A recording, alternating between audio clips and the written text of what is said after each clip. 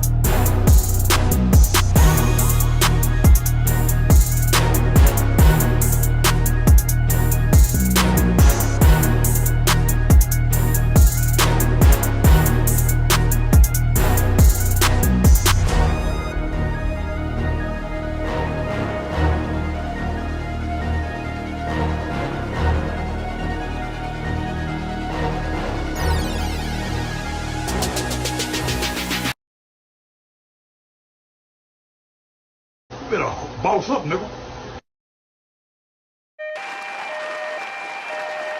Yo, what's going on, everybody? It is Coach Greg Adams back in here with another YouTube live stream. Shout out to the Coach Gang. And that's you. For being in here, being involved, and being active on this YouTube channel. And welcome back to the Mickey Vicky Wake Up Show.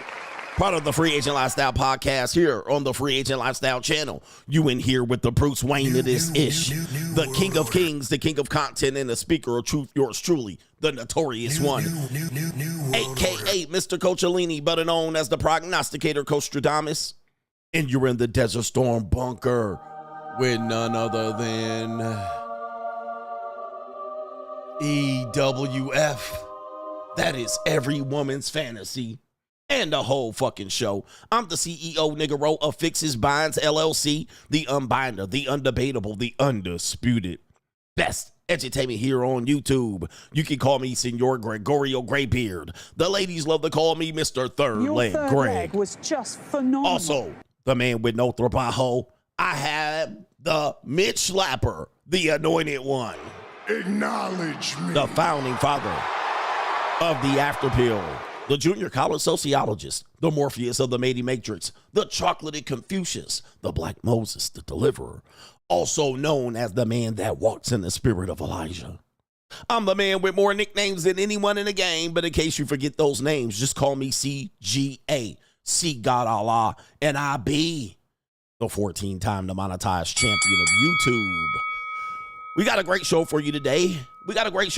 We have some ladies that have discovered several secrets on how to keep a man, all right? Several secrets on how to keep a man. So, ladies, if you want to join in today's show, we're going to give you a couple of ladies that are going to describe 2 or 3 of the best kept secrets on how to keep a man. And, gentlemen, out for you.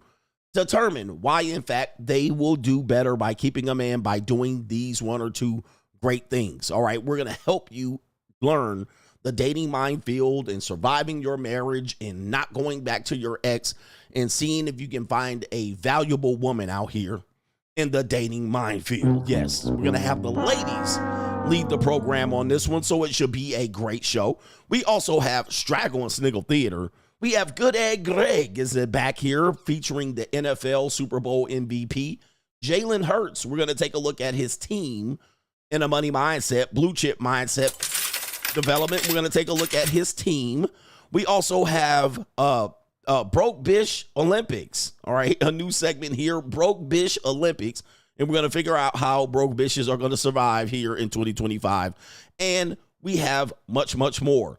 But to contribute to today's show, $ the Notorious CGA on the Cash App, Venmo, Coach Greg Adams TV.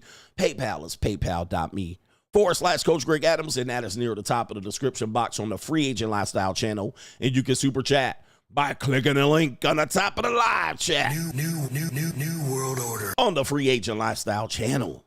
All right, we got a great show, man. It is a good, fun time to be alive right here. And let's see if there's any contributors to today's show early this morning. Shout out to Tony Ocasio over here. He was there over here last night.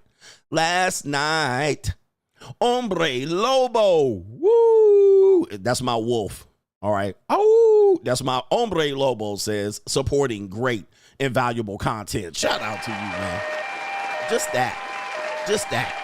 Great and valuable content and the best entertainment here on YouTube. New world order. I appreciate you. No government names as a Gen Z says, I remember when I first heard about the Chris Brown and Rihanna case as a kid, and I first thought he was a monster, but as an adult, he says, I wonder what did she do or say to Chris to make him snap? What say you? You know what's funny? I was just thinking about that last night. That's funny. I was just thinking about that incident last night.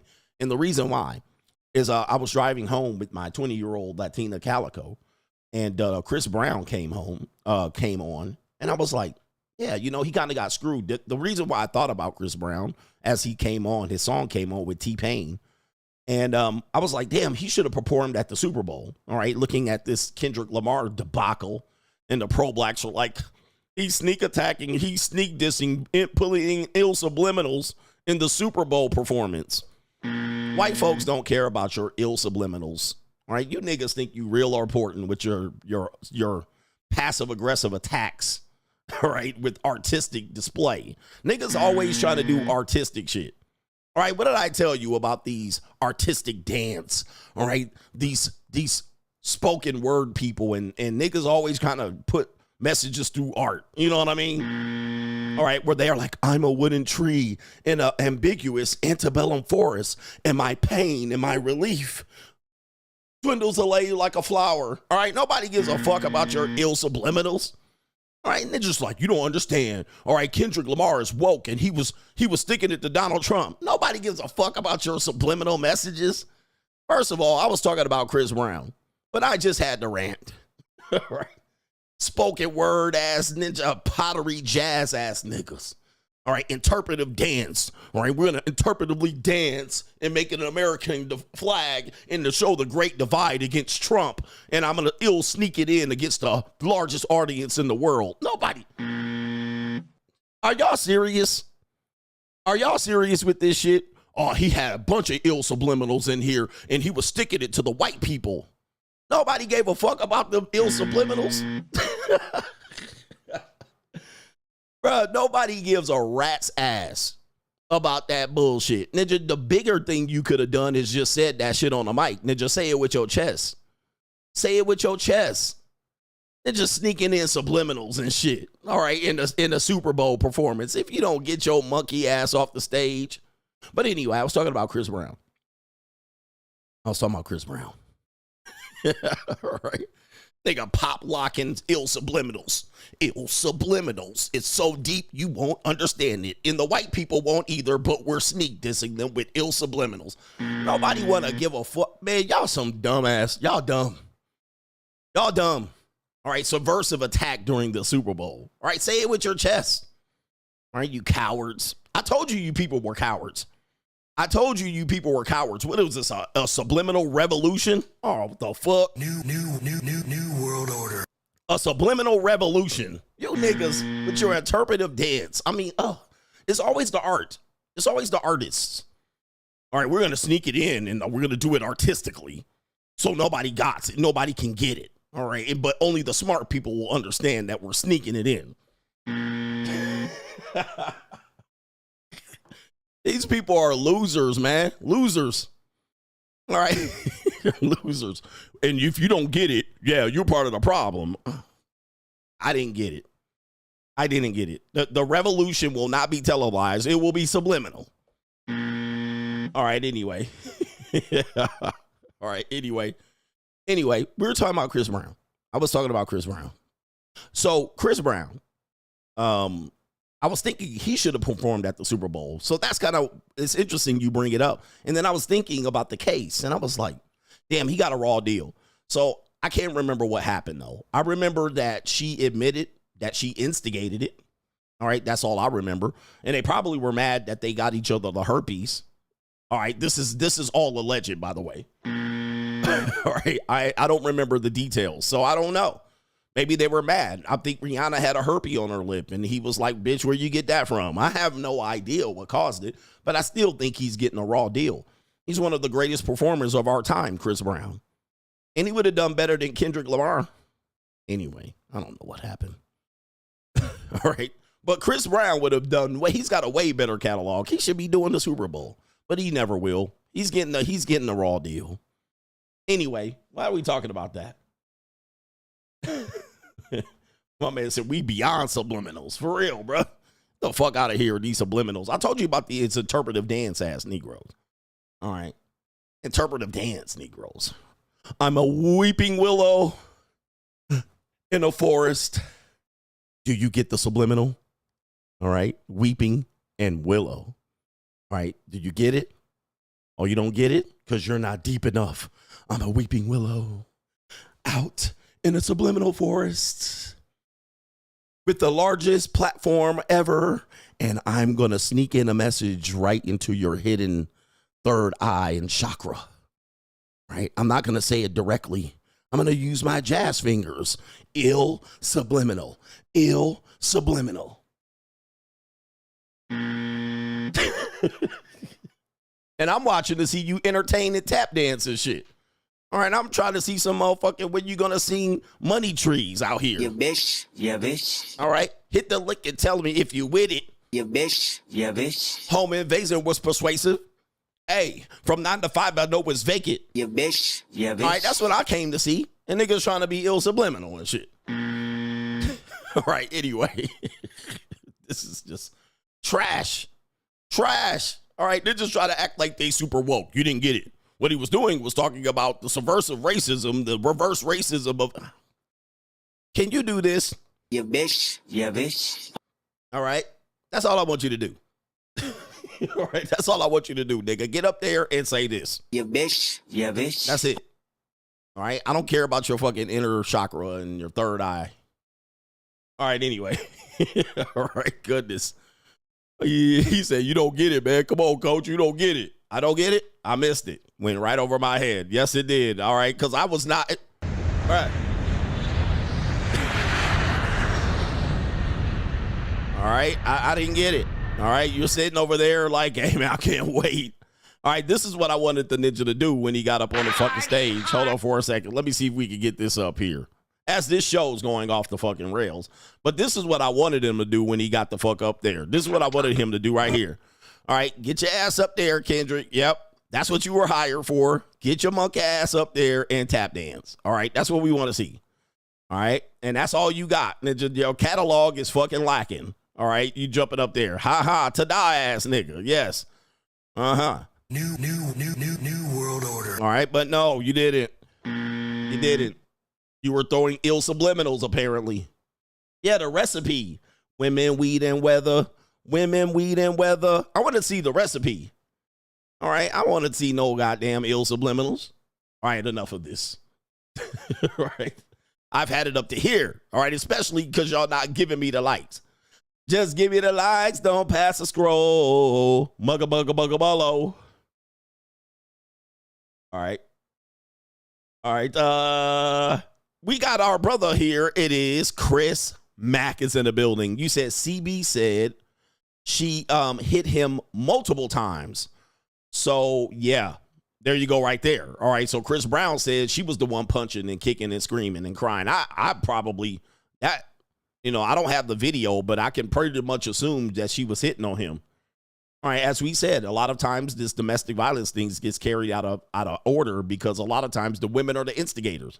And it's reported that by the CDC. They reported that too. Women are the instigators. And how old were they when they did this? How old was Chris Brown? I just imagine he was a young man. Probably was under 22. Age during, okay. He was 20 years old. God dang, 20. Oh man, that's cold. He getting a raw deal. New world order. He was 20 years old. All right, it wasn't like he was, I mean, he was a young man. His frontal lobe hadn't developed yet. So he's getting a penalty, lifelong penalty, for defending himself against Rihanna and the Hertz allegedly. He was only 20. Oh man, that's terrible. I mean, he getting a raw deal. His whole career just sidetracked for Rihanna skeezer ass. All right, anyway. I don't know if she's a skeezer or not, but only 20. Ladies, he was young. I was young then. I was young and dumb. That's what ladies will say. All right, they don't want to say it now. All right, but I'll say it. How's this for an Ill-Subliminal? Blackball for life for a skeezer hitting on you. New world order. No government name. I heard many Bamas and single mother raised men say they wanted a woman just like their big-backed mama, like it's normal. It explains a lot of why they say they like girl bosses and obese women, or as they say, thick chicks, and don't like flatbacks or healthy women who are feminine in general. Yeah, they like big back, masculine, aggressive sisters. All right, there's a loyalty there that I cannot describe. We got two more. Mr. Travolta says, great show, coach. You've got me sniggling already. Just take my goddamn money. This is a small contribution to the subliminal revolution, or your 6 months cash. All right, shout out to you. We got it going on. We got 6 months cash in the Ill-Subliminal revolution. The revolution will be subliminal. All right, the revolution will be subliminal. New world order. All right, niggas is mad at me. Coach, you just don't understand, all right, the history. Why is Kendrick Lamar doing struggle rap? All right, this is what I have to ask myself. Why is he doing struggle rap? He literally is the Harriet Tubman of the new world order. All right, the Harriet Tubman of the thing. These communists, man, I tell you, these communists, these Marxist communists, I tell you. New world order. All right. They always got to sneak shit in, all right? Hey, a real fascist would just tell you directly. All right, the person here, but the communists always with the Ill-Subliminal. All right, anyway. I know pro-blacks are still mad at me. They can never, coach, you can't get right. All right, with that being said, how about this? Straggle and Sniggle Theater. Like, ride with me if you ride with me, you can slide with me if you feel like 550 on the 5 sticky, come get high with me, that's a deal, right?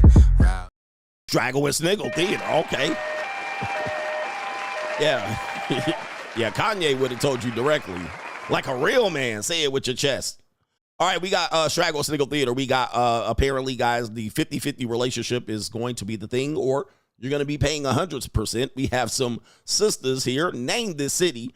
All right, hair-headed hooligans, as Tommy Sotomayor, the great one, used to say. Also, we have strags, as Angry Man would say, or, you know, whatever you want to call these young women here. What city is this? This is looking like a very cold Midwestern city. I would probably say Detroit. All right, I'm going to say Detroit on this one, but I have no idea. Apparently, we not going 50-50 with no ninjas in 2025. Let's go ahead and hear this classic rap here. I don't need no man trying to go 50-50. I don't need no man trying to go 50-50. Hey. I don't need no man trying to go 50-50. Yeah. Pay my own bills, 5 chicks, 6 figures. Hey. I don't need no man trying to go 50-50. I don't need no man trying to go 50-50. I don't need no man trying to go 50-50. Hey. I don't need no man trying to go 50-50. Yeah. Hey, man, if you thought the Gen X and the boomers got programming, all right, wait till we find out in about 10, 20, 30, 40 years about Gen Z Ill-Subliminals and programming. Oh, boy. All right, I don't need no man trying to go 50-50. This shit is lit. All right, it's lit here. What are these, the three Strags? What's the name of this group? The three Strags. All right, this isn't even their car. All right, it's their pimp's car. It's definitely their pimp's car because we saw him earlier peek his head in the video. All right, let's see this again here. Pay my own bills, fine chicks, 6 figures. Hey. I don't need no man trying to go 50-50. Oh man, who would mess with these girls seriously? I mean, people just gonna put nut in these girls, and it's gonna be a Pookie. All right. I don't need no man trying to go. And there's the peon right there. There he is right there. He like, bitches, how long did you say you rented this car? You rented this car for like 20 minutes. It's already been an hour. All right, and I've been driving y'all hoes around. The three broke mice. The three broke mice, Double D213 says. The three broke mice. Strags with VD. Oh my goodness gracious. All right, this is Oh, the humanity. all right. Yes, this group is not going. I don't think y'all gonna make it. Somebody said we had TLC. Now we got EBT. EBT. Yes, not TLC. EBT. Look at these young ladies. The one in the pink has potential. All right. The rest of these Strags. Look at this Straggle. Oh, somebody go raw dog that. Somebody pimping. All right. I know these definitely some hoes. All right. We got. I guess we have an update on a Royal Caribbean cruise. And, you know, I don't know if you guys know that there's a word, and I believe it is Korean, that is the word expressed for the American English word you. Well, it's not a word that you could possibly say on YouTube unless you're in a rap song. But apparently this guy right here is on a cruise, and this is not a prank. This supposedly actually happened. Let's hear the happy birthday song for this man right here. Happy birthday to you, nigga. Happy birthday to you, nigga. Happy birthday, dear nigga.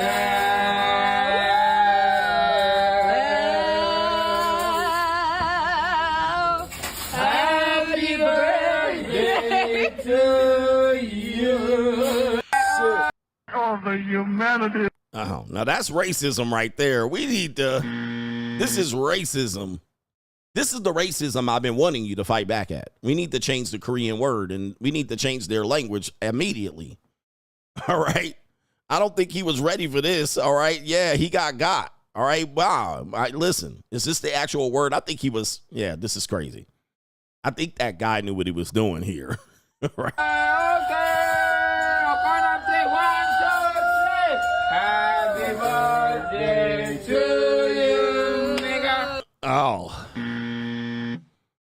Well, if it walks like a duck, all right, this is crazy. Happy birthday to you, nigga. Oh, man, he said it with a hard R. That was a hard R, sir. Hey, I know ill-subliminal racism when I can see one. That's subliminal racism. Kendrick Lamar, what are we going to do about this? Are we going to do more interpretive dance? All right, we need more dance routines. We need people out there in hoodies. We need hoes out here crip walking. Hey, we need Kendrick Lamar on the case here. I think this is some subliminal racism. And look how he looking at this ninja. He looking at him like, I wish a nigga would. yeah. Well, he did it, sir. What are you going to do about it? All right, what are you going to do about it? Happy birthday, dear man. Oh, no, he crashing out. Uh-oh. This is a crash out coming. He's about to start moving furniture. That was the hard R. I know my Korean women, and they've never called me that. All right, so that was the hard R. We'd have to do something about this. Pronto. All right, what do we got here? We have a movement called Trust Black Women. All right, Trust Black Women here on Straggle and Sniggle Theater. White liberal women are, yes, they're cuckoo for Cocoa Puffs. I always told you, man, and I see a white liberal woman, I run the other way. I don't like white liberal women. All right, they always got some shit going on. Victimhood card. Apparently, name this city. This is probably a rundown podunk town that they're in. But trust black women. Trust black women. They lead the way. Black women, they lead the way. Trust black women, they lead the way. White women, stop abandoning your sisters. Trust black women, they lead the way. Oh, we're mad as hell. Oh, can't you tell? Oh, we're mad as hell. Can't you tell? We demand you fucking fascists. Oh, we're mad as hell. Can't you tell? It's the communists again. All right, the communists are at it again, y'all. Watch out for the communists. I mean, they always gonna be doing some shit like this. All right, what is this? And this is what is this song they're singing? Dixie or Yankee Doodle Dandy? I can't remember. I can't say. All right, I can't even pick up the tune here. I know the words. This has to be Portland, Oregon. I told you niggas go to Portland, Oregon, the home of the other white meat. Shout out to Tom Likas. All right, but Portland. Yeah, that looks like some Portland, Oregon bitches. Yes, it does. All right, but ladies, I have something to tell you. I don't give a fuck what you think, bitch. Cut that bitch off. Next caller. That's what I have to tell you. Oh, it's the Saints go marching in. Yeah, I couldn't pick it up. Whistling Dixie. Oh, when the Saints go So what are they saying? They're mad as hell. All right. I mean, black women, support black women. Apparently, the black woman is God. All right, according to those women. And we should trust them. And we have another communist, pink pussy hat wearing feminist. All right, that says the same thing. Trust black women. Did you guys know that this was a movement? New world order. I never knew that this was a thing. All right, maybe this is, I know this is probably from 2020 or 2016 when Trump won the election. So this is probably an old clip because I see the pink punani hat. Trust black women with a sign. Boy, the communists are at it again with the subversive Ill-Subliminals. All right, so here we go right here. Let's get to it. What does this sign mean to you? You know, black women are probably the least respected in America. Their voices aren't heard. Their issues aren't paid attention to. Many white women look beyond their own personal interests and they leave black women out of the conversation. And I think America needs to change about that. What are we not trusting them to do right now? How to care for our country, how to care for each other, how to stand up and fight for things that aren't right. Millions of black women voted for Trump. Should we trust them? Uh-oh.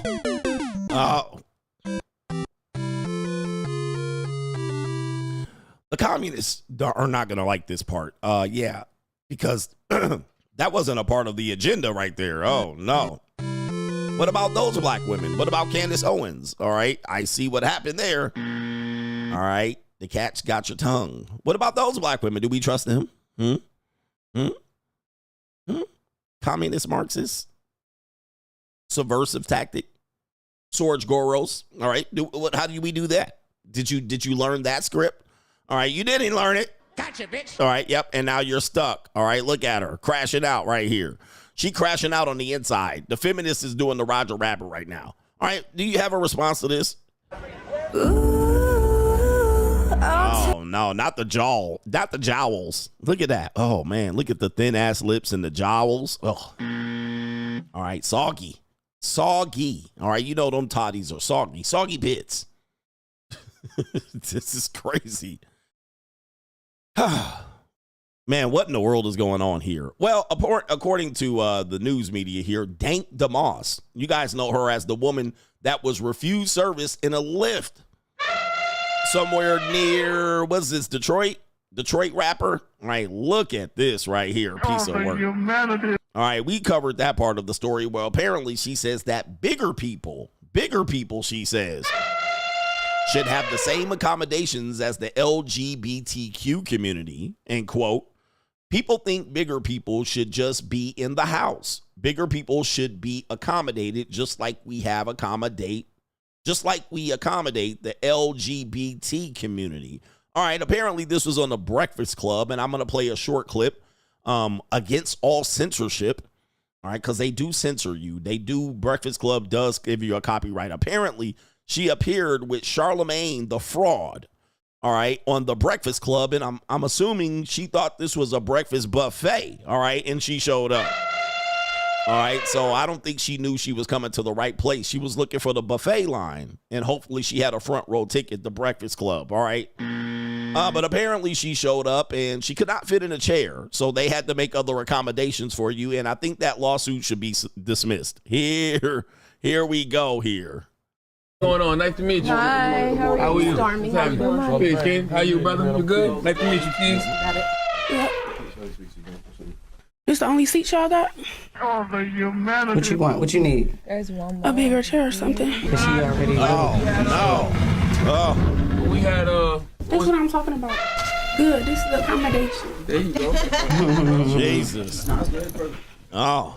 You know, you walked in and, you know, you said the chair was too small, so we had to bring the part of the sectional for you to sit in. And you said something. You said, now this is what I'm talking about, accommodations, right? Yes. But we live in a world that's not always going to be able to accommodate people that are But we plus should, size. though. Oh, I can't play too much of them because they're gonna pick it up and copyright, even though that's not directly from their YouTube. They had to bring in the couch. They had to bring in the couch. The chair wasn't enough. She was like, I can't fit in this chair. Bitch, you couldn't fit in the back of a Lyft. All right. And you're trying to sue them. I think you should lose this case. That case should be dismissed on principle right now. We should take it to the people's court. Yeah, that's a planned thing. They brought in the couch. All right. And dude. F word. All right. They called it the F word. All right. The F word I know is a bundle of sticks. All right. And even Charlemagne the God is looking like. Oh, the humanity. All right. The F word. All right. What is the F word? Is that bundle of sticks? I think not. It's elephant. Yes. F is for elephant. All right. So apparently they don't want her to say the F word. Ma'am, let me just tell you. The ship is sailed. You're not even fat anymore. You're obese. All right. This is a problem. Your health is at risk. All right, you're in trouble. Even if you won a lawsuit in the next 2 years, you might not be here to spend the money. You're over 658 pounds. You're looking like the wrestler Yokozuna. All right, Yokozuna. This is crazy, man. You could do the bonsai drop on somebody right to the chest. All right. So, yes, F is for elephant. All right, this is crazy, man, and she's having some major issues, man. This poor girl doesn't realize, everybody wants to be Rosa Parks. She wants to be Rosa Parks for F is for elephant women. Nobody wants to be this fat. I said the F word. All right, so at least it wasn't the other F word, which I said before. But anyway, that's Straggle and Sniggle Theater. Like, ride with me if you ride with me, you can slide with me if you feel like 550 on the 5 sticky, come get high with me, that's a deal, right? Straggle and Sniggle, okay, all right, we changed the banner and everything. Do me a favor, just give me the likes, don't pass the scroll. Mugga mullo. All right, we got a good egg Greg coming up right now. Let me do it now. All right, let me do it now, just because I'm going to give you time to hit the contribution. All right, contribute to today's show. All right, $ the Notorious CGA on the Cash App, Venmo, Coach Rick Adams TV, PayPal, paypal.me/Coach Rick Adams. And that is near the top of the description box on the Free Agent Lifestyle channel where you can super chat by clicking the link on the top of the live chat on the Free Agent Lifestyle channel. Good egg, good egg. All right, before we do this, check this out. Check this story out. The NFL Super Bowl MVP, Jalen Hertz. Do you think he should have won the MVP? All right, there's already controversy. There's controversy about everything. He's the quarterback, for goodness sakes. I mean, the defense was crazy for the Eagles. But, yeah, I mean, who do you pick from the defense? You had the rookie white boy, 22 years old, pick 6. I mean, Patrick Mahomes just gave it to him. You had the other linebacker standing in the middle of the field. Patrick Mahomes just happened to not be able to identify him. He could have got one pick at the 14-yard line. Whoever that nigga was that strip sacked Patrick Mahomes and the other nigga that mushed Patrick Mahomes in the face, they could have got the MVP. All right, they all could have got, the whole defense could have got the MVP. All right, because they was out there picking Patrick Mahomes apart. All right, but Patrick Mahomes is the quarterback. He's going to Disneyland, and the ladies love him. So give him the MVP. for the most part. How many touchdowns did he throw? He ran like a mug. All right, but it was inconsequential. The defense was winning. But let's talk about Jalen Hertz. Let's celebrate your boy real quick on Good Egg Grade. Good Egg Grade. All right, apparently this is a blue chip right here. We talk about putting your team together, and we have several Money Mindset streams over there on the Money Mindset of putting together your team. All right, and what is your team?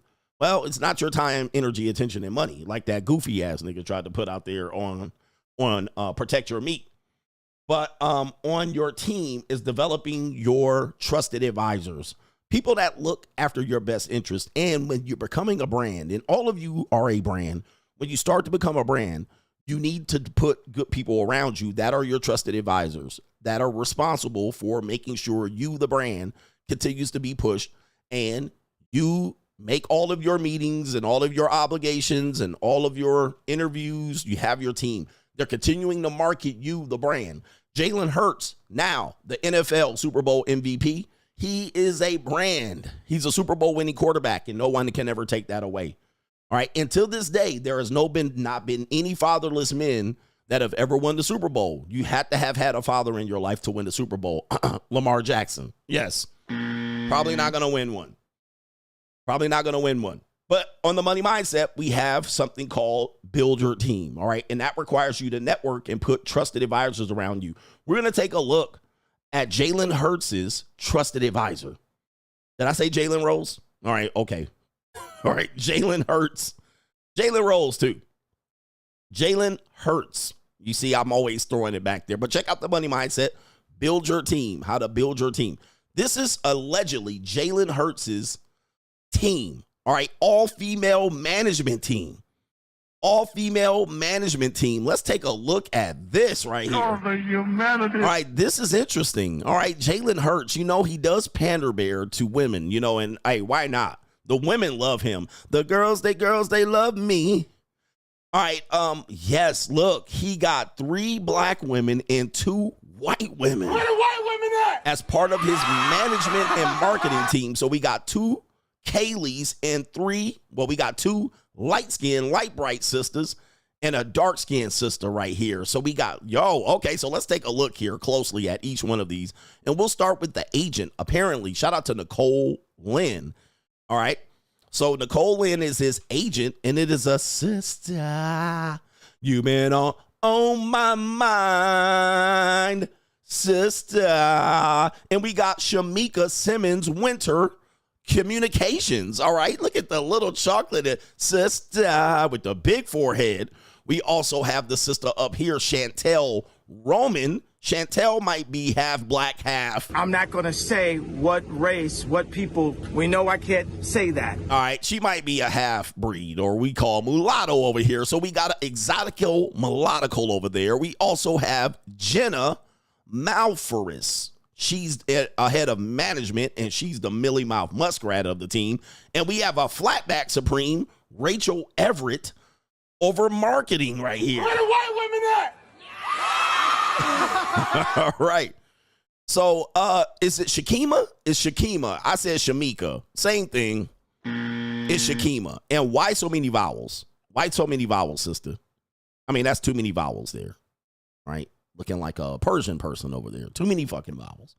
All right, what do you think of his team right there? He's got a good little team. He's got an exotical, mulattical, half you-know-who-ish. I'm not going to say what race, what people. We know I can't say that. And we have a chocolate drop and a nice little pretty sister right there. And we got a flatback supreme and a Millie Mouth Muskrat. He got it pretty much covered here.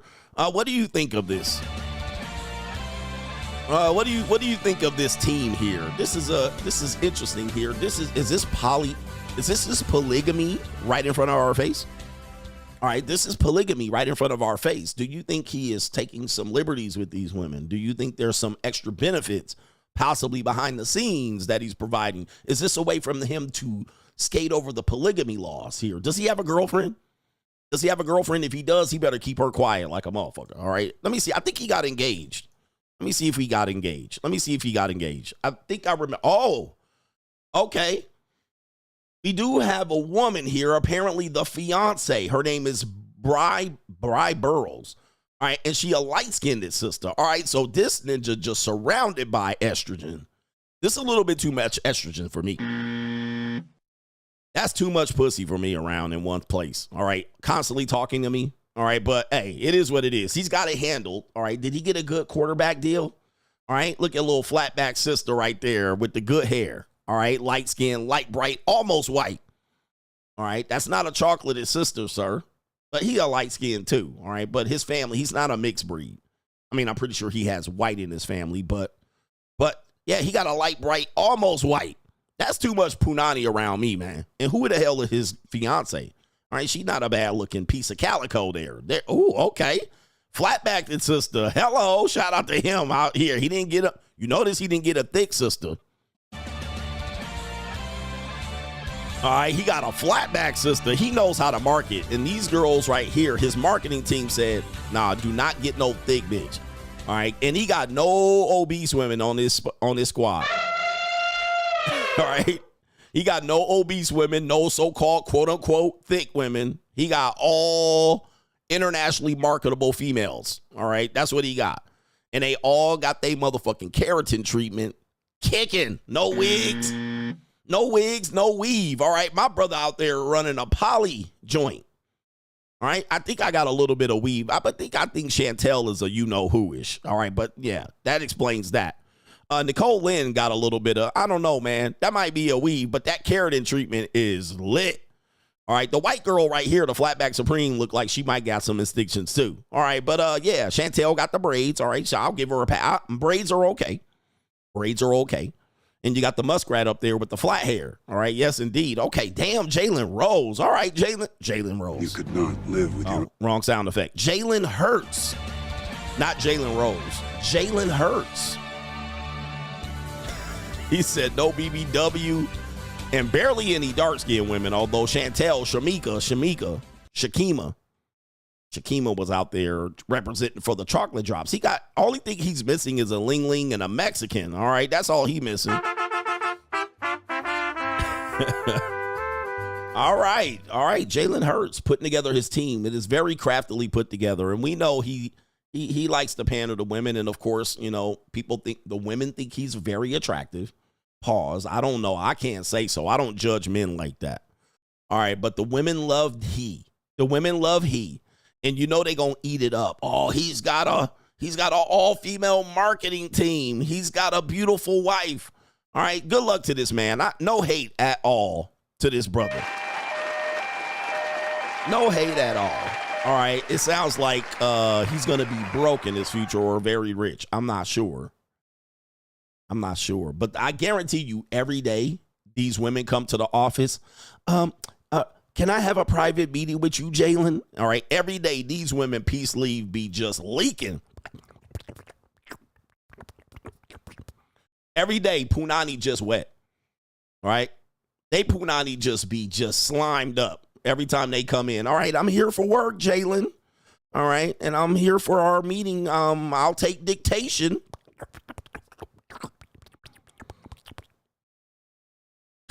All right. Anyway.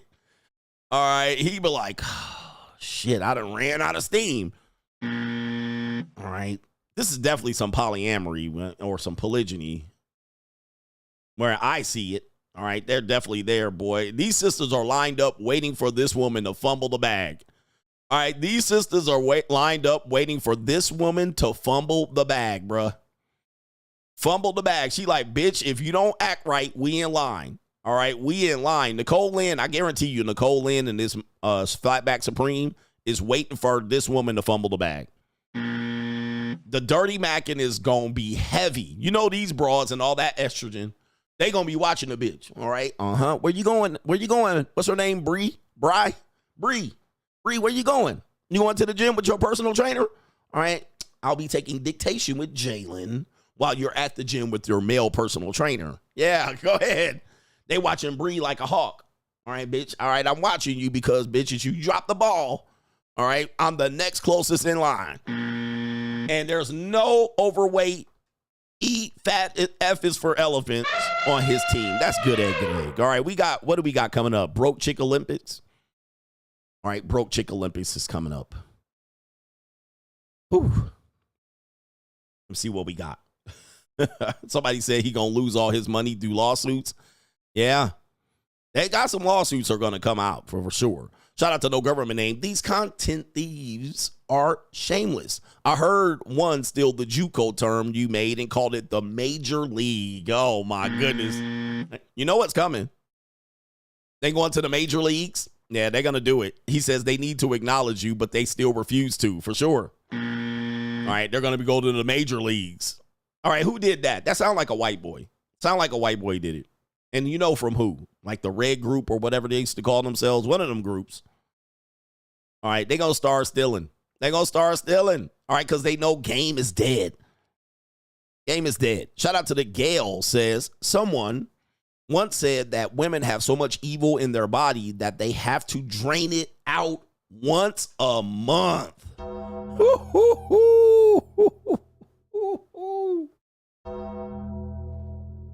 They have so much evil in their body that they have to drain it out once a month. Damn, ladies. Damn. Gotcha, bitch. The witchcraft. The craft. They have to drain it out once a month. Woo-wee. That's cold, man. That's cold. It's an evil world we live in. But I know what they mean. I can see what they're meaning there. Yeah, they got to drain it out once a month. And they women be like, but we're so nice. I'm the nice one, coach. All right, the ladies be like, I'm nice. I coach, but I'm the nice one. You're talking about all the bad ones. I'm the good one. I don't see any bad ones. Ladies, I'm going to ask you this. All right, because they're going to say no on this one. But you have to ask yourself this. Ladies, do you trust the women in your life? Do you trust the women in your life? Like your friends, not your family members. Do you trust them? Mm-hmm. Okay, now, do you trust these women around your man? Would you trust, like this woman here, her name is Bree. I'm thinking it's Bree. I might be pronouncing it wrong. It might be Bry. This woman right here, do you think she trusts these women right here? She has to have the trust of God to trust these women around her man. All right. Or she must not give a fuck. She gonna say, hey, I'm just in it for the money. But women typically don't trust each other. They don't. And women typically don't like each other for genuine reasons, right? They have periods of where they like each other, and then they gonna have a period where they dislike each other. And it's all dependent on Aunt Flo or shit like this. Now, do you trust women? Would you trust your women around your guy? That's gonna be a no. You're probably gonna say no, and don't lie. Don't lie. Then you also have the fact that most women don't even like women. So we always have this thing, this self-esteem thing as a man. And we say things like, well, women don't like me and women like these guys. But women generally don't like most people. They're literally very suspicious of most people, and they cannot generally maintain long-term relationships with most people, including women on women. Yeah. There's a lot of women on women crime, two-facedness, and backstabbing amongst women. Even in groups where they seem to be aligned, cheerleading, dance teams, sororities, they seem to be aligned. But there's women on women backstabbing all the time to the point where they're like, you know, in their face, they're like, oh, hi, baby. But there's a lot of ill-subliminal messages being sent towards each other. There's a lot of eye darts. There's a lot of evil eyeing. There's a lot of mistrust and backstabbing and turncoating. There's a lot of that. So much so, they even had a company do an all-female employee team, and it fell apart. All right, it completely fell apart because there's not a lot of camaraderie around women. So men, you have to understand, they're very, very tough on each other. To that point, you have to ask the $1 million question, ladies. If most men don't like you and most women don't like you, let's just start with the women. If women don't like women, why should men like women? I've often pondered this question like this, deep thought.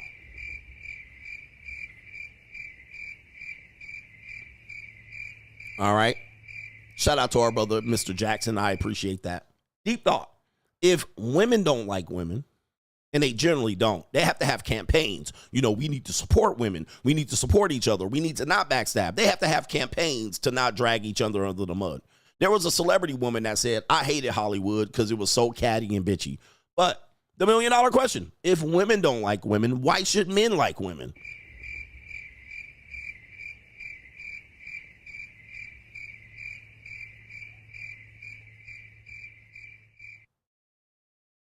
All right, that's a good question. Now, the only reason why we would like them is this. I smell pussy. That's the only reason. All right? Because they have a vagina.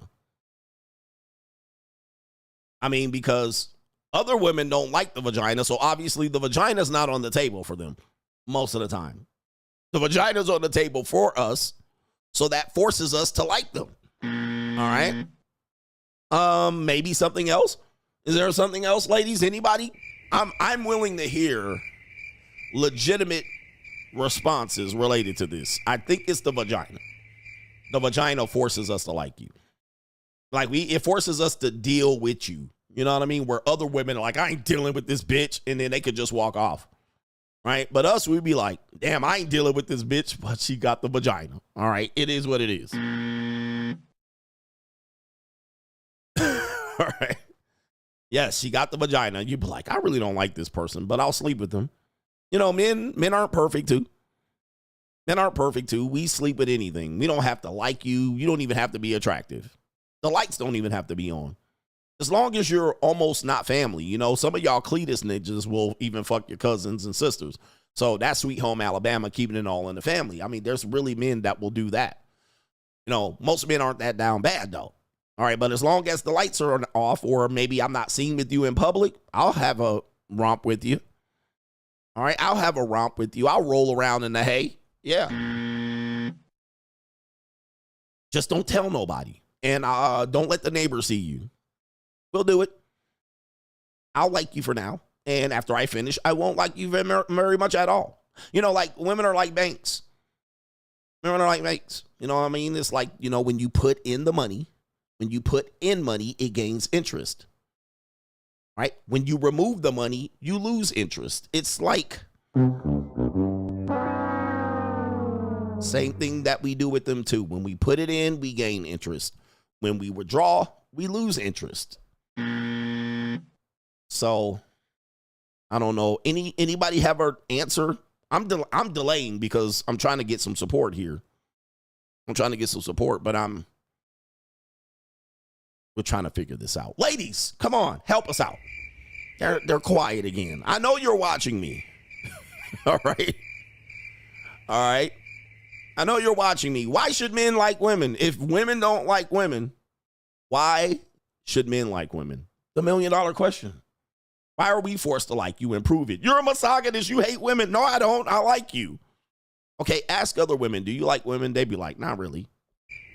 All right, they're like misogynists against each other. All right, but it's not misogyny or misogyny. It's not. All right, anyway, ladies, help me out here. Help me help you. Help me help you. Let me get to some more support. You guys are struggling today. All right. Oh, my goodness. What are we doing here? All right, what are we doing here? No government name says, as Miss Garrison from South Park said, I don't trust anyone that bleeds and doesn't die. Oh, my goodness. Gotcha, bitch. That's a vampire. He says, I thought morbidly obese people always stayed in the house eating all day. How else do they get that fat and nasty? It's clearly not from working out in the gym all day eating salads. Well, that's what they're saying. They're forced to stay inside. So they do stay inside. It's kind of like what do they call them? Transgenders? Transgenders? We used to call them what they call it? Used to call them trans something else. Trannies. All right, that's what we used to call them. Trannies. Do they still call them that? Is that a derogatory term? I'm dating myself here. All right, trannies. All right, trannies most of the time, apparently there's a lot of them. We just don't see them. All right, because they be in the crib. And when they come out the house, it be a whole scene, bro. I used to live next to this dude, this person.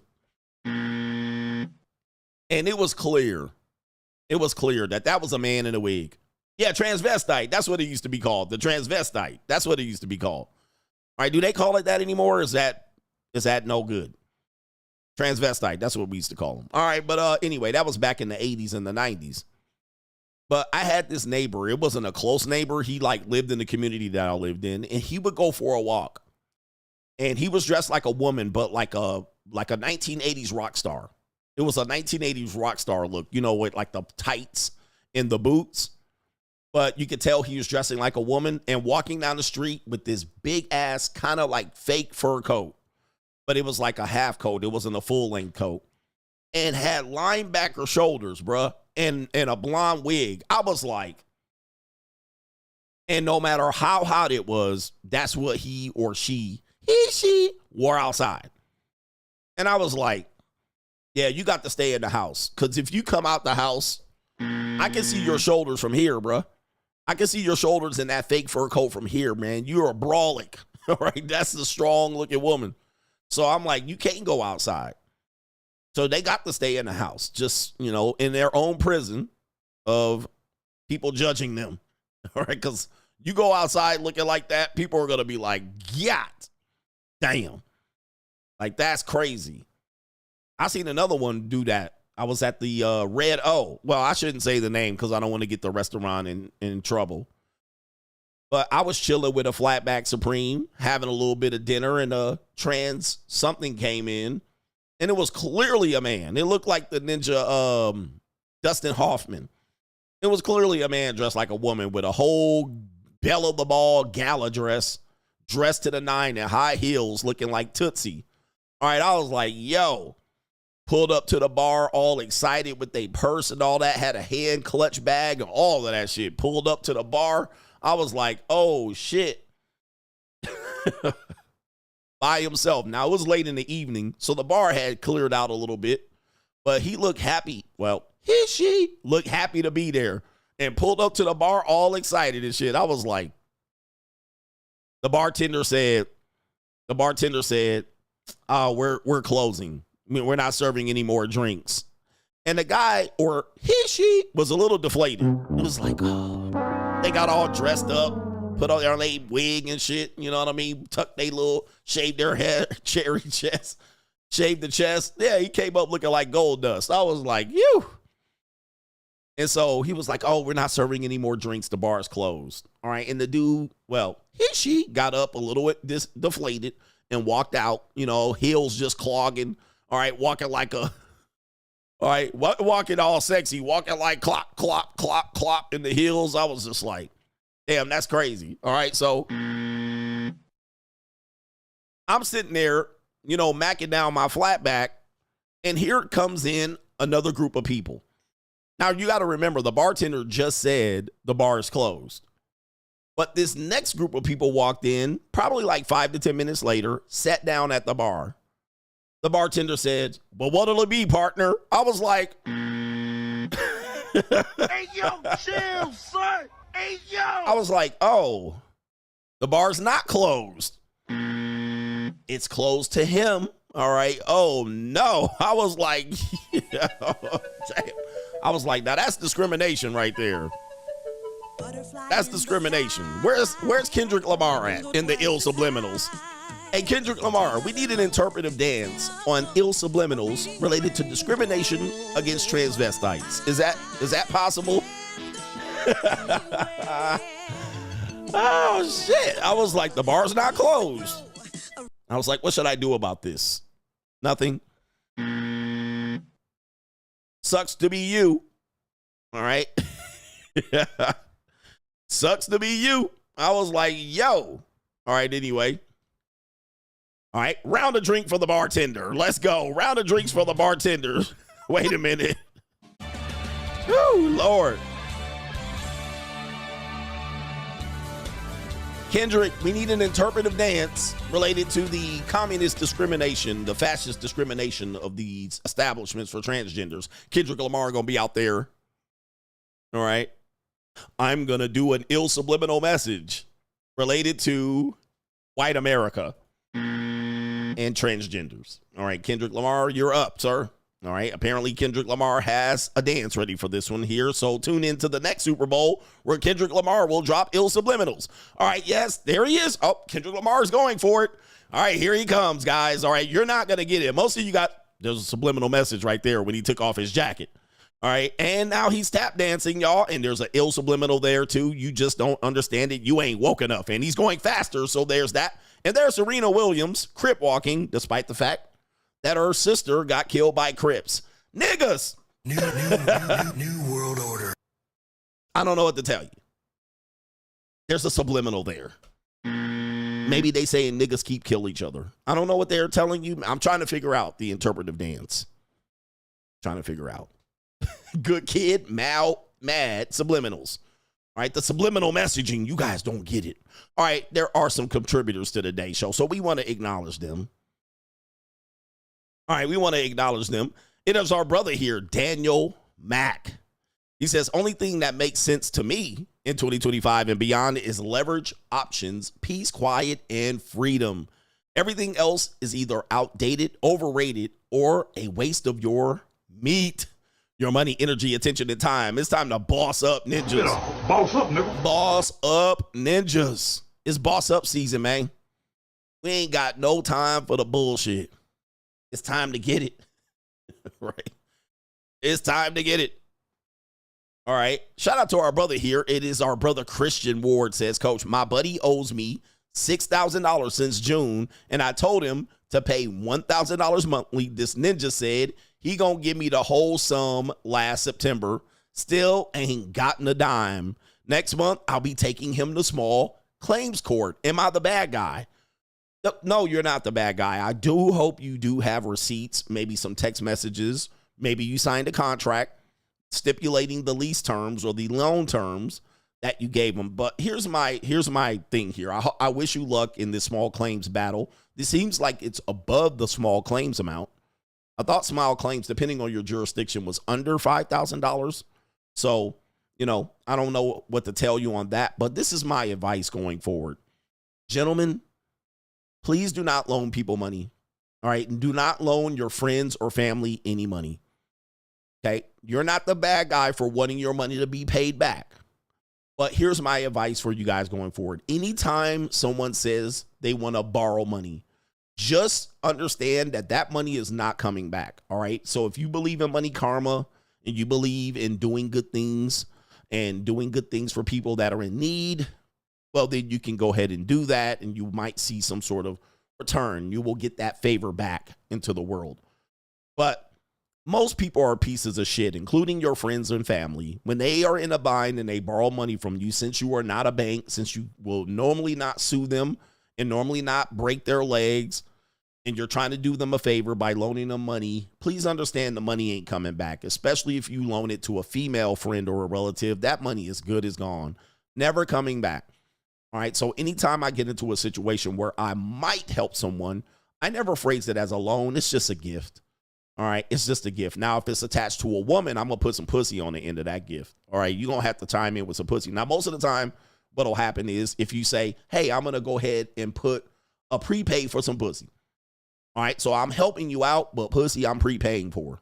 All right, what they'll do is they might give you one piece of pussy, but then when you start calling back for the other 3 pieces, they gonna just block you. Okay? Yeah, they gonna block you. All right, they're not gonna give you the rest of the pussy. All right, so if that's a female. If it's a male, the money's gone. I mean, I know you're gonna stipulate some sort of repayment plan, but here's the thing. If people don't work for money that they get and they're getting a personal loan from someone, they're typically not gonna pay it back, because they see that they can lose the friendship and keep that money, right? Instead of going in a bind. Like, they're already in a bind. They need $6,000. That means their finances is fucked up. There's no way they're going to be able to pay that back anytime soon. And most people just, if they do get this money lent to them, they're still in trouble, right? You gave them $6,000. I'm pretty sure they needed $10,000 or $12,000. So their finances are not going to be corrected immediately by you giving them this money. So this is why you should always be very, very discriminate to who you give money, and that includes all family members, mothers, children, relatives, friends, family, women. All right, if you give up money, just never assume it's coming back. And of course, if you want to apply pressure, you can apply pressure. You can take on a small claims court and get a judgment against them. But what are you going to do with the judgment? Are you going to fuck their credit up? Are you going to demand it back? They're already not paying it back. You got a judgment against them, and some people can live with that judgment. Some people will bankrupt themselves as a regard. So anyway, I'm just telling you, do not give people money. They're parasites. They're leeches. Most people ask you for a certain amount of money, and they need way more than that. Yeah, man. Please. Please, never mix. Hey, money and blood don't mix. All right? And money and friendship don't mix. So if the nigga broke, let him drown. That's what I'm saying. If a bitch is broke, let her drown. You got to watch people drown. And we got our brother here. Let me see if we got any other brothers that have contributed to today's show. He said, you ain't never getting that money back. You never getting the money back. So there goes that. But you can also say the friendship is beyond repair. So the friendship is certainly dead. Certainly dead. We got a couple of brothers over here on the Pay Pizzo that have co-sponsored. And we're going to start off with Kaleem with the co-sponsorship. Let's go.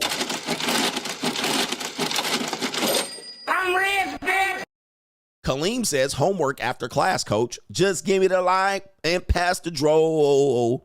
But another bottle of mo. Or a muggle. P.S. As we do another Jezebel Lilith spirit stream. Yes. We need to get one going because witchcraft is in the air, man. You know, women are turning to witchcraft in massive, massive ways.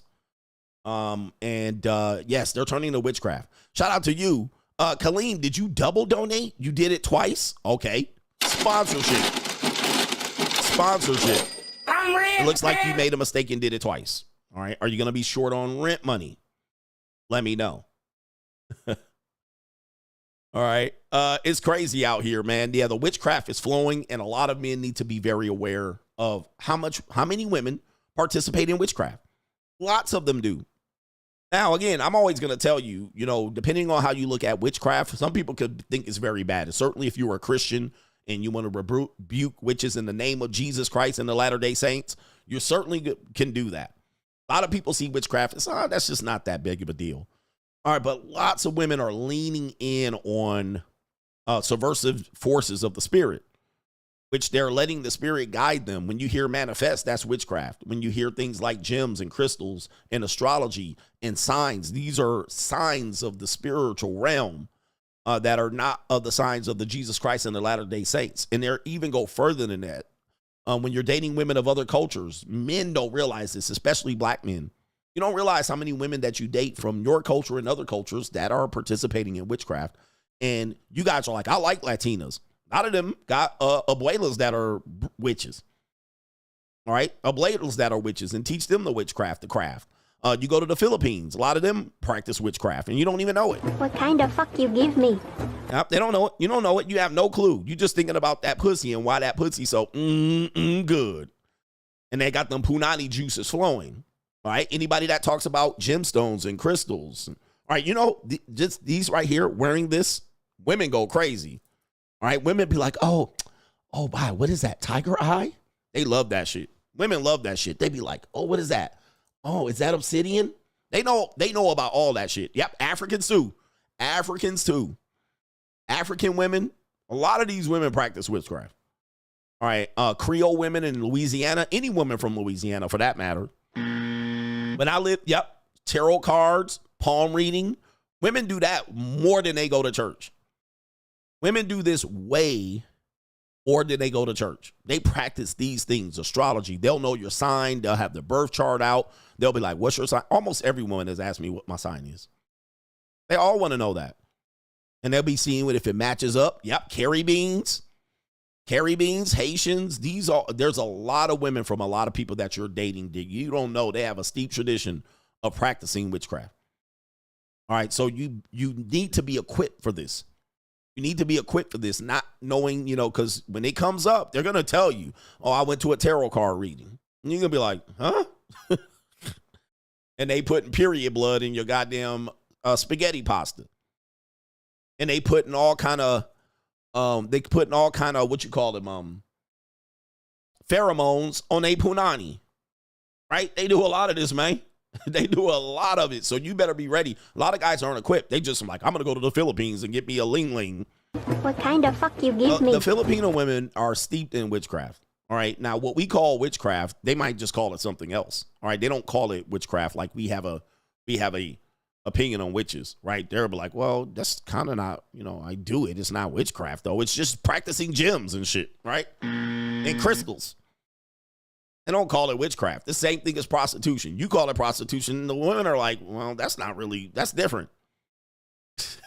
So anyway, watch out. And so we'll definitely do another stream on this, especially Latina women, man. Latina women, especially if they come from Mexico or somewhere down in Central America, certainly down in Brazil and Colombia, they be doing that shit all day long, bruh. That's what they do. That's what they do back in the day, bruh. All right, anyway. Yeah, it's their culture. It's not witchcraft to them. So we call it witchcraft. Like, that's kind of a pejorative. Like, you guys are witches. All right, they don't think they're witches. They're like, it's not selling pussy. It's just dating up. All right, it's just dating up, hypergamy and luxury dating. It's not selling punani. You see what I mean? So you must be equipped with this. Most of us are very dumb. Men are simpletons. We're simple and dumb. So we think just relationship and punani. All right, that's all we think. Relationship punani, relationship punani. Meanwhile, she the motherfucking Papa Shango behind the scenes. All right? Women are doing Papa Shango shit, and they're like controlling your behavior in their mind. Let me see if I can show you this. In their mind, they're controlling your behavior like this. Like, this is how they show up and shit, like trying to see if you still alive. All right? All right, try to see how you act after you bust a nut. All right, this is how they be looking at your ass, conjuring it up. They be like, okay, all right, what did he do? Did he blink twice? Did he blink once? All right, what do we do now? Everything they do, they shaving up punani. They thinking of conjuring a spell. They about to give you some punani. They putting pheromone shit on their punani. They about to do what? They about to get, dude, they be conjuring up shit and shit. Voodoo dolls and shit, and they be making spaghetti, cooking for you and shit, putting their period blood in it.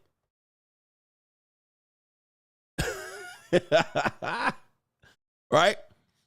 And watching your every move and shit, watching what you do. All right, going back to they motherfucking witch doctor. All right, going back to her and shit, calling motherfucking Cleo, Miss Cleo. They call Miss Cleo on the phone. All right, he done did this, and this. Yeah, bro. That's what women doing, and y'all don't even know it, man. Right? Y'all don't even, you are completely unaware that they're doing this to you. Anyway. And they watching your ass like a hawk. All right. Anyway. I think I got a couple more. Caitlin says, Jalen Hertz better be careful having an all-female management team because of a conflict of interest. These women will reserve the right to turn on him if he does something that's creepy to them or no longer benefiting them. He says men need to stay around other men when it comes to business. I wish him the best, though. Yeah, we're going to see if it backfires, too. The ladies are celebrating it, but boy, oh boy, that's too close for comfort. All right, and shout out to our brother Eagle Eye. Says, some support for giving me a good, healthy laugh today. Truly, laughter is the medicine to the soul. Yes, it is. Okay. It is the medicine to the soul. I'm trying to heal a lot of men, struggling in relationships, dating, divorce, child support cases.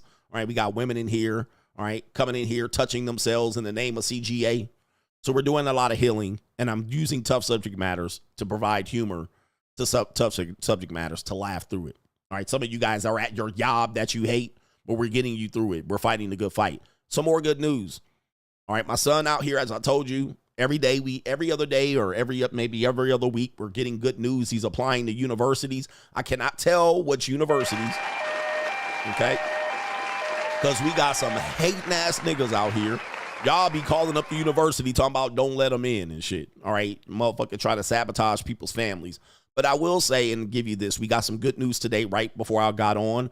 I got an email that I was like looking at it and I was like, wow, it came from a university that he applied to. And he was at school today and he sent me a Snapchat via and said he got an acceptance letter from that university. I got a parent's letter that I was like, I wonder if that's an acceptance. He got accepted. So he's getting accepted to these universities, many of them former Pac-12 universities, Pac-12 universities, Big 12 universities, Big 10 universities, ACC, and also Big 12. Did I say Big 12? We're waiting on about 3-4 right now. And we're going to be doing campus tours. I'm going to be definitely going to some colleges, so junior colleges, okay? Yeah, the universities need money, man. The universities ain't what it's like. So he's getting admitted to a lot of universities, major universities. And it helps to be black. All right, helps to be a young black male because, they need representation. Men aren't going to school, and certainly black men aren't going to school. But if you do well, they will get you in. But yes, he's very, very excited. We're going to be touring some of these major universities. He got admitted today to another one. He had one last week that he said, this is it. I'm going here. But then one today came through and he was like, wait a minute.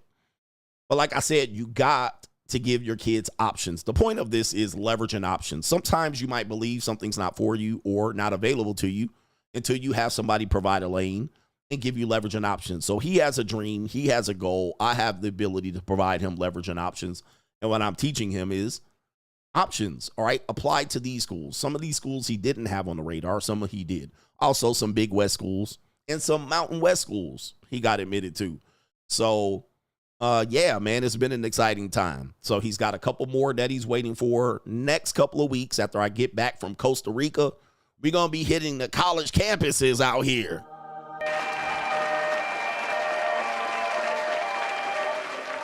We're hitting college campuses. All right. So I'm going to be on your college campus. If you're a college student, I'm going to be on your college campus. If you see me walking around, me and my son, say what's up. All right. Over the next couple of weeks and all of that in the bag of Chips Ahoy. But it's going to be fun. It's a fun time. But leveraging options is the key. All right. Leveraging options is the key. So, yeah, man. Whew. Some of these schools, man, it's just exciting to see. Just like, dang. All right. And if you have a young person right now that, you're trying to figure out a path for them. Obviously, this was a path that I made major sacrifices to put him on. Namely, number one, getting him to one of the best private schools in Southern California. And then number two, getting him winning the custody battle for him to move with me. This was not on the radar before the custody case. This was not on the radar. So it quickly became on the radar because of his own, path, making him a believer in what he can do, and also putting him on the path to get this by fighting for him.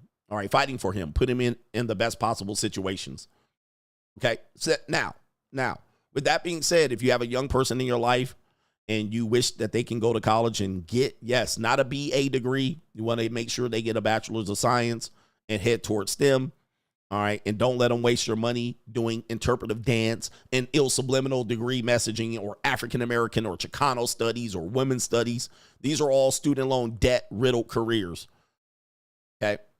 Going to school to be a teacher. All right. You want them to go into school to learn something and make their best use. So with that being said, if you have a young person and you think it is impossible, it's possible. It's highly possible. And dads can make the difference to speak life into their kids. Speak life. You do have the women speaking death into their kids a lot and sabotaging them. Some women do speak life into their kids and give them options, but options are the key, man. Options are the key. Leverage first, options. Apply to as many schools as you want. Don't leave none on the table. All right. Apply to where you think you can go and possibly better places, but give your kids options. If you do have kids, options is the key to everything. Options is the key. Now he got too many options. Now he's going to have paralysis by analysis. All right. He's going to be like, I don't know where to go. So we're going on campus tours. All right. And I will be in a city near you. All right. For sure. For sure. Gotta have options. Gotta have options. And shout out to the haters hating on a kid right now. All right. Y'all hating on a kid. All right. And that just clearly shows you the level of people here. Hating on a kid. That's where you got to really check yourself as a man. You gotta really check yourself as a man, boy. I tell you. All right. If you're a man hating on a kid, bossing up, and his dad bossing the kid up, because I've seen this happen with Deion Sanders. I've seen this happen with the Ball brothers. I've seen this happen to a lot of fathers and a lot of kids. All right. You're hating on kids because you're a loser. All right. Hey, look, if you a loser or you have a loser mentality, that's where you at. That's where you at, boy. I tell you, man. Hating on a kid is crazy. Ninjas is straight sad. I mean, we got a lot of people, sad people out here. It's sad times. And when they see you winning, they'll do whatever they can. They'll do whatever they can. You got to admit, I fought for him. I fought for my kids. I fought for my family. And we got here, niggas still hating. Hey, it's sad. What did I tell you? This is why I told you I can't name the universities. Because we got hating ass motherfuckers behind the scenes. We got haters. We got haters. And it's black men normally. It's black men. Unfortunately, it's black men. It's always black men. It's always niggas. Right? It's always niggas. Like, I can't with the niggas. You guys always want me. Yeah, LeBron James and Bronny. I can't with black men.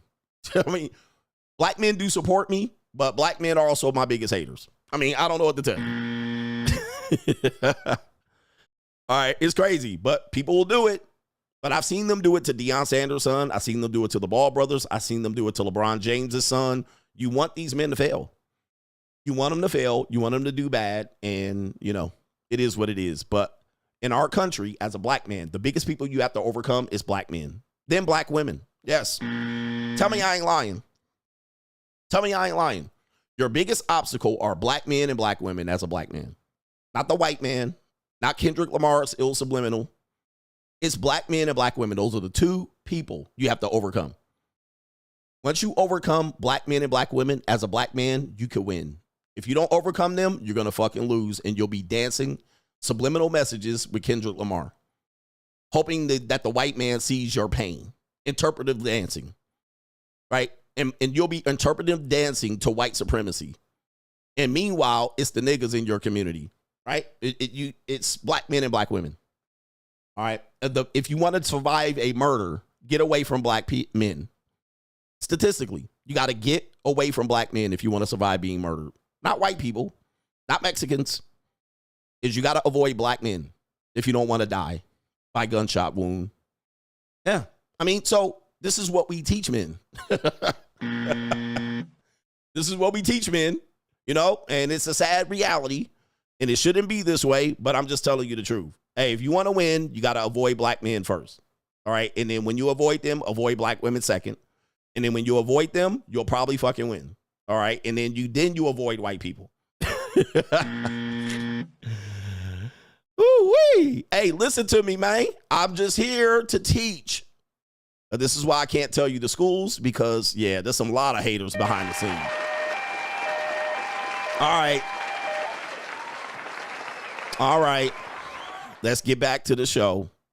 I share something positive. Coach, you always negative. I share something positive. A couple of haters showed up, but a lot of people came to congratulate. All right. We're going to win. All right. So here we go. Here we go. Let's get back to this, to the negativity, because negativity sells. All right. Let's get back to the negative shit. You guys, I didn't want the positive shit. We'll get back to the negative shit. All right. So here we go. Broke Chick Olympics. This is what you like. This is what you showed up for. Let's continue to give it to you.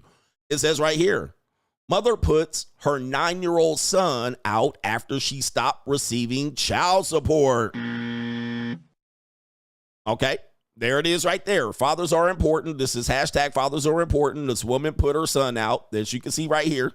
There it is, speaking deaf into him. She put her 9-year-old son out because no child support was coming in. My son outside. Son, why she got you out here? Mommy, man, I gotta come and live with you now. Man, what? Come on, knock on the door. I got it. Hello, I got it.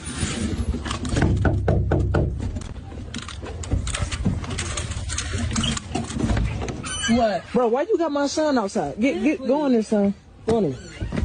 What you got him outside for? What you mean? Why you got me on camera? What you mean? Why I got you on camera? Why you doing goofy stuff? Why you got your son outside? Why do you got your son outside? What's goofy about? Why do you got your son outside? What's goofy? Why you got your son outside? What do you got your son outside for? Don't put him on camera. We got you on camera. How long you been out there? And how long you been outside? Anyhow, where is my money? How long you been outside? Where's some child support checks? I didn't receive nothing. It's almost been a whole month. So where is it? Where is it? That ain't got nothing to do with me. Oh, got everything to do with you. I take care of my son. When he come over there on the weekends, he taken care of. It doesn't matter. When he needs something to eat, he taken care of. It doesn't matter. It doesn't matter. I haven't received nothing, and you asked for this child. So, Claude, take that up with the state. Why you trying to take that up with me? And I told you I'll give it to you as long as you take care of him. You ain't been taking care of him, so guess what? You can have your son. Wow. Wow. Woo-wee. All right, so that's what, and look at her. Look at like Daffy Duck with the bill turned backwards. Don't have the wig on, so the eyelashes look ridiculous. So you said he wasn't taking care of the son, so he can have him. So you're not getting any money, so you don't want the child.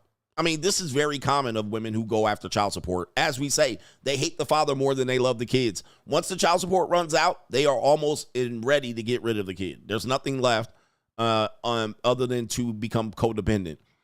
And she's serious, too. Look at that. Look at that.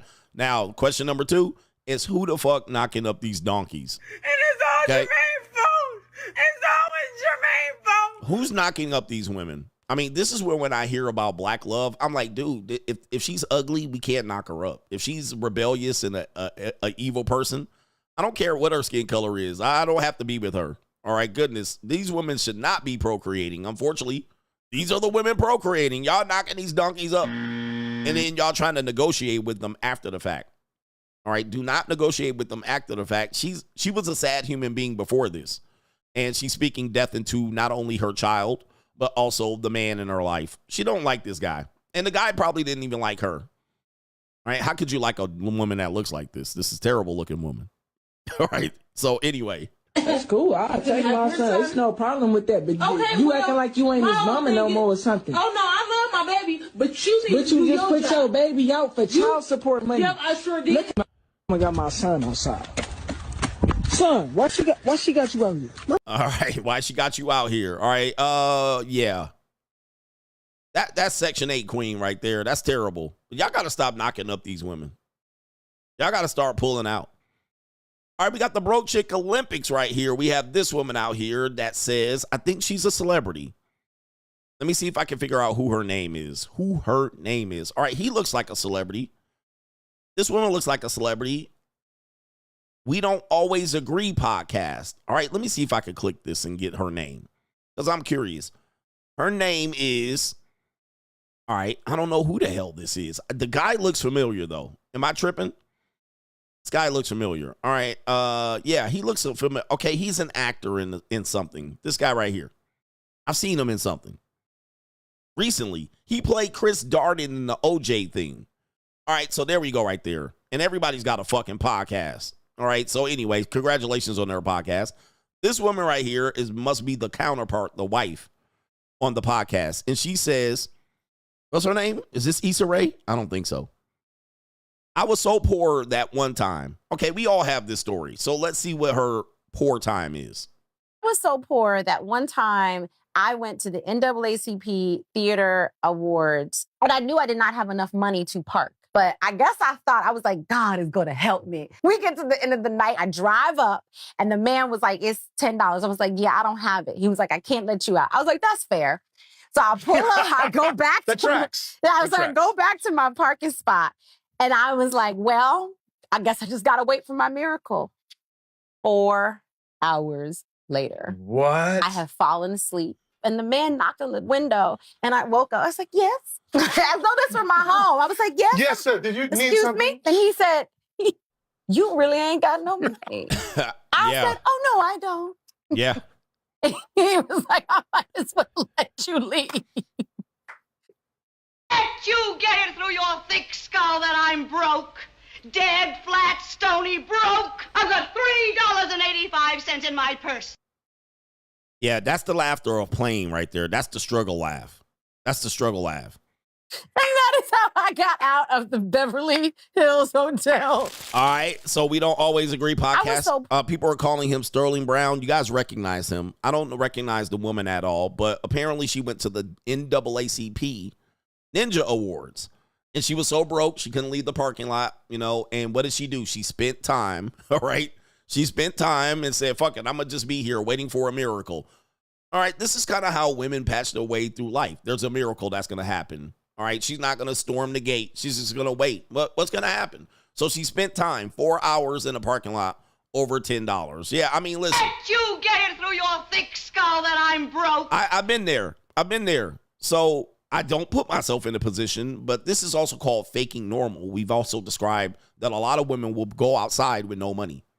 All right. And they will go outside hoping for a miracle, hoping for a man pays for a date. They literally have no money. They're literally broke dating, calling you broke for not paying for their portion of the date.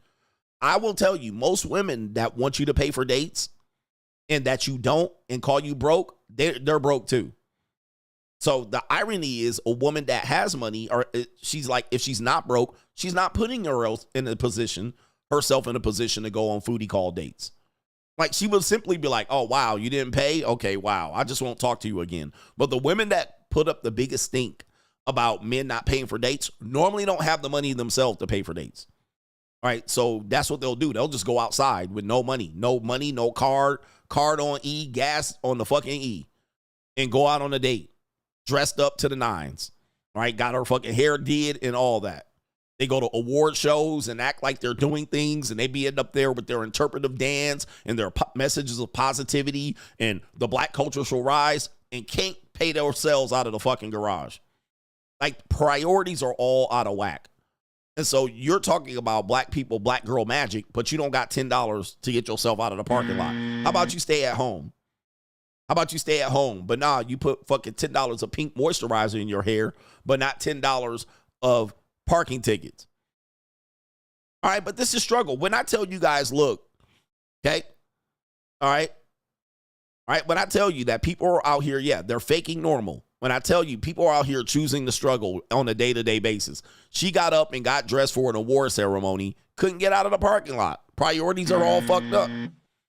And you know she ain't got no car insurance. You know them tires fucked up. I mean, people are really out here with their priorities out of whack. I got my priorities back in whack. I was like, my priorities out of whack. But you men are out here doing the same thing. You're broke dating, hoping to find a miracle woman that doesn't mind about money. And then as soon as she brings up money, you ninjas go crazy. Oh, these women just want money. How much money she asked for? She asked me to pay $150 dinner date. Okay. Gentlemen, if you cannot afford $150 dinner date, you do not need to be dating. Seriously. Hey, if you cannot afford to pay $150 dinner date, you do not need to be dating anyone. Period. You should be able to chalk up $150 L on a date, or just not date at all. If you think the woman's using you for a $150 date and you can't enjoy yourself because you think she's scheming over $150, you do not deserve to date anybody. All right. You deserve to date Section 8 broads from here on out. No broke dating. Same thing as this woman. No faking normal. Do not go to an award show and you don't have $10 to get out of the parking garage. As I tell you guys, the struggle didn't choose you. You chose the struggle. Write it down. The struggle did not choose you. You chose the struggle. Your mindset is choosing struggle and thinking a miracle is going to happen. It's not. No miracles are happening. No one's coming to save you. And even to this guy, the Mexican parking attendant had to probably go in his pocket to pay for her broke ass who was out there with a dress, a gown, jewelry, fake jewelry, hairdo, makeup, and all that. She out there faking like she living the high life and she living a low life. The Mexican parking attendant had to pay and dip into his income to help her out. And she called it a miracle. A miracle. These people got their shit all out of whack, bruh. All out of whack.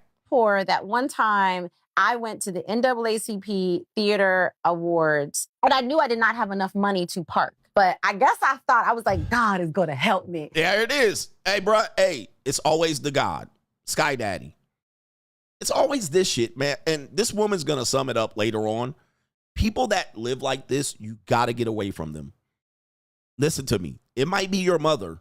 It might be your sister. It might be your big mama. It might be your uncle. Whoever talks like this, please get away from these motherfuckers. All right, because they're losers. All right, they're going to make you lose. They're waiting for a miracle. Their life, they literally will have a life in shambles and wait for Sky Daddy to come fucking drop a miracle on them. $10 miracle. $10 miracle. Baby, baby, I want a $10 million miracle. I want a $10 million miracle. Your miracle is $10. After you spend $150 getting yourself ready. Like, this is what I'm talking about. This is loser mentality. It seems simple. It seems innocent. But these are losers. You got to get away from them. And the struggle didn't choose you. You chose the struggle. Raining down. Sky Daddy, rain on me. $10. We get to the end of the night. I drive up, and the man was like, it's $10. I was like, yeah, I don't have it. He was like, I can't let you out. I was like, that's fair. So I pull up. I go back. The tracks. I was like, go back to my parking spot. And I was like, well, I guess I just got to wait for my miracle. There it is. $10. $10 miracle, bruh. I mean, bruh. And then y'all will have these are your struggle stories of oppressive racism, right? You'll be at the NAACP award. Systematic oppression. Get back to the Mexican parking attendant. $10 fucking. I'll sit here for 4 hours.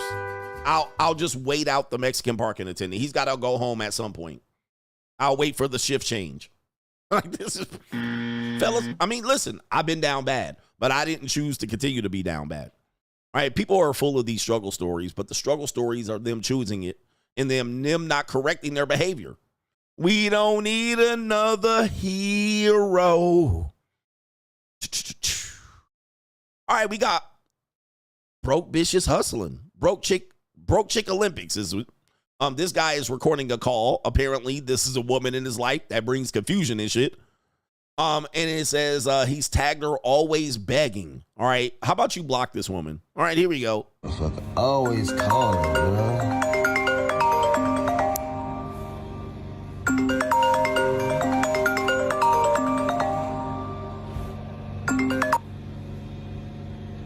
Hello? Hello, hey, what's going? Shit, chillin'. I ain't doing shit. What's up? Nothing, just, I just got a lot on my mind. Can you talk right now? Yeah, what's good? So, hold on, let me go outside real quick. Okay. So, I'm just going through a lot and stuff like that, and it's the 4th or whatever.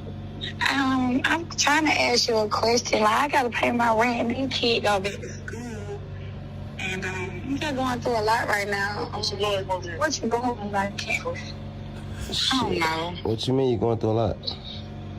I can't pay my rent. Like, I'm supposed to pay it on the 1st, and then I couldn't pay it. Like, I was trying to see if you got like a couple of dollars or something to help me out. A couple of dollars? What you mean? How much? She really just like 500. That ain't nothing. That ain't nothing to you. 500? I just had to pay my rent. So what you saying? Like, these kids going back to school, like, you can't help me out? I ain't got it right now. What you mean you ain't got it? I'm in a bind. What you mean you ain't got it? I mean, he said, I just paid my rent. Your rent's due, motherfucker. All right, what makes, women think men just have an abundance of money. They just think they have an abundance of money. You could just come off of 500, 6, 700, 6,000. They think they could just come up with it. But let me just tell you something. She asked for 500. She needs like $2,000. All right, so she's going around from nigga to nigga to nigga or man to man to man and dry begging. Well, actually, straight begging. Now, this is because, you know why this is happening to him? Because he got it for free. This is a woman that had been giving him free peace leave. This is not a celibate. This is not a woman on the market. This is not a monetized. Well, she's monetized, obviously now. But this is a woman that he's been getting free pussy from. So that's why she's calling him up. She's saying to him, remember all of that free pussy I was giving you. Now she's charging him. So that's why she's always begging, because she's like, hey, I've come over and I've done X, X, and X. But remember, I would tell you, you're going to always pay on the front end or the back end. If you want to keep getting this free pussy, you're going to have to now chip in. Pay now, pay later. He said, buy now, pay later. This is a woman that he's fucking on. Trust me, I've been here, done that.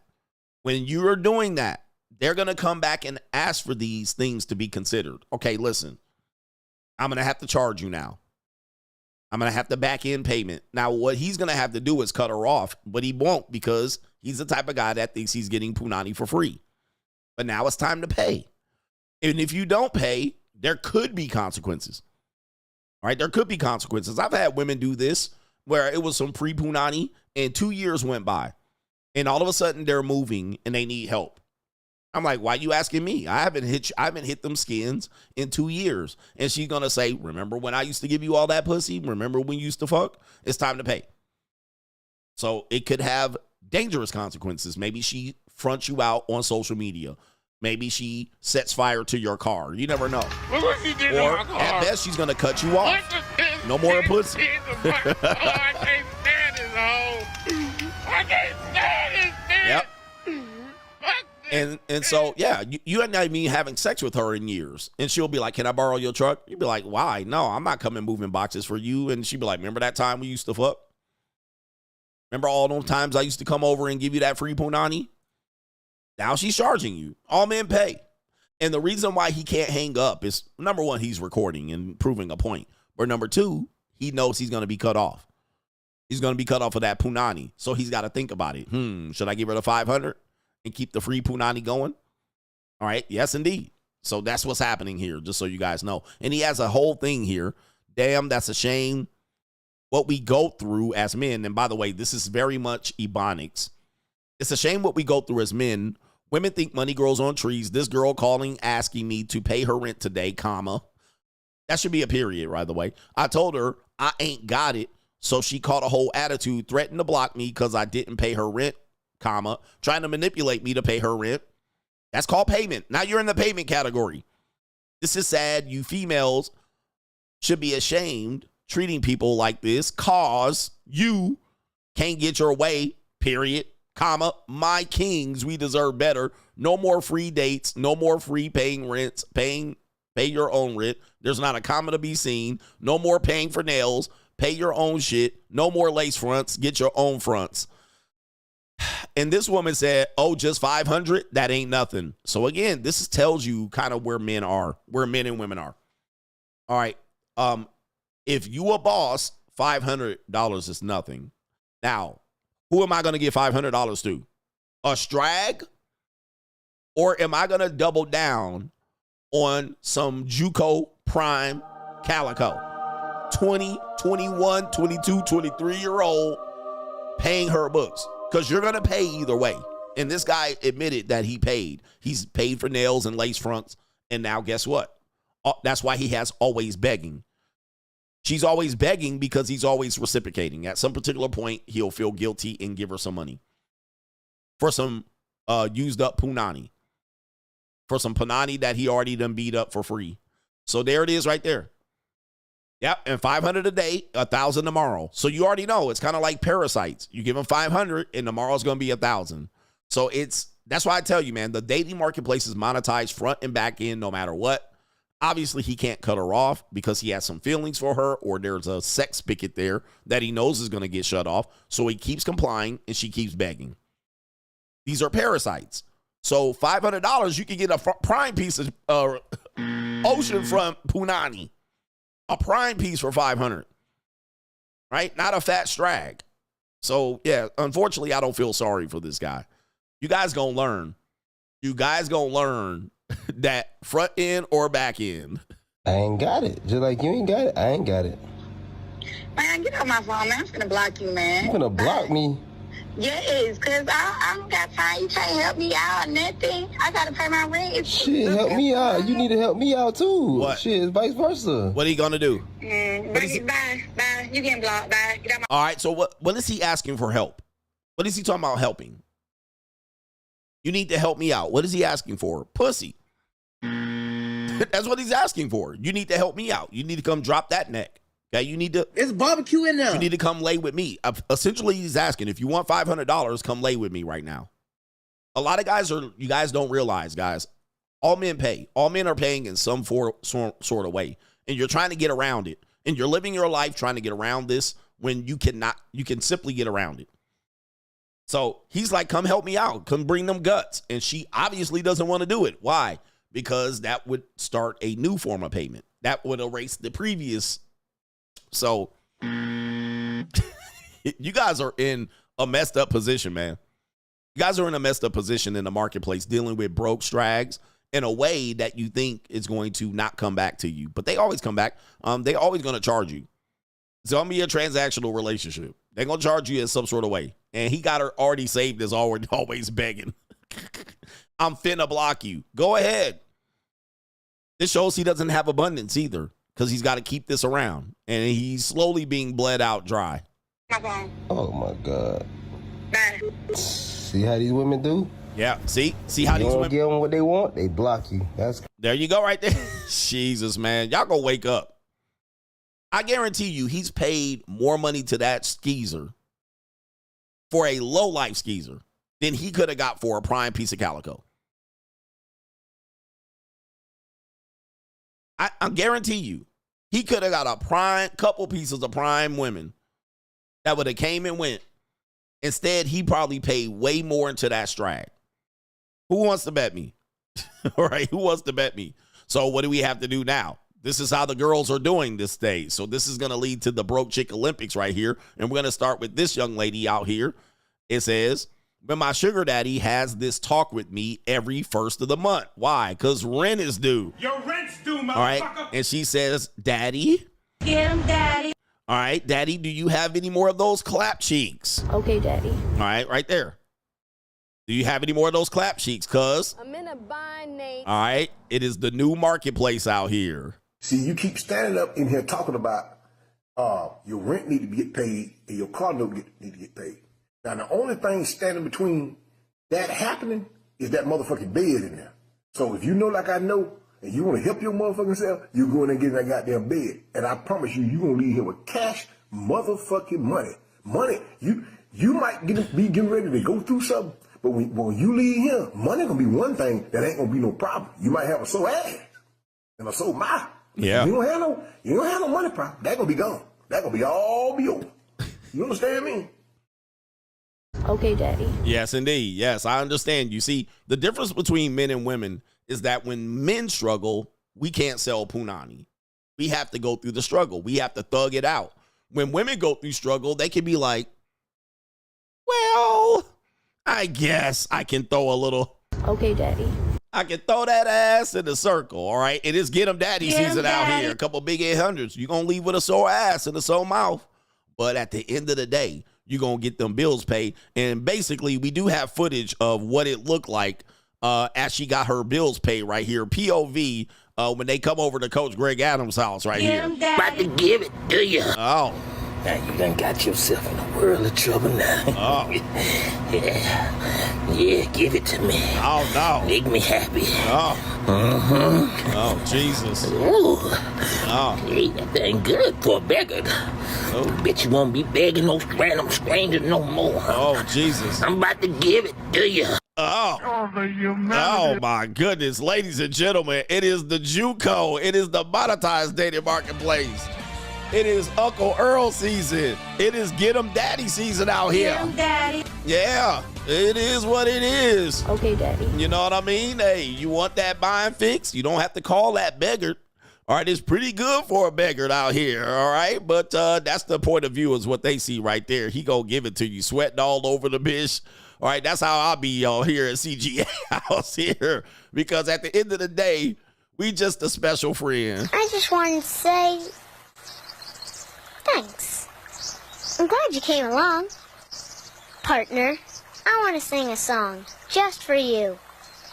'Cause you're my special friend.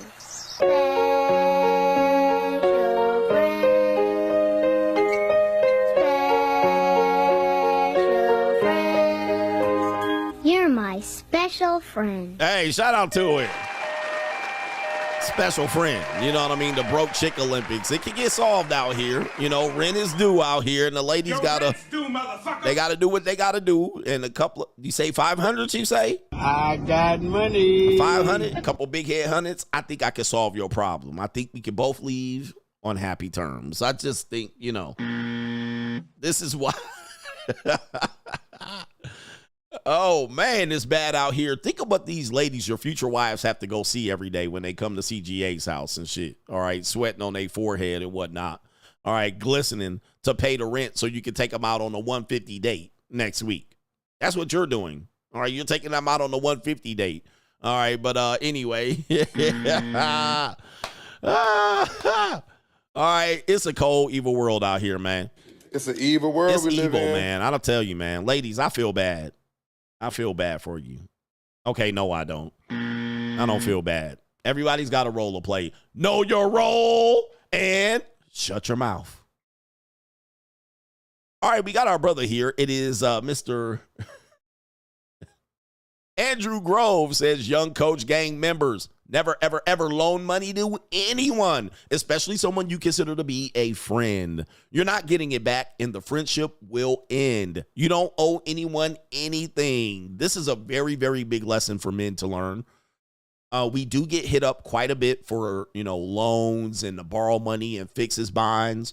But, you don't have to fix a person's bind because you have a loyalty to them. Same thing, family and friends. You don't have to help them. Please don't. You don't have to help them. If you have a JUCO, you don't have to help her if her engine explodes. All right, you can tell her. All right, our deal stipulates. And now you're trying to change the deal. This was not the deal. This is not the deal to come to me when you have financial problems. All right, we fix his binds here. We're not fixing. I'm not a bank. But if you do give money to somebody, a relative, a friend, a woman, whoever it is, that money is gone. That money is forever gone. Do not ask for it back. And if you ask for it back, they're going to say you're the problem. You want your funky ass money? All right, I can't believe you would even ask for it back. What type of man are you to ask for money back? All right, I'm out here struggling. They ain't got the money. Shout out to our brother KP says, coach, exam in 1 hour, missing the stream. That's I think your CPA exam. Maybe I'm wrong. Watching Friday stream, and it was the best one yet. Love the uncensored sermon. He says, coach, on top of money karma, there is guru karma in Indian culture and astrology. By giving what you can to your guru, your fortune rises. If you don't, it is almost stealing. Love you from your favorite Gen Z. Yes, we got a lot of stealing beggars out here. Got a lot of stealing niggas. All right, they steal my content. Now, act like y'all don't know my name when y'all go watch other people's shows and see them stealing my content. So you watching me stealing and you're watching me not contributing stealing. It's actually egregious. It's reprehensible. It's downright disgusting and dastardly. DJ B Fit says, coach gonna be walking through the university like an all-you-can-eat buffet. Oh, yeah. All right. I'll be on my best behavior since I'll be with good company. All right, shout out to our brother Blake. We're going to call you Blake Panther. He says, a note on Witchcraft, coach. It's why a lot of young women play The Sims. Yes, they use the game as manifestation practice of what they want in real life. He says, like how a witch uses voodoo dolls in a playhouse, my ex made a character of me in her Sims game before we broke up. Stay woke, guys. Oh, and guys, you're hitting on something that a lot of people don't know. These are deep secrets that men don't know. Deep secrets. And do me a favor, hit the like button. Okay? But that's a deep one. I learned that one too. I just recently learned that one, and I learned it from a young lady. All right. Sims is, yes, they use Sims to manifest.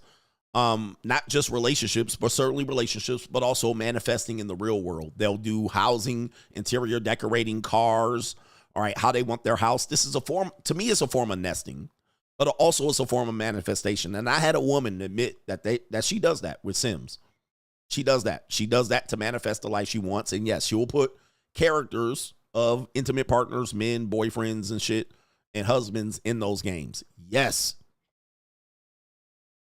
It's wild, man. But, men are men and women are women for a reason. 100%. So you don't realize they're doing this. That is kind of a form of subliminal attacks. All right. So yes. It is definitely a thing. So be wary for it. I think a lot of men just don't know how much thought women put into relationships. You guys have no clue of what kind of thoughts. So you might think like, and as much as we think women are sitting around cheating on us, as much as we think women are just sitting around cheating on us and jumping from dick to dick to dick, it is not that quite that simple. All right. I know that's a major insecurity with men, that they're sitting around jumping from dick to dick to dick. Now, are there some women like that? Yes. But I don't think a lot of men understand how much thought women are putting into the relationship. All right. So if you are a provider male, a masculine figure, I got a woman that's going to talk about this now. If you are a guy that is hitting that bottom, you are in her head, you're in her realm. And what she's going to do is she's going to think a lot about you, but she's going to think a lot about how to keep you and to get you, or how to not let you get away. Not only that, she'll talk to her friends. All right. She'll share conversations. She'll sell all of your intimate details. You know, I don't care if this is your wife or whatnot. She'll share everything with a series of friends. And this is going to become part of how she figures how to keep you, how to get you, how to keep you in, how to manifest you, and she's going to put a lot of thought into these things. So she might, women do sit around cheating and shit like that. But for the most part, they're talking to other guys via DM and text, and they're doing some shit. But they're also figuring out how to get you under control, how to get you interested, how to keep you alert. They're putting energy out there to the world. They might go to tarot card readings. They might get some gemstones, some crystals. There's a variety of things. We talked about this with the Lilith spirit. All right, how to trap you into pregnancy. Yep, trapping you. Right? Trapping you into pregnancy. Like, you know what I mean? Like, they'll think about shit like this. They'll honestly think about it. Now, when you talk to them, they'll say they're not thinking about that. I ain't thinking about all that. But they are. They are. You just got to chalk up that L. They are. All right, there are. You hitting that bottom and shit like this, and you cream pieing them, they're thinking about becoming pregnant and having your baby. So you got to be worried about it. Now, that doesn't mean they're going to do it, but they're thinking about it. They know it's possible. They know it's highly possible if it keeps happening. And so, you know, it'll be like, oopsie, look at what we did. Keep a nigga baby. So they're thinking about all of these things, right? And you just thinking about dating them. You're thinking about keeping a rotation going. You're thinking about, you know, hitting the skins. You're thinking about, you know, money. Is she a money grubbing? Is she a you're thinking about gold digging. We think about way other different things, simple things.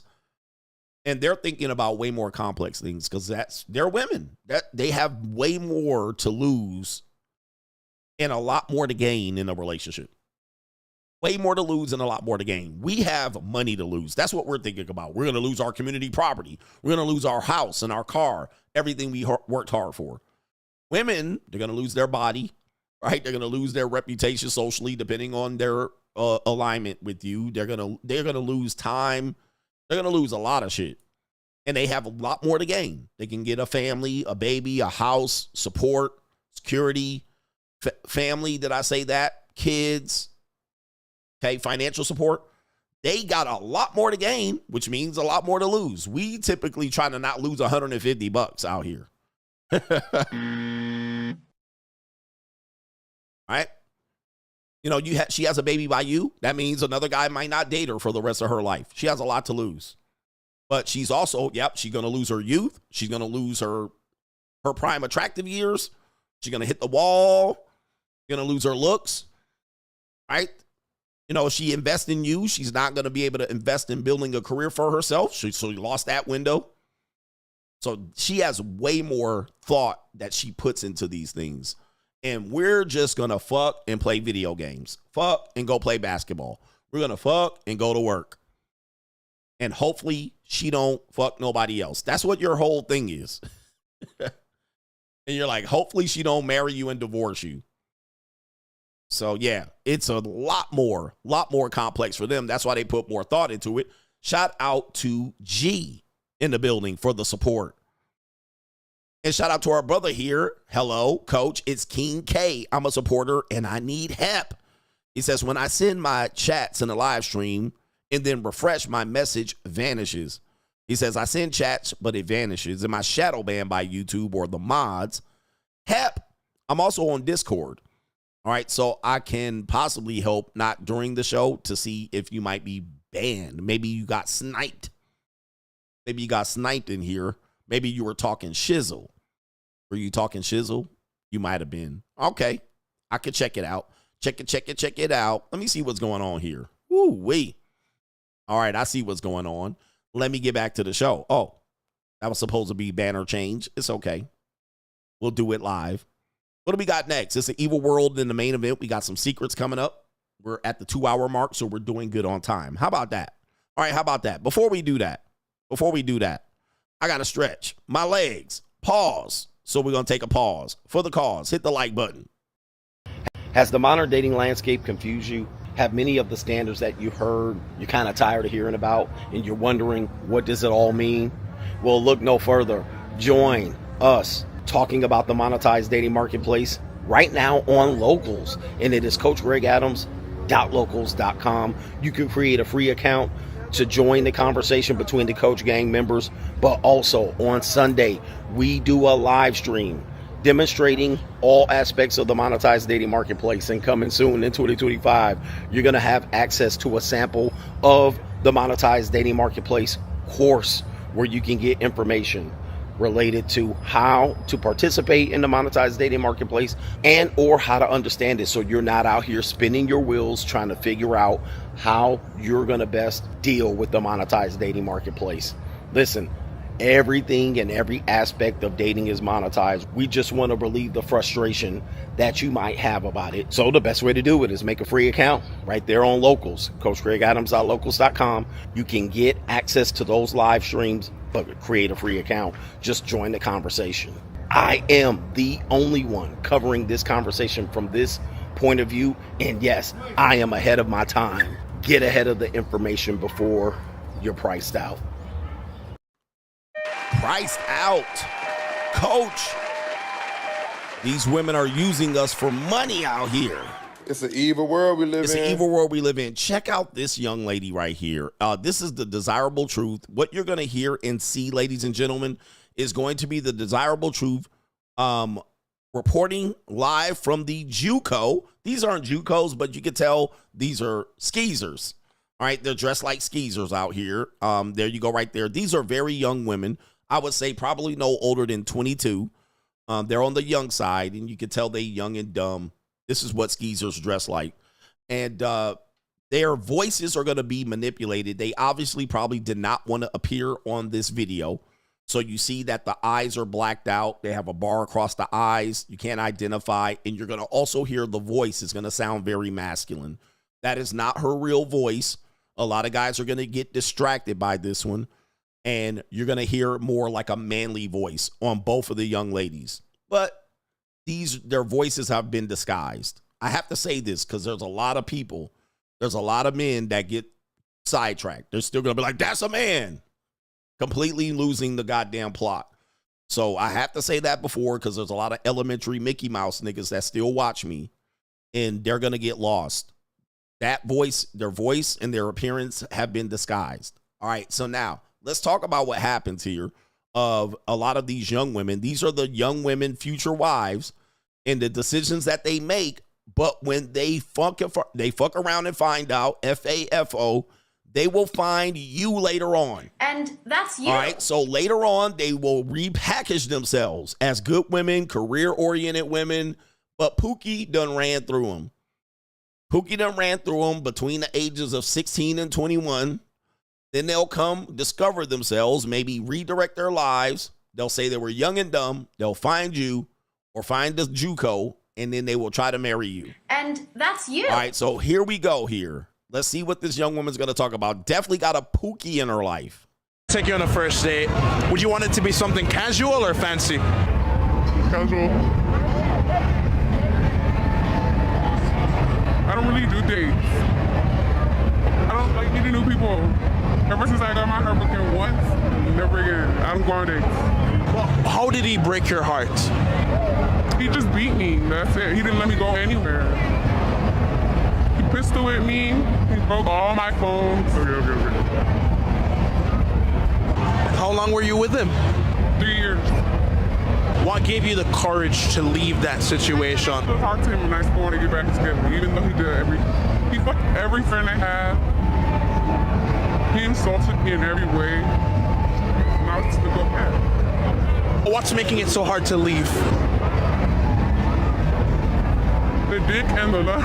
And I'm just in love with everything. I'm crazy. I fell in love with everything about him. I still want to be with him right now. So you don't see that as a red flag in yourself, that you're going after the asshole? No, because I would just say, growing up, I was shown love different. Like, that's love to me. But what makes you think you don't deserve better? Because I haven't found it better. Well, I have, but like, I was still in love with him. I would still think about him 24. Like, I don't know. All right, so she's proven a lot of what we just talked about over the last few years and even the last few days. So the last stream I did, last morning stream, was healthy relationships are boring. That was the last stream in which we heard women that thought healthy relationships were boring. They went through relationships like this for a very, very long time. 3 years, pistol whip, fucked all of her friends. Pookie. These are all the guys that you say they get for free. All right, and look at the woman. That's the quality of woman. Of course, she ain't bad. She's a nice piece. She will be JUCO meat out here, street meat mostly. And even her friend was like, chill. This is not a safe space. So her friend, the dark-skinned girl, all right, the mulatto chick with her hair slicked back. By the way, these girls sell pussy. I mean, she's talking about a pimp. She also talking about a pimp, too. All right, so I think if this is Nashville or if Florida, Orlando, it looks like potentially, these girls sell sex. These girls might be somebody's whores. All right, both of them. Trust me, I've seen girls like that. That's typically, they got the same skirt on, same similar outfit. Yeah. All right, so, but she was in love with the what? The dick, the hitting that bottom, and the love. She mentioned two things. The dick and was it money? I don't think it was money. It was the love and the dick. I think that's what she said. All right, so there's a lot going on here. These are young women trying to find themselves. They're lost in the world, and they're somehow in their mind, they're going to be independent boss bitches, and all of it directly right from between their legs. All right, that's where it's coming from. I looked at it as I have an ATM between my legs, and I'm just using it. All I got to do is put my card in, and that's it, and put the PIN number, and boom, money just comes all right, right seeing out. that they have the same outfit on, it would kind of jumps out that they're working as a tandem. All right, so they're possibly talking about a pimp, and that's why maybe the other girl was like, you talking about pimping. All right, so it, and a lot of pimps aren't these, shiny ring, shiny hat pimps that you guys think of. A lot of them are pookies.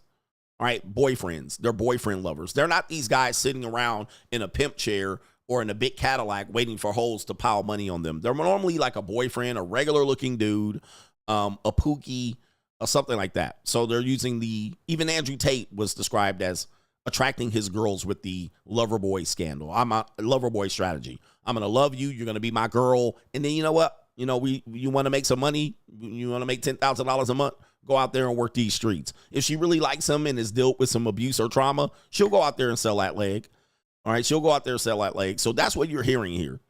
Now, these women eventually will try to get married. Yes, they will, guys. They're gonna try to marry someone. They're gonna grow out of this. Yeah, they got the clear heels. These are definitely hookers. All right, that's definitely a working girl. All right, but she's describing it as love. The clear heels is a dead giveaway. These definitely girls are working, and they're working as a tandem. So yeah, that's where you're at right there. She's vaping. Booty cheeks out for sure. If I wanted to take you on a first date, would you want it to be something casual or fancy? Casual.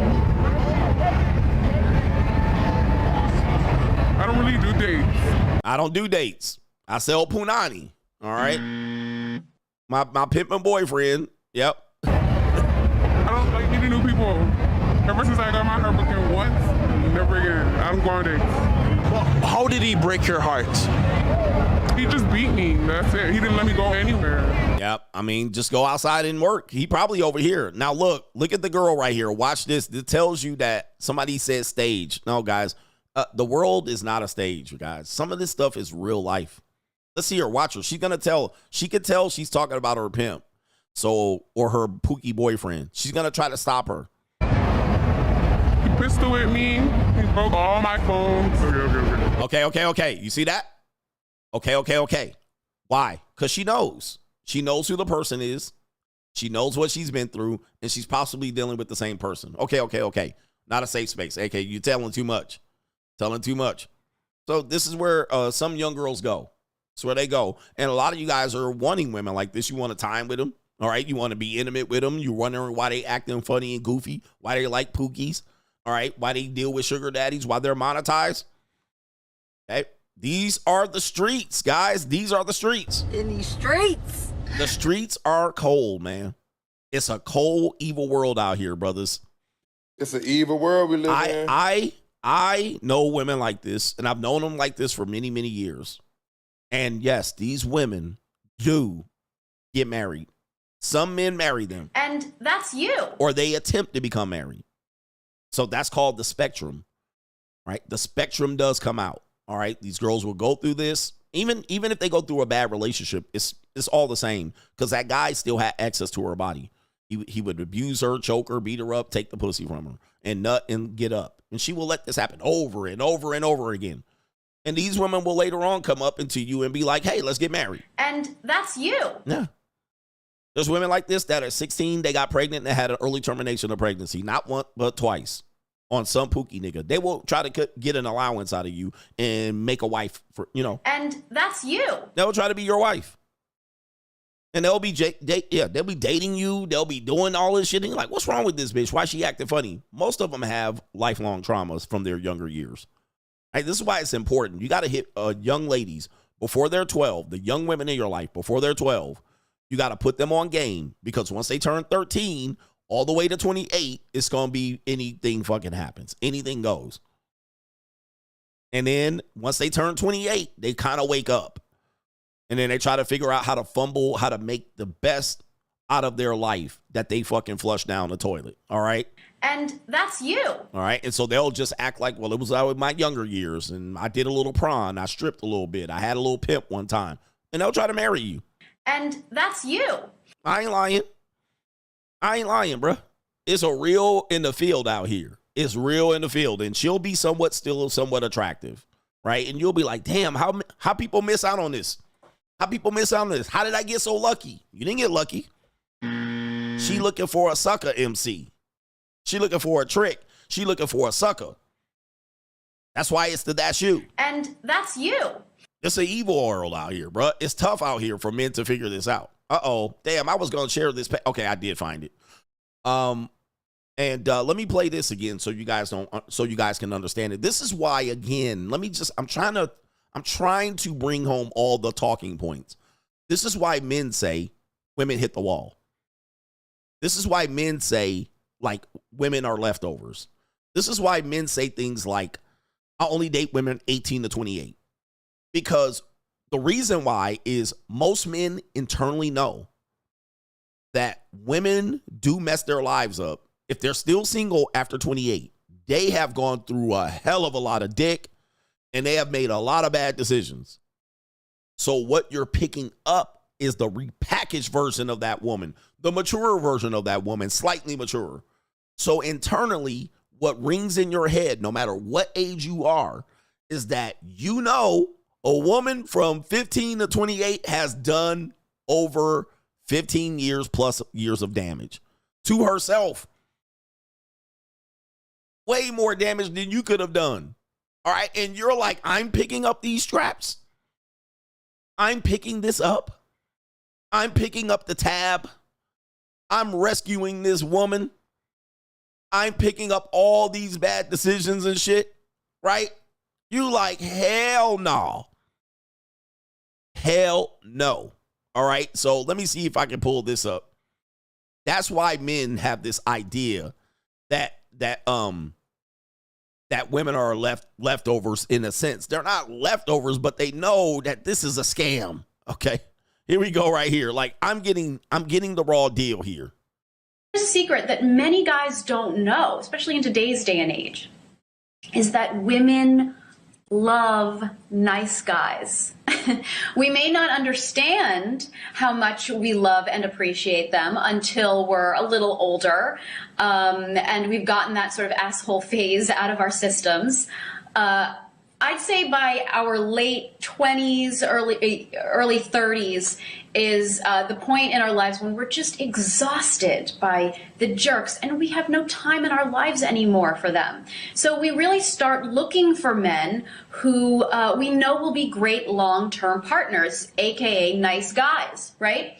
And that's you. And that's you. That's you. And that's you. That's you, niggas. What? Between what years? I'd say by our late 20s, early 30s. Yep. And that's you. Late 20s, early 30s.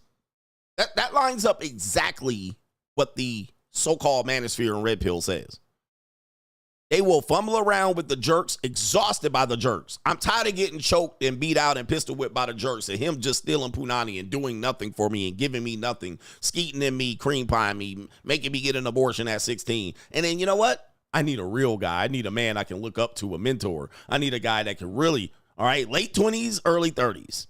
She's lining up the old leftover woman space right here.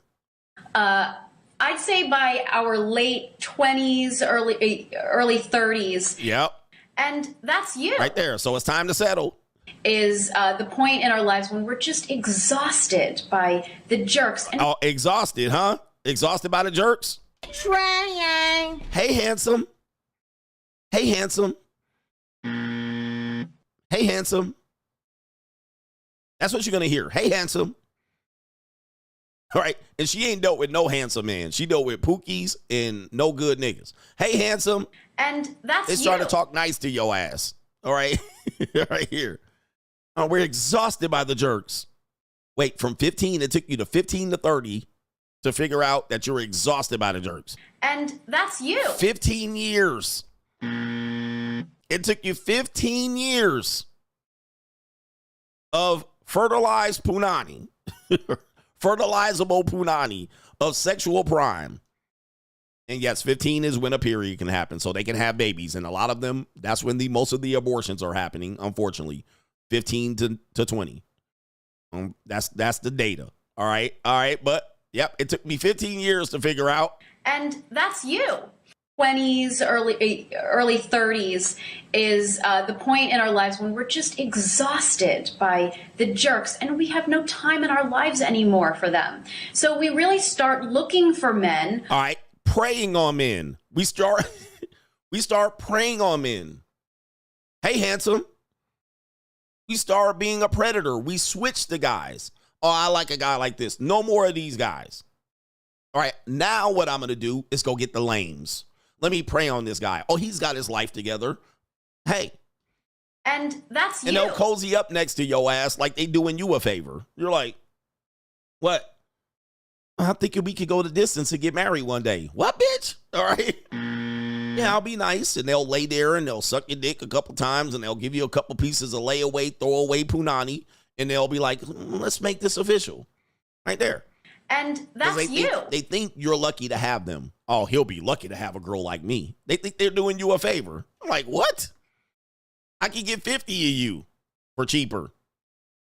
Who we know will be great long-term partners. Yeah, preying on guys who will be great long-term partners. And that's you, aka nice guys, right? And who? And that's you. And thank you. And that's you.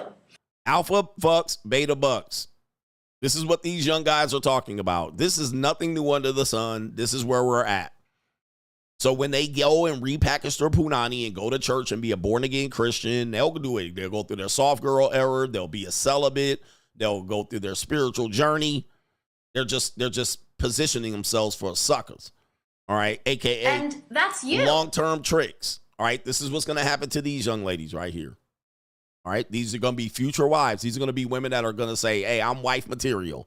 And they're going to be like, that was when I was young, though. It was different. I was young. My frontal lobe hadn't developed yet. I was young and dumb and full of cum. That's what they're going to say. All right, I was just a time. You can't expect me to be judged by my past. Why does my past matter?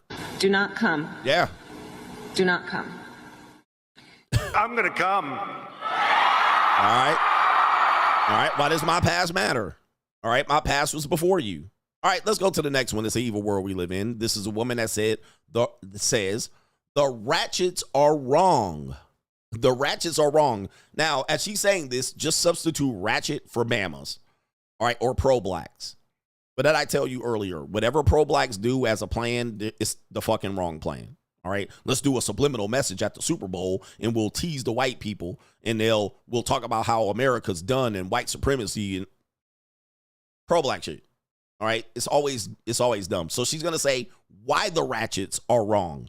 All right, so let's chalk it up to this sister. Her name is I Am Taylor Chandler. I don't know who she is, but let's listen to her video. And have the support of a massive group that participates in ratchet behavior and ratchet thinking.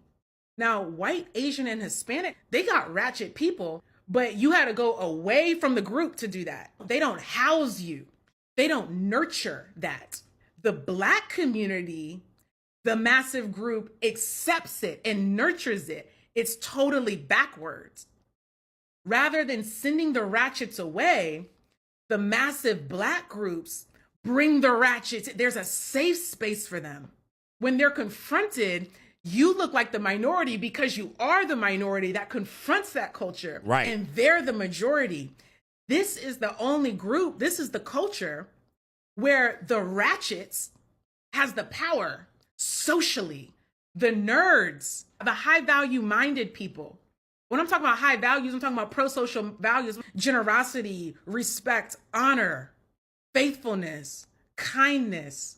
I'm talking about community. High values, your way of being. All right, so she's talking about elevating here, which is going to be part of the next message. If you're patient, there's always a method to my madness. This is where a lot of people get stuck. I call it the lowest common denominator, right? No matter where you are, we always are equal to the lowest common denominator. That's your people. You could get pulled over by the police. Lowest common denominator. Nigga, I'm not him, all right? And that's not my people. So what'll happen is they'll kill your dream and your spirit. Forget your growth. All right, you should grow for us, all right? You should grow and put us on. And they're always wrong. So the Ratchets have a support system, whereas you're trying to figure out how to get out of this, why you got to leave the community, because the Ratchets have a voice. Other communities, Ratchets don't have a voice. They have a name for them, Trailer Park Trash. All right, Trailer Park Trash don't have a voice for white people. All right, they're trash. Say, over here, the Ratchets, niggas, Pookies, you guys are literally trying to be Pookie, and you will try to beat my content by saying, I want to be a Pookie. That is ass backwards thinking. So you are trying to go to the lowest common denominator to win with women. You'll go to the lowest common denominator to win with women. You guys got to watch this out. You got to watch out for this, because this is why you can't align with these people, because these people will give a voice to the Ratchets, the Bamas, the uneducated, the filth, the slime. All right, these people, the lowest common denominator, they'll elevate them up. George Floyd, trash person.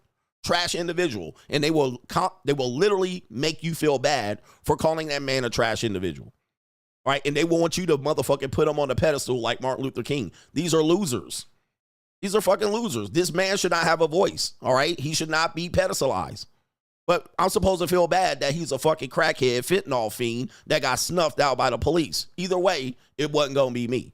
All right, so that's lowest common denominator. Lowest common denominator. I don't feel bad by calling George Floyd a fucking loser. He's a loser and a dope fiend.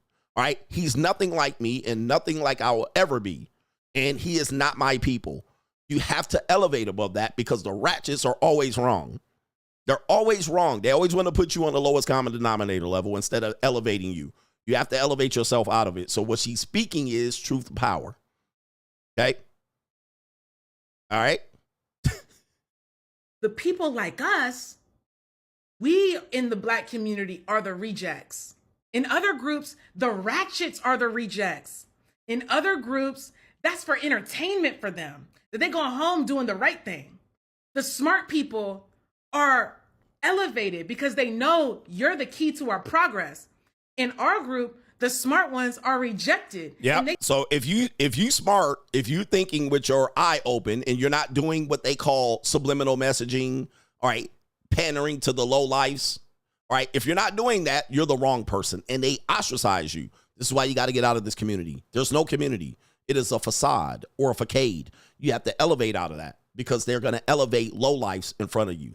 And then they'll let you die in the middle of the street and walk over your carcass, not even giving you the benefit of the doubt of representing who you are. They won't even put a mural up. They'll put fucking low-life murals up of everybody. All right. But of you, nothing.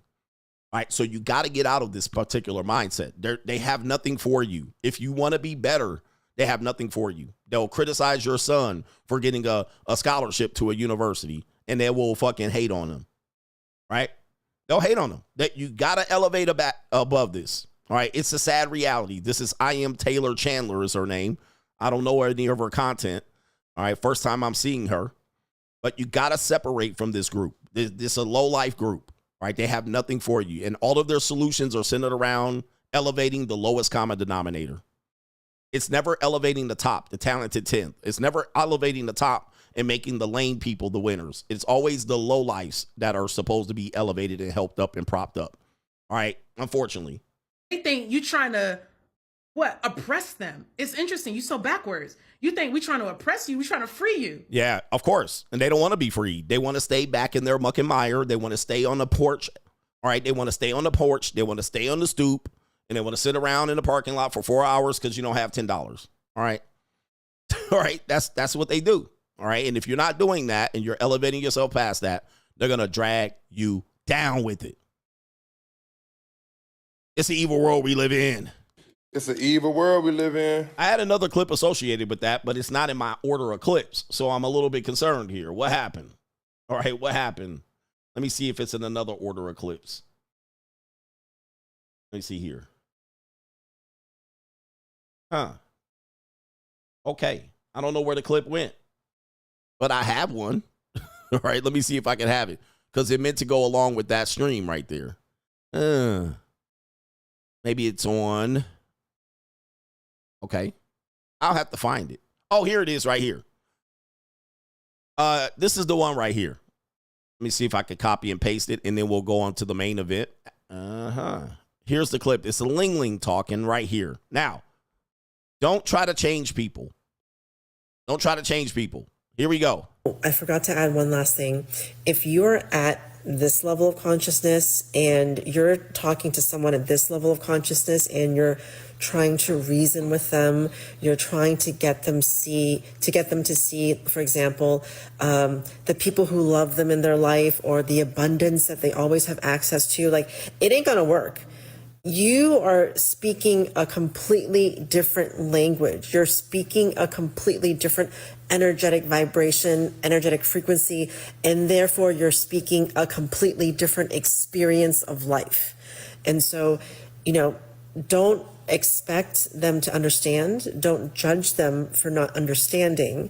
And don't try to push them to understand where you're coming from because it's going to feel so offensive to them.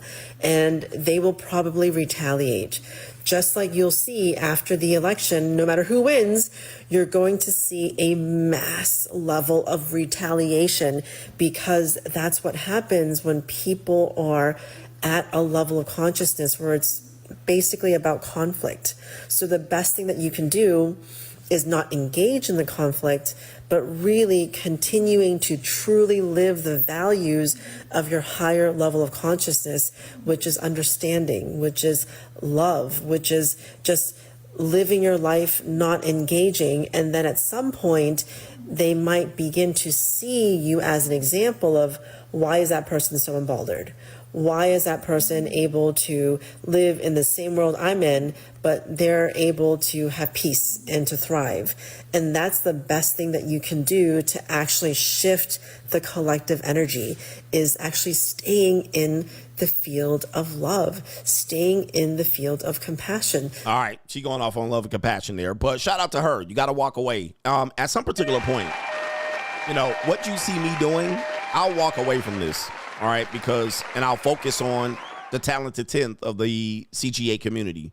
All right, so right now, I'm for the masses. All right, I'm somewhat mass appeal. But at some particular point, it could be a year, 2, 3, 5, I'll completely walk away and say, hey, there's no helping them.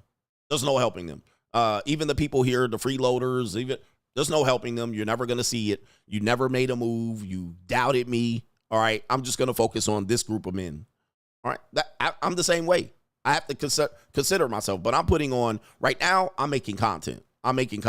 So that's what I focus on. I'm just making content, and you can take it or leave it. All right. But I'm not trying to help you. So I'm just presenting my viewpoint. At some particular point, I'll not want to present my viewpoint to the masses. All right. I'll go in and I'll say, this is my community now. This small subset of people, not the larger group of people, not for the people to build up my YouTube numbers. But for the most part, you have to think about this even in your own family and friendship. If you want to elevate, live the free agent lifestyle, if you want to see how the world is, you have to walk away from people who aren't on that level. Now, everybody can have this idea. You ain't woke enough, I'm woke, right? You didn't understand the Ill-Subliminals, so I'm ahead of you. Well, you're not going to convince me that Kendrick Lamar was doing Ill-Subliminals. I think he wasted his time, all right? But you might think I'm wasting my time as well, all right? But, yeah, you have to realize it's time to walk away from people who aren't thinking like you, who are not like-minded, and you're not going to save them. Not going to save them. Yeah, I'm immortalizing myself. I'm standing out here building my brand, and I'm planting my flag of the legendary individual I am. So don't think I'm ever wasting my time. All right, I'm just planting the legendary person, the flag of the legendary person I am. I'm cementing my legacy of my legendary career. And I have to do it. I have to do it because there's work to be done for myself and many others. So once that time comes, I'll completely walk away and abandon that message, and I will talk to maybe 10% of my audience, and I'll be fine with it. I'll be completely fine with it. All right, I ain't trying to live stream to 2,000 and 3,000. The number's going to mean nothing to me in about 2, 3, 5 years. All right, going to be nothing. Even if the numbers were 10,000, it'll mean nothing. All right. Only people who will mean something to is the people ready to elevate. The rest of the people, if you don't want to come, you don't want to come, motherfucker. Stay broke. Stay losing. All right, if you want. Stay hating if you want. All right, but I'm submitting a legendary status right now. That's what I'm doing. And yes, shout out to Ling here. And that sister, the sister's name is Taylor. All right, Taylor Chandler and the Ling. Yes, they have the right mindset. They're elevating away. All right, they're moving away. They're not being aligned with loser mindset and mentality. All right, 100%. That's the evil world we live in. We're at the main event. It's the evil world we live in. All right, so let me clear up the deck of any contributions that have been made on behalf of the Coach Gang to continue this content. Shout out to our brother here. It is the wise one. David says, for the Ling fun, let's go. What kind of fuck you give me? Yes, indeed. Eric Sermon Scott says, nothing but great Scott. Shout out to PIW says, Louise shot a white insurance exec. Why do whites hate white people? All right, so you're doing the black on black crime equivalent of that. Yes, he did, but obviously he shot someone that was an elite white, not a broke black person. All right, you will find that to be a difference here. A little bit of apples and oranges, but yes, why do white people hate white people? Obviously, you had a communist and a capitalist. Now, one thing about white people is they fight and kill each other for centuries as well. All right, if you look at Europe, that European map changes all the time. I don't know if you've moved into a white neighborhood. They don't like each other there either, but they seem to coexist.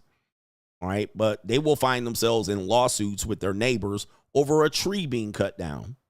Now, does that mean they hate them? Not necessarily, but white people have been fighting each other and throwing rocks and basically starting world wars since the beginning. All the world wars are in the white people countries.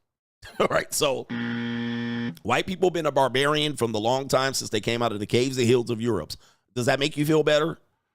All right, doesn't make you feel better. Nigga, you still shooting yourself. All right, we're talking about America right here. All right, niggas still shoot each other. All right, it is what it is. You got one white person versus 50% of the homicides from nigga to nigga. And you want to bring that up. I don't know what to tell you. I don't know if that makes you feel better. All right. White people sue white people all the time. But yes. I lived in many white neighborhoods. They don't like each other there too. They don't like each other. All right. You think they like each other. No, they don't. I'm here to tell you, white people don't think about nothing but themselves. And once you realize that, you can coexist. You can realize that they don't like nobody. It's like Donald Trump. He a white supremacist. Donald Trump is a Trump supremacist. All right. When you realize that, When you realize that, you can move forward in life. He's a Trump supremacist. And he happens to be white. So he wants him and his families, and him and Joe Biden are slowly cementing a long-term legacy for their family. So did the Clintons and the Obamas, for that matter. Okay, so when you get to understand that white folks don't like each other either. I live around white folks. They don't like each other. They don't kill each other, but they hate each other, bro. Right? When you realize that, then you can realize they're supremacists of their own fucking mindset. They want their supremacy. White, they want their name supremacy, their family supremacy. Trump wants Trump supremacy. He don't care about anybody else but Trump. And that's cool with me. I'm cool with him, and he's cool with me, right? Look at my African American over here. Look at him. Are you the greatest? You know what I'm talking about? Capitalism is essentially a system that has originated mostly with white people, and their system is set up to help yourself. All right, here's the pot, help yourself. And they will cut your fucking throat to help themselves. That's white people in a nutshell. They don't care about keeping you down because you're you. They just keeping you away from them so they can get theirs. Now, I am similar. I'll go with that. I can live with that. But white people don't wake up thinking about keeping me down. They do. They've created systems and laws against that. But I'm going to tell you, man, they care about themselves. And you should care about yourself. Stop caring about everybody else. Stop caring about what everybody else is doing. Worry about yourself and your family and your legacy. How about you worry about yourself instead of helping all these other people up with ill-subliminal messages, acting like it's going to do something? It ain't going to do nothing. White people are not threatened by your subliminal message during the Super Bowl. They don't care. They went home to their family in a suburban gated community, and they were good. That night, they didn't lose no sleep. They lost zero sleep over your subliminal messaging. None. Trust me, I know, man. I've been around these people. They don't give a fuck. So if you think they give a fuck about you when they wake up, you're dead ass wrong. They give a fuck about themselves, their wives, their kids, their family, their portfolio, their retirement. That's it. That's it. Shout out to Wayne Wonders. Peter says, did you see the Eagles fan with the voodoo doll? Yep, it was a woman, and it was New Orleans. All right, so yes, it was a woman with the voodoo doll. I was going to show it, but maybe I'll get censored. Yeah, gold too. That's all they care about. Their own goddamn back pockets. All right. They don't care about nothing else. All right. They want to make sure their shit is set up. If you don't like that system, you need to leave to another country because that's the system. Right. All right. They don't care about none of that shit. And I don't care neither. I got to be cold and heartless. Cold and heartless, I should say. But I'm preaching to the choir now. I don't know if this helps anybody. But we do have somebody that's helped CGA, so I need to acknowledge him and shout him out because he sponsored today's show. Let's put some respect on his name. It is Lord Hybrid. Holy shit. I'm rich, bitch. Damn. Lord Hybrid says, keep preaching that gospel. He says they love elevating the least of us and telling the best of us we are lame. He says, I will just keep making myself richer. Let's go. Ooh-wee. Shout out to Lord Hybrid. If you didn't know, man, this brother is a legend in this space. He was in this space, probably highly censored. He was in this space from way before I was making content. And he has some of the best content out here, but he's making money now, so he doesn't produce content like that, I'm pretty sure. But I appreciate you for being here. Yep, they're always going to elevate the lowest among us. All right, where the biggest and brightest, no attention. No, just call you lame and this and that and make you feel bad for your success and enriching yourself and say you talk white. It's a sad reality. And men of all ilk, they really don't appreciate us. So you got to appreciate yourself. Gotta appreciate yourself. This go for yours, man. It is go for yours out here. Did I get this one right here? MC Hamster says, when a blind man sees, the first thing he'll throw away is the stick that helped him walk. If she wasn't in debt and in her prime, would she look your way? Nope. No, she would not. And we got our brother Sway Sway Musa says, my brother just got caught in a peace leave fly trap by a 35-year-old apex predator. He asked for grace to the Planned Parenthood, and she hit him with the... And it says, why would she... He's 6'2", 235 pounds, chiseled in stone. He asked her, and always asked, why I listened to that bald-headed guy so much. He about to find out. And he says, the sad part is, he told her to take the pill, and she said she got 3 days. Later, she said she forgot. All right, so we got a baby trap. We got a baby trap. So this guy got trapped. And listen, you know, a lot of women will say, I didn't trap you, you trapped yourself. And it's somewhat true. Guys, if you're having sex with women, you have to take on the responsibility of sex. All right, so I'm a mature man. Yes, women do some deceitful things. They lie all the time. They lie all the time. You have to understand. That's why I'm trying to get you an understanding of what they do. They will tell you one thing and do the exact other. This is women in a nutshell. Today's later stream is going to be red pill jobs. Jobs that you will get that will red pill you to get you to understand women. When you have sex, you're taking on the responsibility of sex. The responsibility of sex is that it could end in a pregnancy. Now, we want to put that on the women. Hey, that was on her. She didn't tell me. She trapped me. No, sir. You knew dicking her down, Roski, or cream pieing her could result in a pregnancy. If that happens, take responsibility.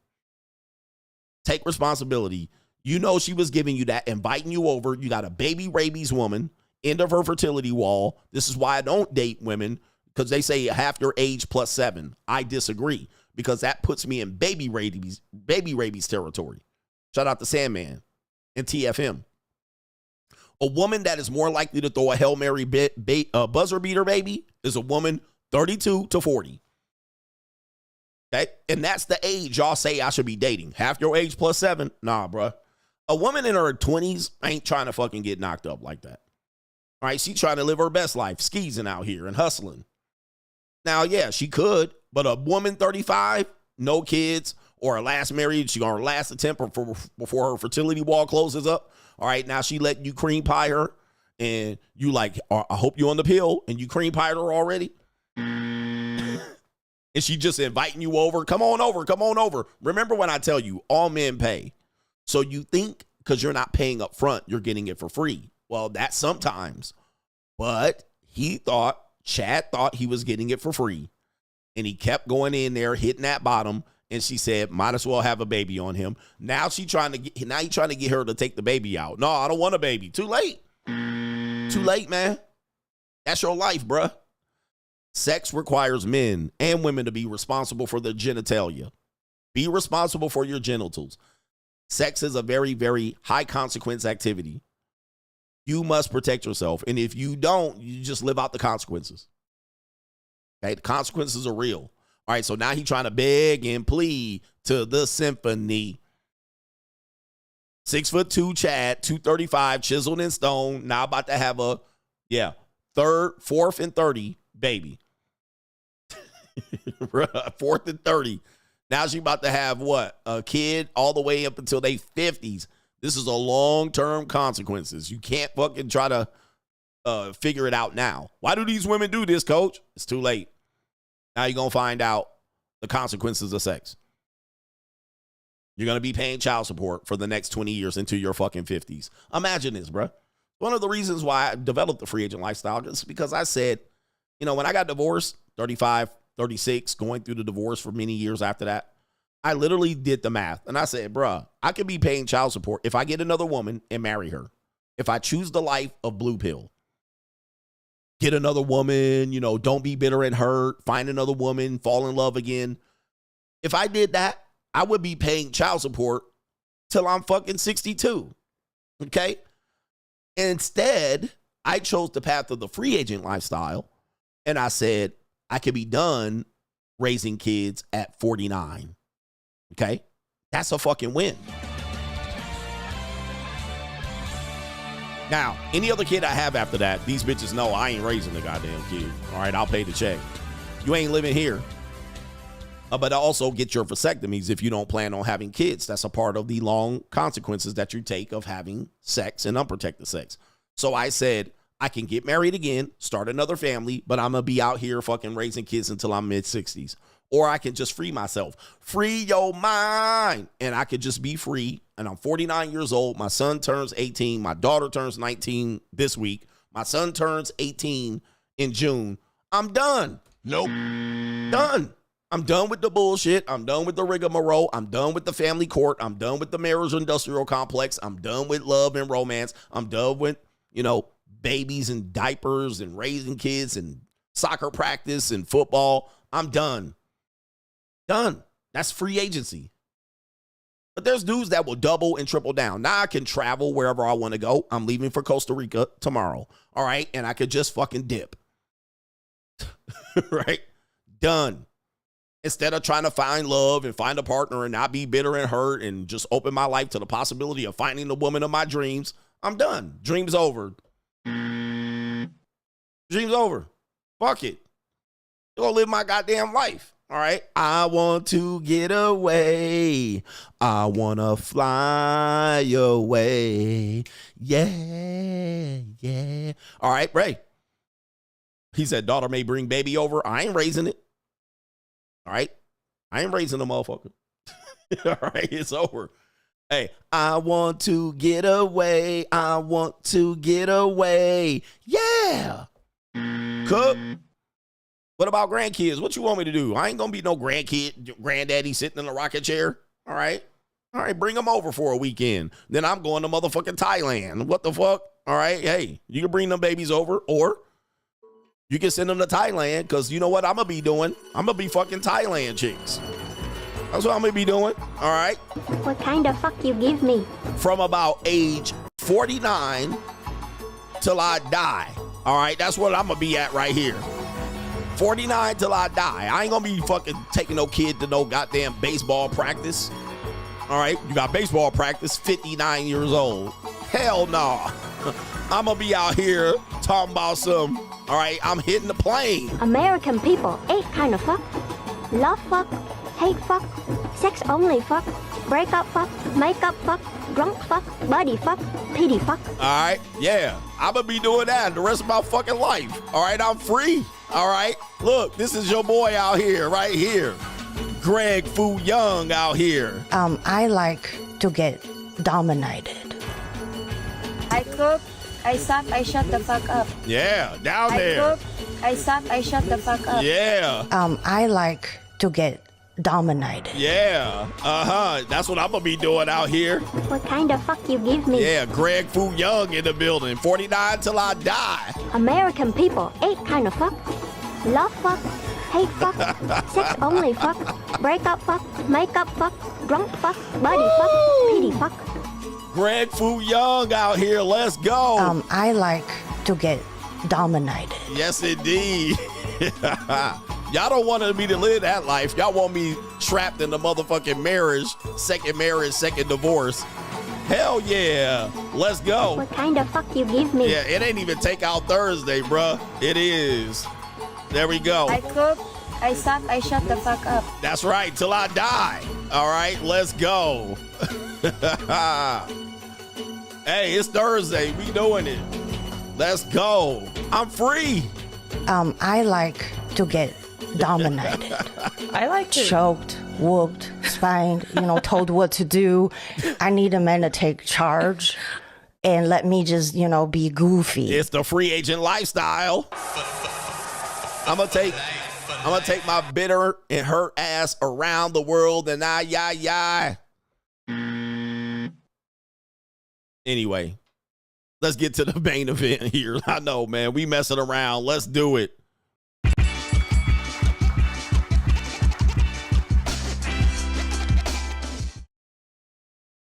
Okay, all right, main event. Let's do it. Ladies, this is for you. Ladies, this is from you. Her secret to keep a man. All right, her secret to keep a man. What do you think the secret to keeping a man is? Well, we have some sisters who want to talk about the secrets to keeping a man. All right, this should be interesting right here. Let's go to the first sister right here. And what do you think the secret is to keep a man? Ladies? Anybody know? All right. I actually been telling you the secret, but you guys don't believe me. All right. What is the secret to keeping a man? Let's let this sister say it right here. Okay, so how to keep a man? Girl, shut the up. Just shut up. I had to learn that. That was my lesson I learned in 2024. You don't always have to speak your mind. You don't always have to have something to say. Now, if you don't trust that man, don't be with that man. But if you know you got a man that's him and he ain't did nothing to you, and he's a good leader, he's a good protector and provider, and he listen to God, what you got something to say for? I cook, I suck, I shut the fuck up. Yeah, that's the secret right there. All right, ladies, the secret right here. Shut up. That's the secret. I've been trying to give you women the secret for a long time, and you won't listen to me. Shut up. Just don't, be quiet. Be quiet. All right? Be quiet. And she learned, hey, you know what? Sometimes I got to be quiet. I got to be quiet. But they be running their mouths, and I'm going to tell you why they run their mouths. I mean, there's main reasons why they run their mouths, and I'll do it right here. Number one reason why is they're nervous. Women talk out of being nervous. All right, it's quiet. They're nervously talking. Talk. And then all of a sudden, they're just... All right, number two, they're manipulating. They're trying to set you up. They're thoughting and plotting. They're trying to shit test you. They're trying to see something and gather information. That will be number three, information gathering. All right, information gathering.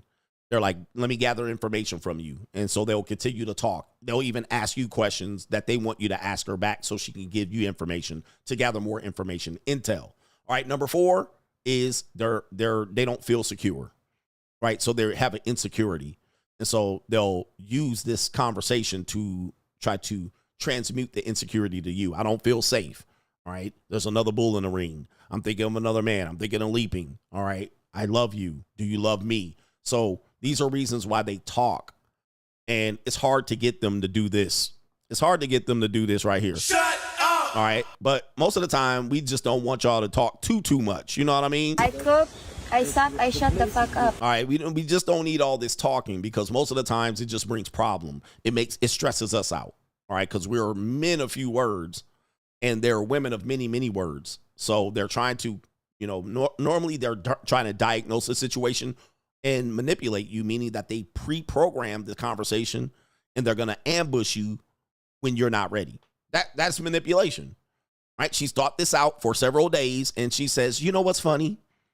It's not about to be funny. Or, you know what I was thinking? Or something like that. Can we talk? Can we talk for a minute? This is manipulation. So she's pre-planned an attack. She's going to ambush you with it. And then now you're stuck on stupid, huh? What? When?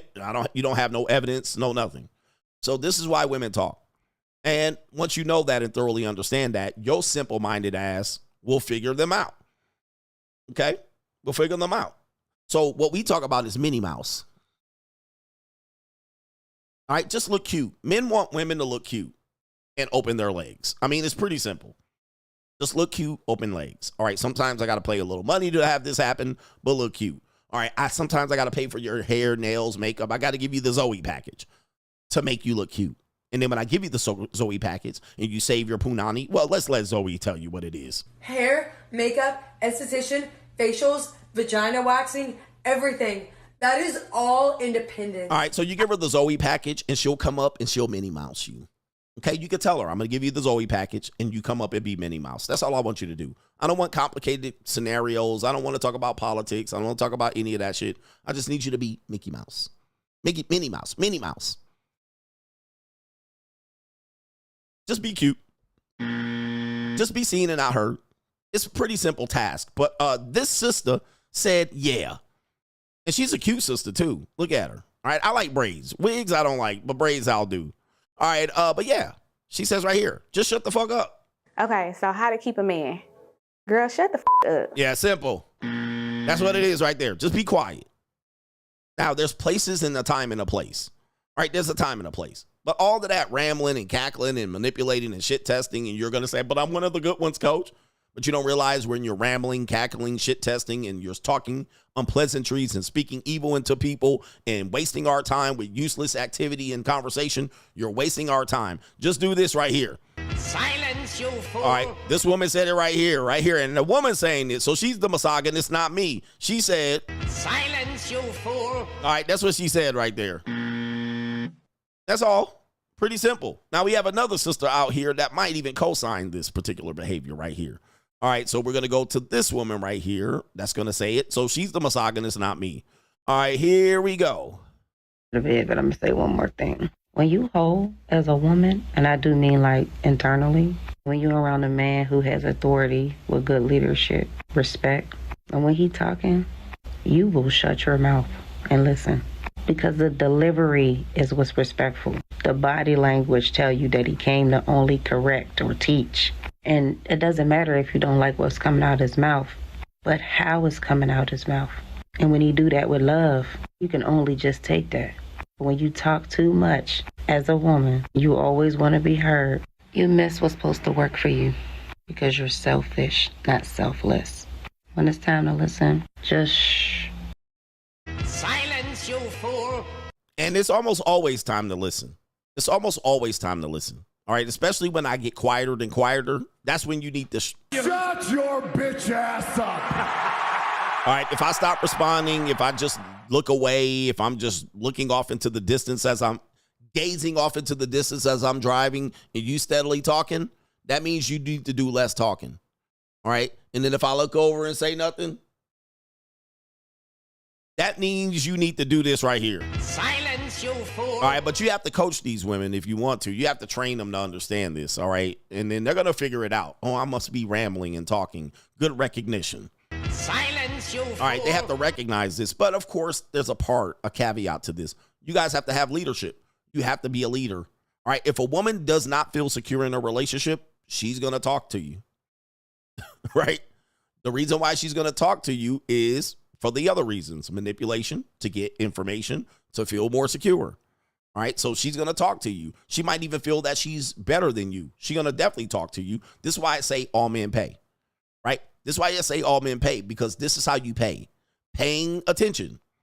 So you're not paying money-wise. You're not providing for her, so she's going to make you pay somehow else. This is why she talks. This is why she confronts you. This is why she argues with you. She doesn't feel secure. Yep. All right, I've had this position. I've had women where I had given security, and I've had women that I've lost security. And yes, she's going to make you pay for that shit.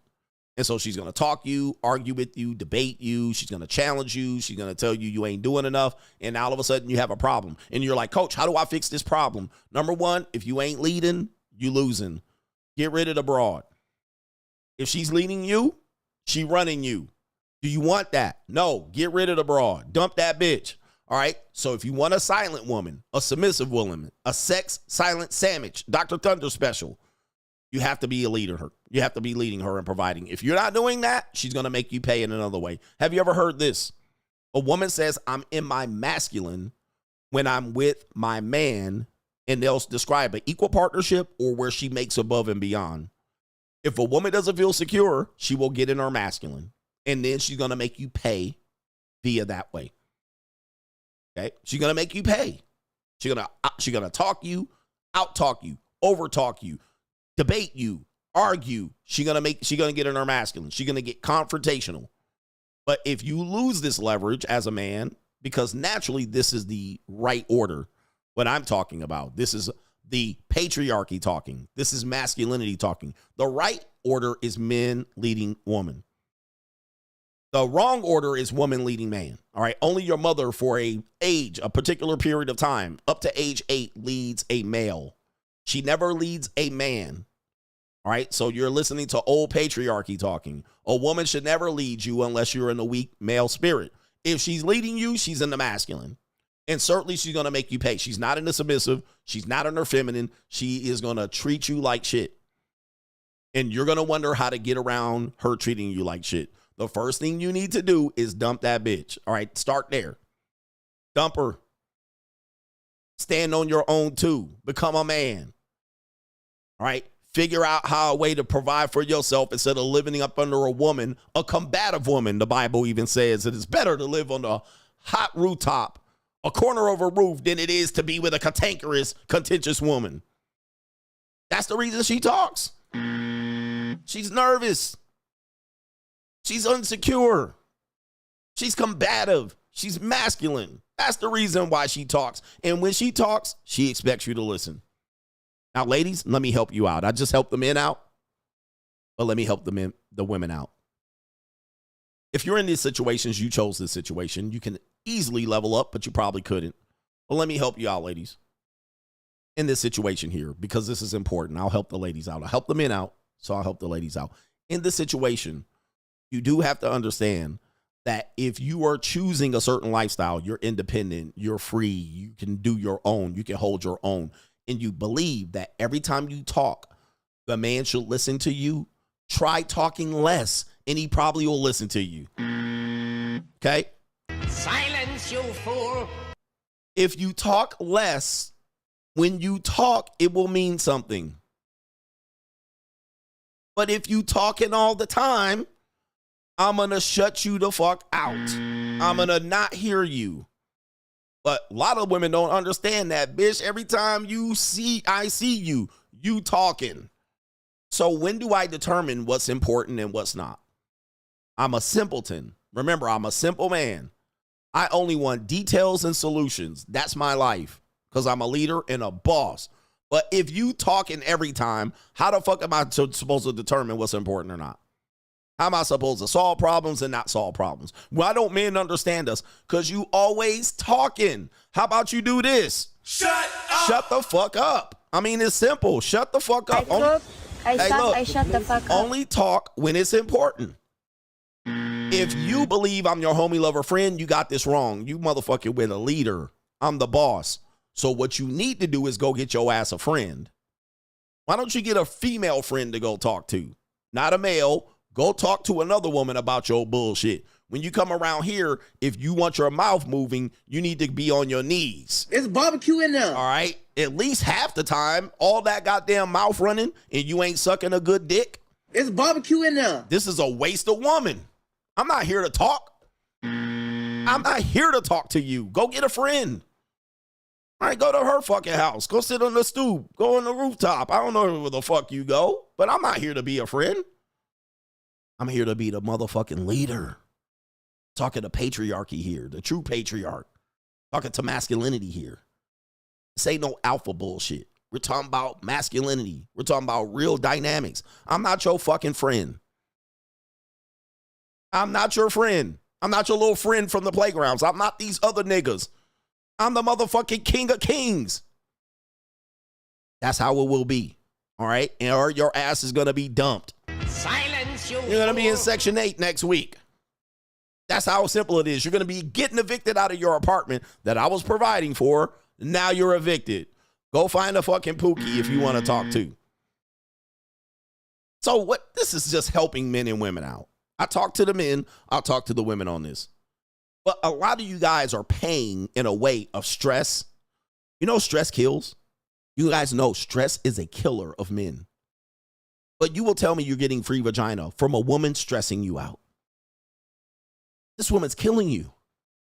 Killing you softly with his song. She motherfucking death by 1,000 cuts every day, and you're telling me you're getting it for free. Stressing you out. Arguing with you. Debating with you. Challenging you. Competing with you. And she killing you. She making you wish you were dead. I'ma die early before this bitch. Let me just check out. You're not getting anything for free when you're dealing with women. They are a high energy probability. Competent. They are high. They're high energy. They're a cost. There's a cost to them all the time. And you're dealing with combative women and trying to set them straight instead of not procreating with them so they don't have more combative people born into your communities. Breeding is real. Breeding is real. Why don't you breed out? This woman was talking about this. Why do we elevate and go after the women and the men that are the lowest probability out here to produce the whole worst kids? So you guys have this woman out here. You won't breed with her. You won't procreate with her. All right, but you'll breed and procreate with these skeezers out here. Let me go ahead and pull up where that skeezer at. All right, did it go away? All right, the always begging chick. I guess we can put her up here. Eugenics is real. Eugenics is real. Why are you procreating with combative, contentious, cantankerous women?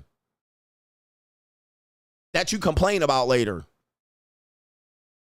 and stressing you the fuck out, getting you in the worst probabilities, running her mouth outside and making you go fight. How many men have died trying to save their woman because she was running her mouth to somebody she didn't have nobody business running her mouth to? Nigga, go and die. There was a guy in New York. Somebody said he knew him.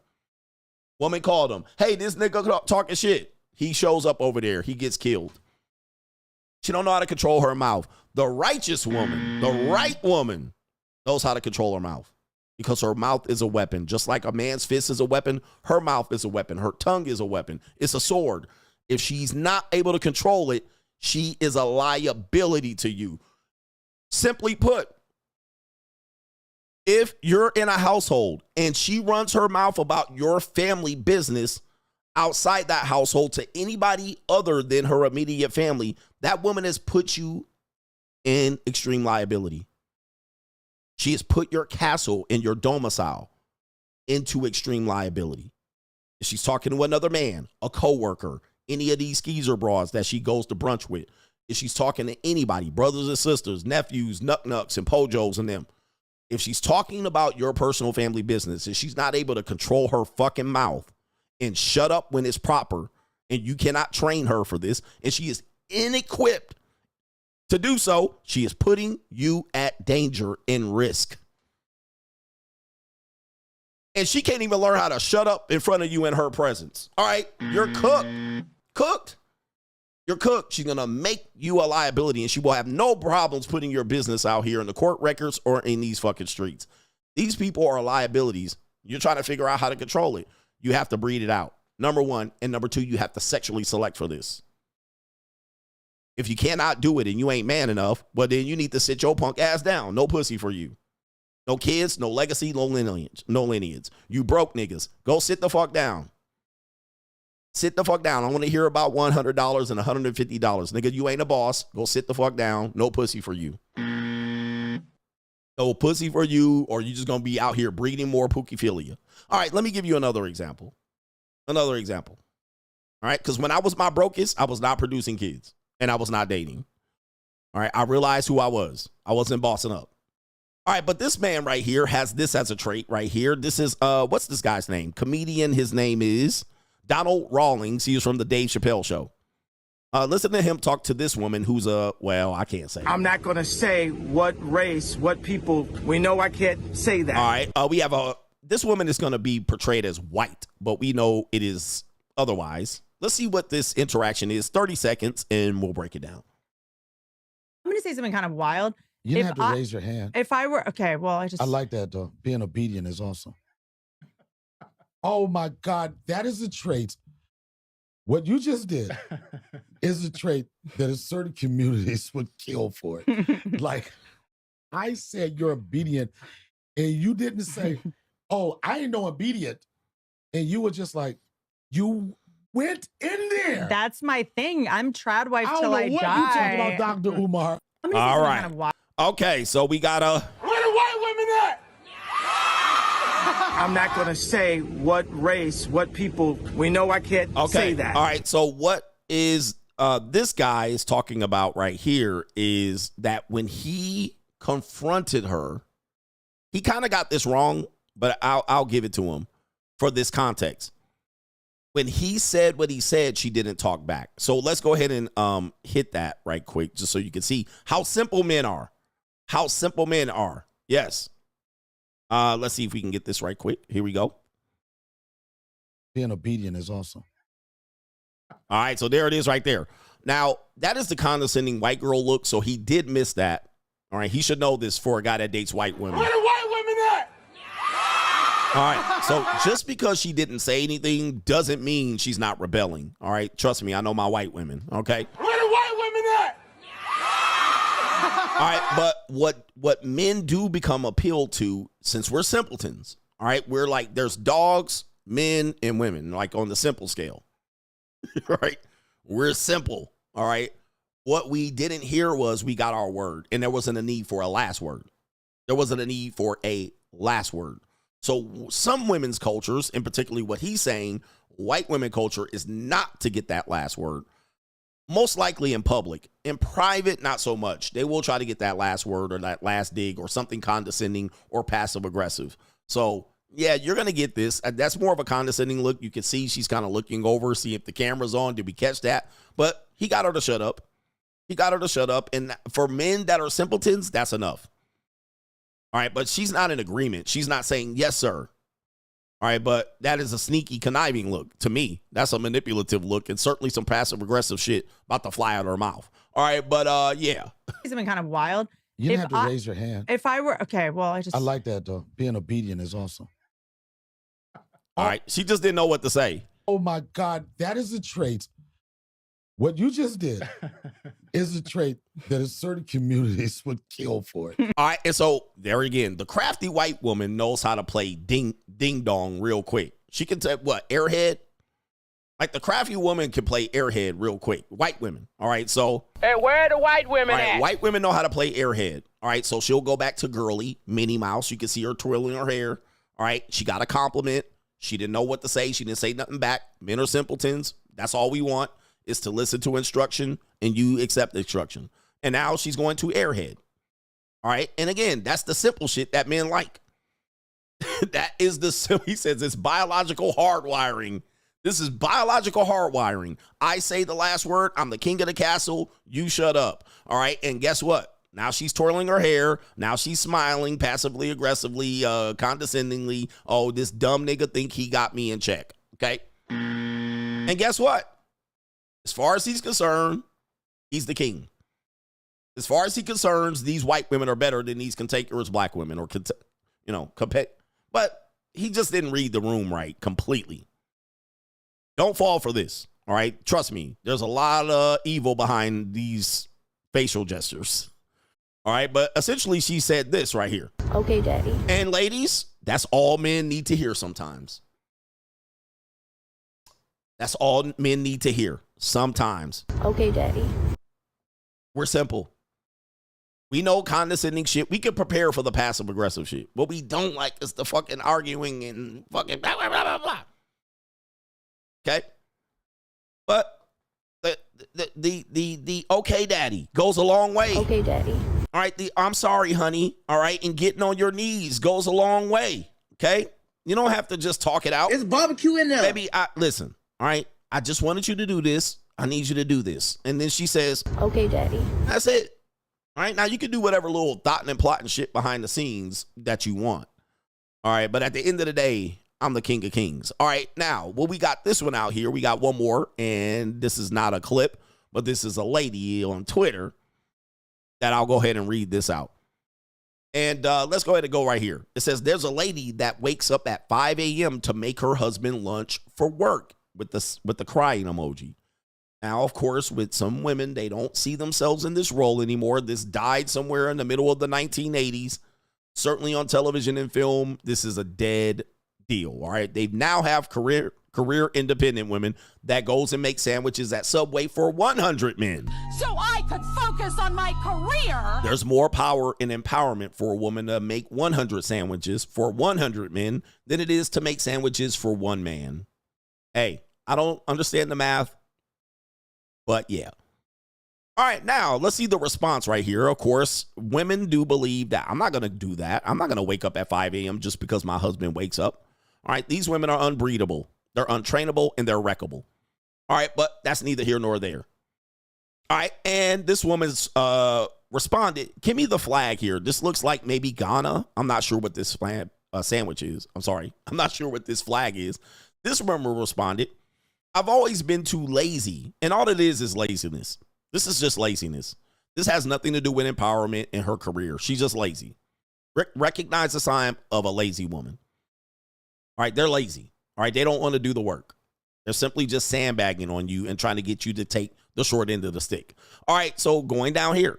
I've always been too lazy to wake up and get his lunch ready. But the day he told me a colleague brought 2 spoons so he'll eat with her was the day I set my alarm for 4:50 a.m. Shout out to Nigeria in Dem Day. All right. So what happened? What happened? The laziness was cured. All right. These are two different women. The laziness was cured. How? Competition, anxiety. Now there's competition. Now I need to step my game up. See? Now all of a sudden laziness is cured. I ain't getting up making you shit. Okay, I'm gonna eat with the other girl right here tonight. That's why I tell you, man, you guys always got to keep hoes. Men are not monogamous. When you're monogamous, you lose leverage. All right? The leverage goes to the woman. So shout out to you monogamous men and women, but this is not a leverage position for men. This is a sucker MC position, but you know, you can raise a great family. Competition for women is a killer. She's going to be the best woman she possibly could be, whereas vice versa, if you're competing for her, you would basically give up. But if you give up all your hoes, or if your woman says, I ain't going to suck you off tonight, just grab your keys and head to the titty bar. All right, well, I'm going to the titty bar. You know where I'm going. I'm going to suck on titties. All right. Now, men are getting called out, well, coach, man, that makes you a loser. No, it makes you a loser if you can't get your dick sucked in your own house. It don't make you a loser. You're way less of a loser going to suck some titties at the titty bar than to not get your dick sucked by your wife at home. You're way more of a loser when you can't get that accomplished. Next best step is the titty bar, then the Asian massage parlor, then the JUCO. All right. All right. That'll make you a loser, sir. You're a winner. All right. I'm a winner. I'm going to suck on some 19-year-old girls' titties at the titty bar. All right. That's what we're doing. All right. You don't want to suck me off? Guess where I'm going? Get me a laugh dance in the champagne room. And where's my condoms? All right, bitch. You want to act right? All right. But look. All right. It is what it is. All right.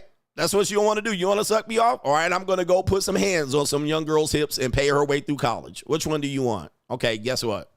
Guess what? She'll be on her knees filling up her mouth. All right. So here we go right here. It is basically being lazy. Competition makes them work. If a woman is, ladies and gentlemen, if a woman is giving you problems, it's simply because she thinks you can't do better, which is a testimony to her. That's why she's giving you problems, because she's looking at it as he can't do better than me, but why am I with you? You see what's going on in her head? This is a very struggle position for her. She's not secure anymore. So she's giving you problems. This is AKA shit testing you because there's another bull in the ring. She might think that I'm going to test you. The more tests you fail by putting up with her and not making her shut her trap or giving her consequences to her actions and decisions, the more she will disrespect you. Then as a result, she will then try to ask herself, well, if he takes disrespect from me, why am I with a person like this? She's going to probably start monkey branching or walking off. She's going to start trying to figure out a new man to find because you're weak. You're weak. Can she still use you? Yes, she will still use you. So just because she's still there doesn't mean she's not using you. She will still use you until she doesn't have to anymore, and she will bounce, which is she's doing you a favor, but you guys need to boss up. You better boss up, nigga. Women might think they want to run over a guy.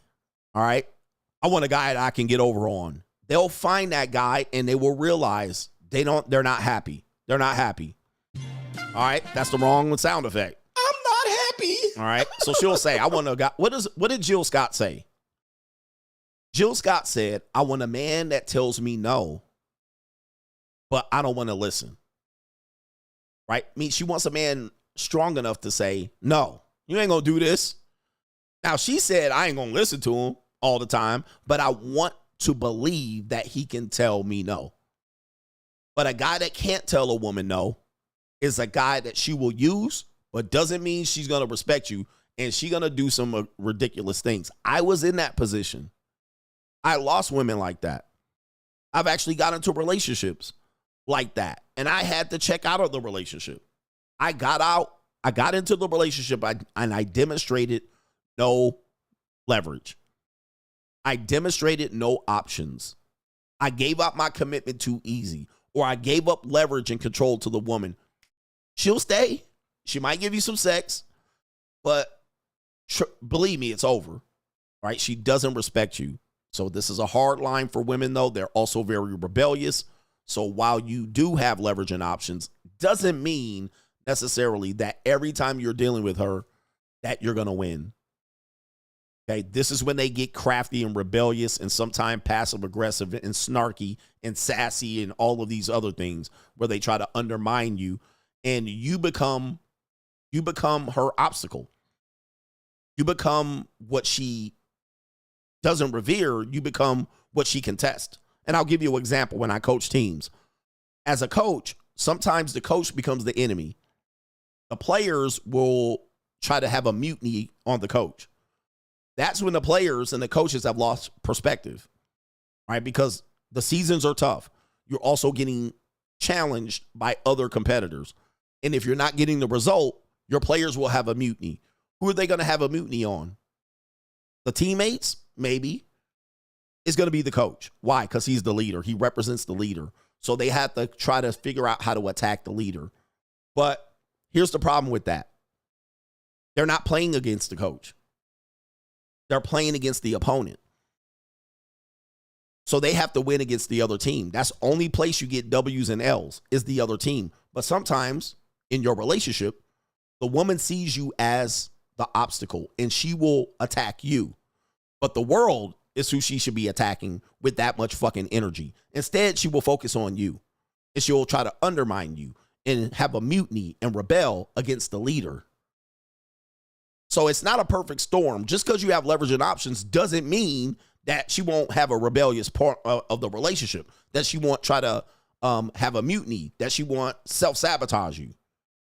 So that's what dealing with women comes with. It comes with that. So many men have decided to not deal with women because it's really no win. I mean, it's really no win at the end of the day. It's really not a win. All right. Overall, with the amount of time, money, energy, attention, and time that you spend with women, it's not really a win. Like, you don't win even when you win. All right. You get a butcher check, you teach her and train her, and then all of a sudden she sees you as the obstacle of her life. If I could just get around him, you're the motherfucking King Cooper. You're the motherfucking King Cooper. You're a Bowser to her. All right. And every day she wakes up, you're a Bowser. Yep, and she's committing treason against you and sabotaging you and plotting and planning shit and moving chess pieces around on you. And nigga, you're the one out here keeping her from getting eaten from the bear and the saber-toothed tiger. And she's every day waking up and you're Bowser to her. So some men go, nah, fuck it. Yeah, it's an imaginary war in her head. She got a war in her head. And you're out. It's like black people. Black people, you have a war against white people, and white people aren't thinking about you. It's the same thing as women. Women have a war against men, and the men in their lives that are providing, and you ain't even thinking about this war with her. You ain't even trying to go to war with her. And even if you did, you'd have one hand tied behind your back with your shoelace tightened up. All right, you wouldn't even be able to fight against her if there is a war. So this is the signs, the rebellious nature. So yes, even when you have leverage and options, it's almost a no-win because you're going to be sidetracked on side quests of this woman who is in rebellion, right? And you're focusing on winning life against the outside world, and you're trying to maintain your kingdom, and she's sabotaging you because of her rebellious nature. It really, most of the time, is a no-win. Yeah, it's tough. Anyway. Yeah, black people doing interpretive subliminal messages at the Super Bowl. Like, is that how much power you have? You got to actually get Kendrick Lamar out here to crip walk and in subliminal messages attacking the white man through the Super Bowl performance. Like, how much of a fucking loser do you have to be? How much of a fucking loser in society to be like, you know how we're going to do it? Ill-Subliminals. Like, this is weird. Like, women... It's weird. It's really a weird place to be in the world that you see your only out as Ill-Subliminals and attacking the patriarchy through a secret war that they're hiding. You're having a secret war and the other person is warring with someone else bigger than you. Like, they're trying to war with Israel and China. All right. And you're fucking going to the Super Bowl with Ill-Subliminals. Like, you're a fucking loser, man. That's a loser mentality. Like, the country is literally trying to conquer fucking Greenland and Canada, tariffing Mexico to death, and you are saying we don't like America. Ill-Subliminal time. You know what I mean? Like, loser shit. Like, let's go against America with a representation interpretive dance. And they'll really get it now. They're going to be all shocked when they realize the subliminal messages that we were able to get over the airwaves. Is this a dub? I almost fell asleep during this fucking Ill-Subliminal shit. All right, anyway, revolutionaries. The revolutionaries will be televised this week. All right, let me see here. We're at the 3 hour and 25-second mark, 25-minute mark. We had a great show. I do have a little bit of overtime, so I will try to get to it. But let's get to the contributions. Shout out to our brother, the Resurrected Simper Forces, says, CGA, what is crazy is that if the pistol whipping Pookie changed his life and turned over a new leaf, she would cheat and disrespect that version of him. I know because I was a Pookie, I changed my life, and my baby mama terrorist left me for a worser Pookie than I, and effed up her life even more. Unblock me, CGA. This is the truth. All right. There's various things where stories of men that were kind of Pookie-ish or rock star, and when that man cleaned up his life, she dipped on him. Joshua Moon says, plan an exit from your marriage and cohabitation. Plan an exit. Always have an exit plan. In relationships, always have an exit plan. Always. We typically don't have exit plans out of relationships. What do? We say, oh, this one's going to work. Oh, this one's working for sure. And then guess what? Disappointment, right? Disappointment. You got caught with your pants down. And then you're like, oh, I don't know what happened. The same thing happened to the previous 12 relationships. Same thing. Fucking blindsided you and you got hit with the whammy. You know how this fucking works. You know how this works, bro. Have an exit plan. All right. Hey, look, this ain't going nowhere. Let's dip. You part ways, I part ways. I keep mine, you keep yours. Let's get the fuck out of here and not let this shit, you know when the ship is sinking, but y'all try to repair it. And real couples work through things. No, we don't. No, the fuck we don't. You get a warning. No, this is what you get, ladies. You get an instruction. You get instruction. Then you get lessons. Then you get warning. Then you get disciplined. Then you get dropped and cut like a bad habit. That's what the fuck happens. And ladies, you could have the same philosophy. We don't work through shit. All right, we ain't got no time for this. This ain't like the fucking this ain't Mississippi. We live in a wide world, and I got 4 billion punanis right here at my beck and call. All right, bitch, you don't want to act right? I got a fucking tin can that I can fly over the ocean and get to another place and have a whole bunch of punanis. Hairy punanis, young punanis, and old. You don't want to act right? All right, get the fuck out of here. All right, back in the day, niggas had to get across the ocean in a boat. I can get in the fucking tuna can and fly over the goddamn ocean now. You don't want to act right? You cut. All right. We ain't working through shit. All right. I told you once. I told you twice. That's the last time I'm telling you. Exit plan. All right. Got a whole world available to me. Yo. It's crazy, man. This is too many options. The wise one, Wise L, says, I work at a job where I travel 25 days a month. My lease is up at the end of the month, and I don't plan on signing another lease. Having no housing expense and living on the road will be a good intro to the free agent lifestyle. That should be fun. Right? It could be tough. You'll probably go back to it, but it could be fun for a period of time. Living the nomad life. All right? The nomad, Wise L. The nomad. He says they'll always find another Pookie. Yep, let them go. Hey, guys, any woman that they say they going to leave you for, I'm going to leave you for another man. There's a 98% chance he going to be a loser. All right, so there's a small chance that she levels up and gets a person better than you. And even if she does, you will want that for her. Hey, baby, we didn't work out. Go get you a better man. That's fine with me. That's fine with me. But what do I know about relationships? I have this relationship down pat. What do I know about relationships? Relationships fail. Okay, they fail. They're miserable failures. 99% of all relationships fail. And the ones that really fail are the ones that happen directly after a relationship. Those are the ones that get fucked up. All Okay. Rebound relationships. I'm going to get a better woman than you. I'm going to get a better man than you. Those are big time failures. Those are guaranteed to fail. A woman divorcing a man for a guy in her life, and she goes to the new man and moves into his house. Them fucking things going to blow up like the Goodyear blimp. Them shits have no chance of succeeding. All right. So if a woman leaves you and jumps over, I got a new man now. Just set the clock. Tick, tick, tick, tick, tick, tick, tick, tick. Kaboom. All right. It's gone. It can happen in a year. It can happen. That relationship's cooked. All right. So, you leave wives, you leave your husband for the new guy that's putting something in your ear, and he's better than him. He's better than my husband. That shit is cooked. All right. That relationship going to blow up. So you wanted to go ahead. Go ahead. Go on out there.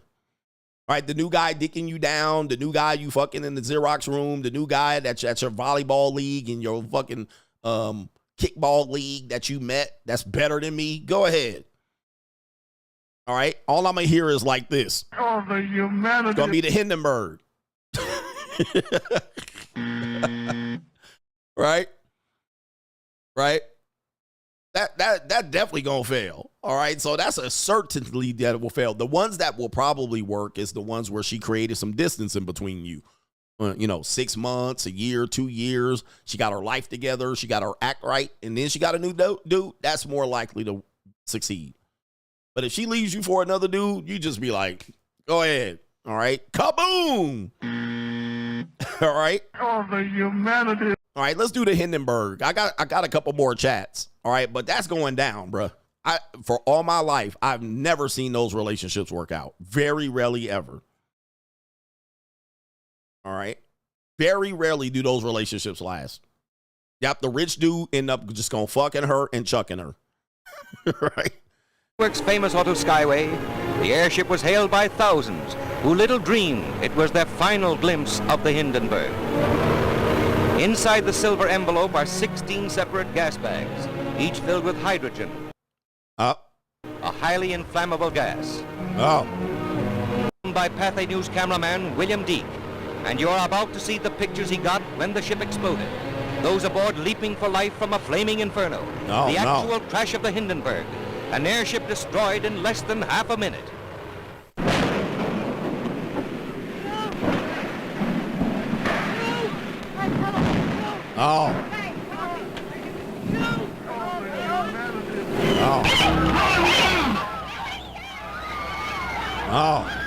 Yeah. Oh, no. Oh, the humanity. All right. By the way, this is where the humanity came from. Oh, the humanity. All right. I don't know why they don't have it on here. They should have the humanity. All right. But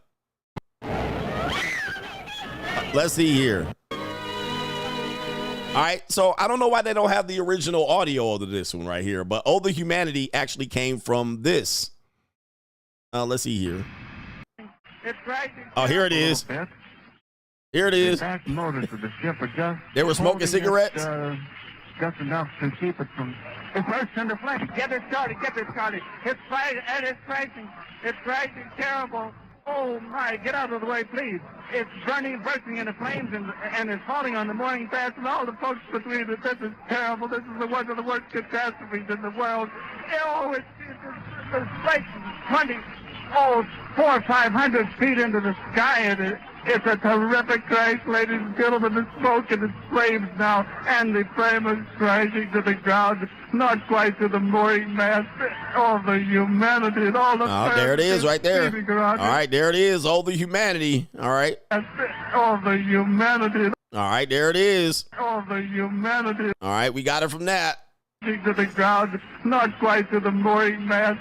All the humanity and all the fantasy. Yeah. Screaming around it. All the humanity. All right, there it is right there. Yes. All the humanity. All right, that's where I got it from. For the people who want to know where I got it from. All right, where does CGA get his clips from? All the humanity. That's where it came from. All right, and it normally is followed up with All right, I think let me check on the super chats. You guys have been great supporters, man. Shout out to our brother here. It is Muhammad. Says, Coach, men and women have daily word quotas.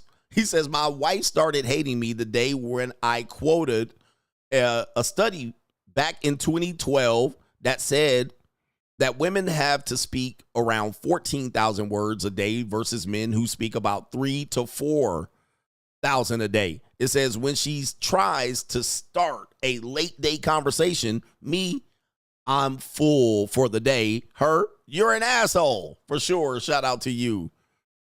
Shout out to you. Yes, I that reminds me of something that I told my then wife.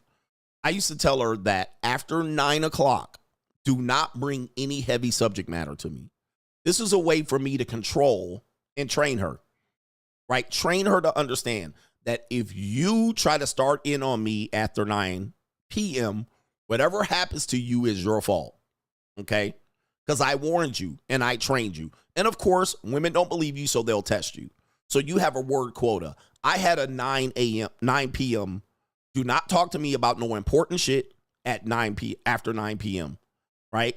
Like, we got the kids to bed. Whatever important shit you wanted to talk to me at 3 p.m., 5 p.m., 6 p.m., 9 o'clock, I'm shutting down.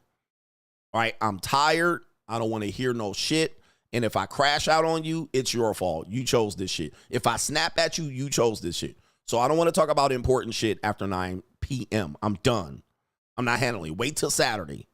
Wait till Saturday at noon. Now, if I'm rushing out of the house, I don't want to hear no snippy bullshit, and I don't want to hear you snapping back. Oh, no, and you're late, and I say, baby, we need to go, and you're like, baby, I don't want to hear no bullshit. So when I'm rushing and when it's nighttime, nothing. Okay? I used to tell my kids that. Kids, don't ask me to solve any problems. Don't tell me to run to the store because you forgot something for your field trip. You're going to chunk that L up. Do not bother me after 9 p.m. with something. Do not bring me problems after 9 p.m. So that was my house rule. All right. Now, kids, they're going to eventually go over it, and the women are going to test you, and you got to snap at their ass to make them realize, I told you. Didn't I tell you? Okay. I told you, do not bother me after 9 p.m. with no bullshit. Don't make me solve problems. Don't make me fix nothing. It's all on you. So that's how I used to do it. You did the word quota, but I did the time. 9 p.m., all the important shit should be done. All right. Yeah, and while I'm working on something you can clearly see. I'm not going to stop what I'm doing to make you feel better. If you have a problem, wait till I'm done. These are all things that you train people with and you learn. And as you develop leverage and options, you can do this. When you don't have leverage and options, you can't do this. But if you're in a relationship with me, that means you have to listen to me. No, the fuck I don't. Ladies, no, I don't. I don't have to listen to you because I'm in a relationship. That is that payment thing I'm talking about. These women want you to pay for the rent and then listen to them whenever they got something to say. Pick one. Which one you want? You're not getting both of these. You're not getting both. I'm paying the bills. Bitch, you don't have no bills to worry about. That means I don't have to listen to your bullshit when bullshit start coming out of your mouth. All right, that's what I'm paying for. So you can shut up. All right, that's what I'm paying for. I cook, I suck, I shut the fuck up. You're not getting that and getting the rest of the little goofy shit that you think relationships are. Oh, no. I'm paying the bills. You don't have to worry about bills, do you? Okay, cool. Well, the trade-off to that is I don't have to listen to you when you talking about some goofy shit. All right, take that shit to the stove. Yeah. All right. So you guys got to really, really put into mind your rules. You got to develop your rules. And sometimes you got to stop dating so you can develop your rules. Guys, most domestic violence happens after 9 p.m. And it happens after alcohol, 2C, weed, and drinks. That's when it happens. Look up any domestic violence situation. It's always like in the middle of the morning, 12:30 a.m., 3:30 a.m. It's never like 3:30 p.m., 5 p.m., 7 p.m. So normally the bullshit starts when it's bedtime, when y'all had a little bit too much to drink, when y'all was doing lines of coca and 2C, like y'all was up arguing at 2:30 a.m. Look it up. Most of that bullshit happens in the middle of the night. I'm trying to prevent the bullshit. It's 9 p.m. This is the witching hours. Let's not bring up no bullshit till the next morning. Because otherwise, we're going to be up fighting till 12:30, 1:30, 2:30, slamming doors and shit. Police called. The police ain't called to the house at 6:30 p.m. It's called to the house at 2:30 a.m. When y'all both should be sleeping after you done fucked her. All right? That's what happens. Okay? That's when the bullshit happens. So you're trying to prevent bullshit by making these women understand that they bring upon bullshit themselves. All right? If they ain't listening. And they running their mouths. And if you ain't ready for this, you're not ready for this, you're not ready for a relationship. Because you're the ones that's supposed to set rules. Guys, I know when you guys thinking I'm a dating coach, I'm not. But if you're going to get involved in dating in the JUCO, you're establishing rules. That's what you get with a dick. You got swinging dick, I call the rules. Sometimes women love this. Their panties get wet. If you're a simp or a weak, jellyback, spineless man, she gonna run all over you and use you.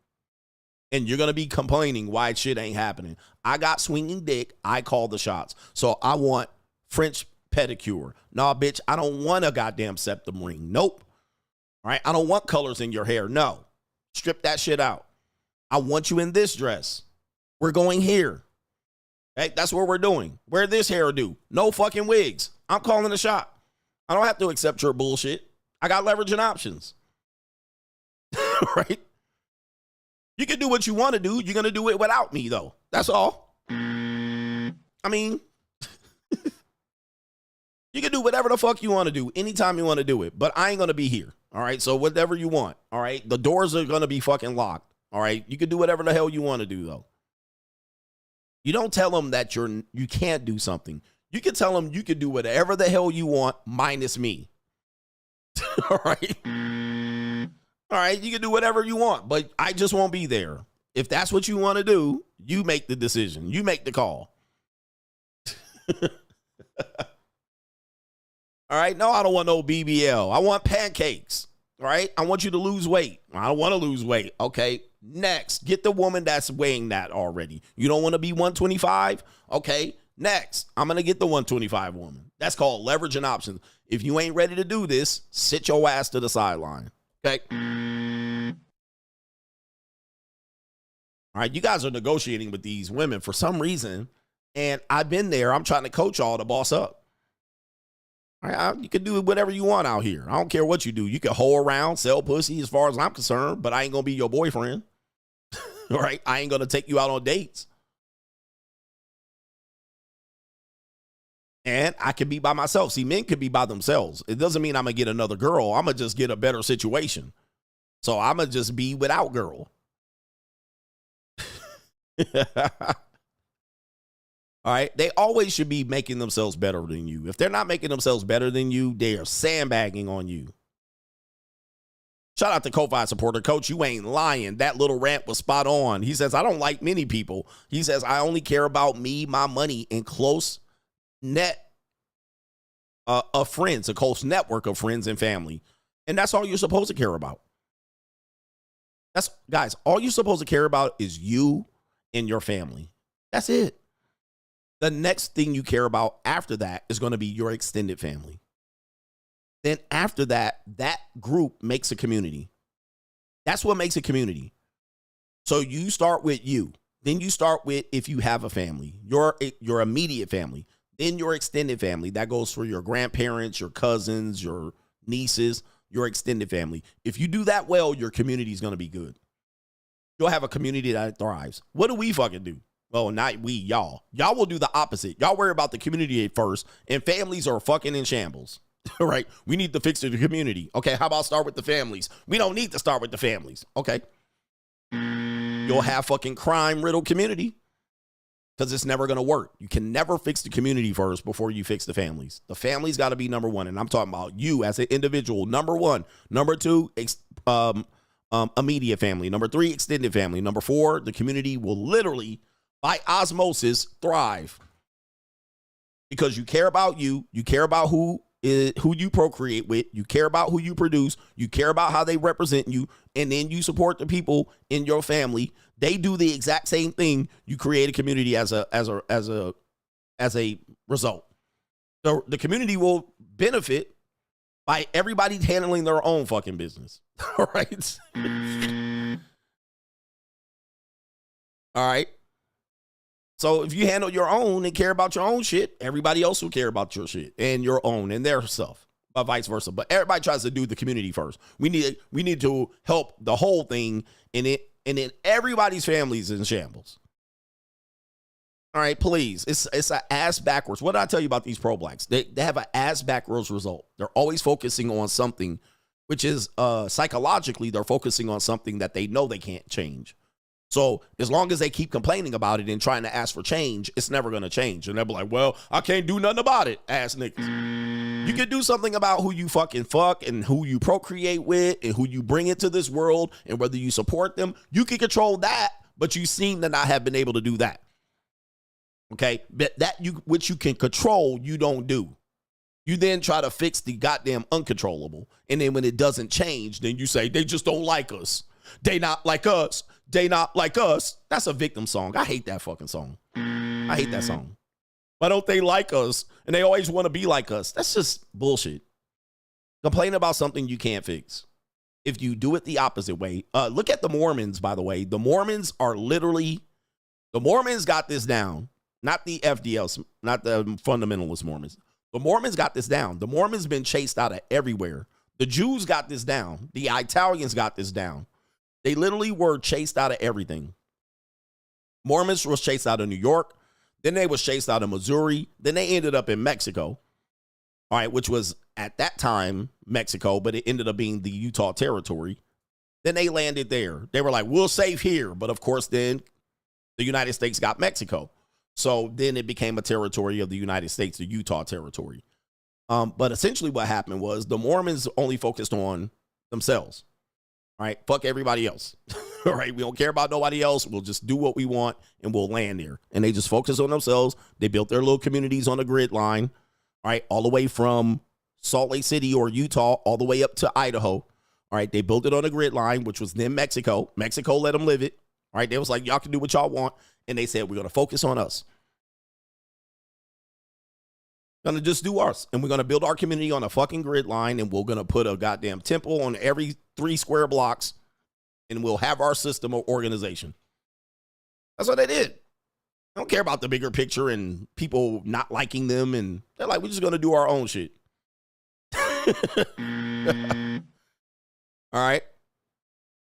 So, but yeah, Mexico's lost the war, so we had to deal with the Mormons again. The Mormons had to deal with the United States again. They tried to run away, but the United States says, nah, you ain't running away. Gotcha, bitch.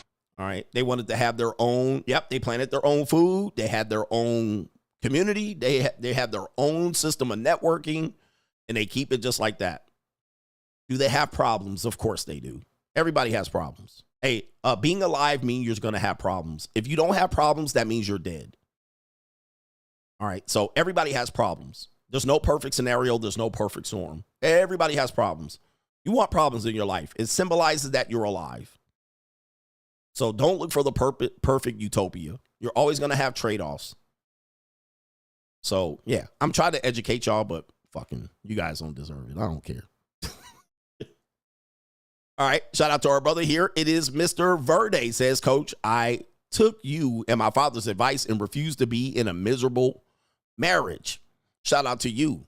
And he says right there, I filed for divorce and lost a ton of money. Now I have more peace than I ever saw in the last decade of being married. He says, new career in IT and on the road to bossing up, free agent lifestyle. Boss up, nigga. For life. Shout out to you, free agent lifestyle.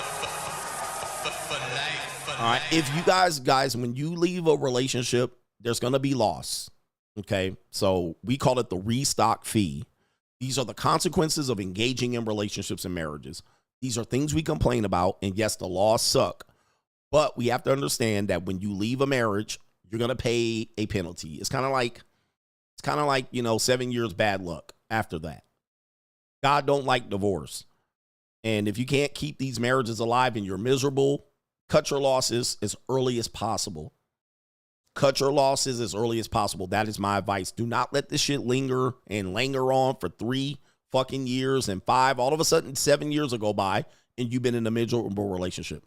Go ahead and cut your losses Yes, you're going to have to pony up on some alimony and child support because that's what you agreed to. Restock that bitch on the shelf and then go live your life as early as possible. Okay? Okay? He says money can be replaced. Peace of mind cannot. So I looked at it as not peace of mind is way more important.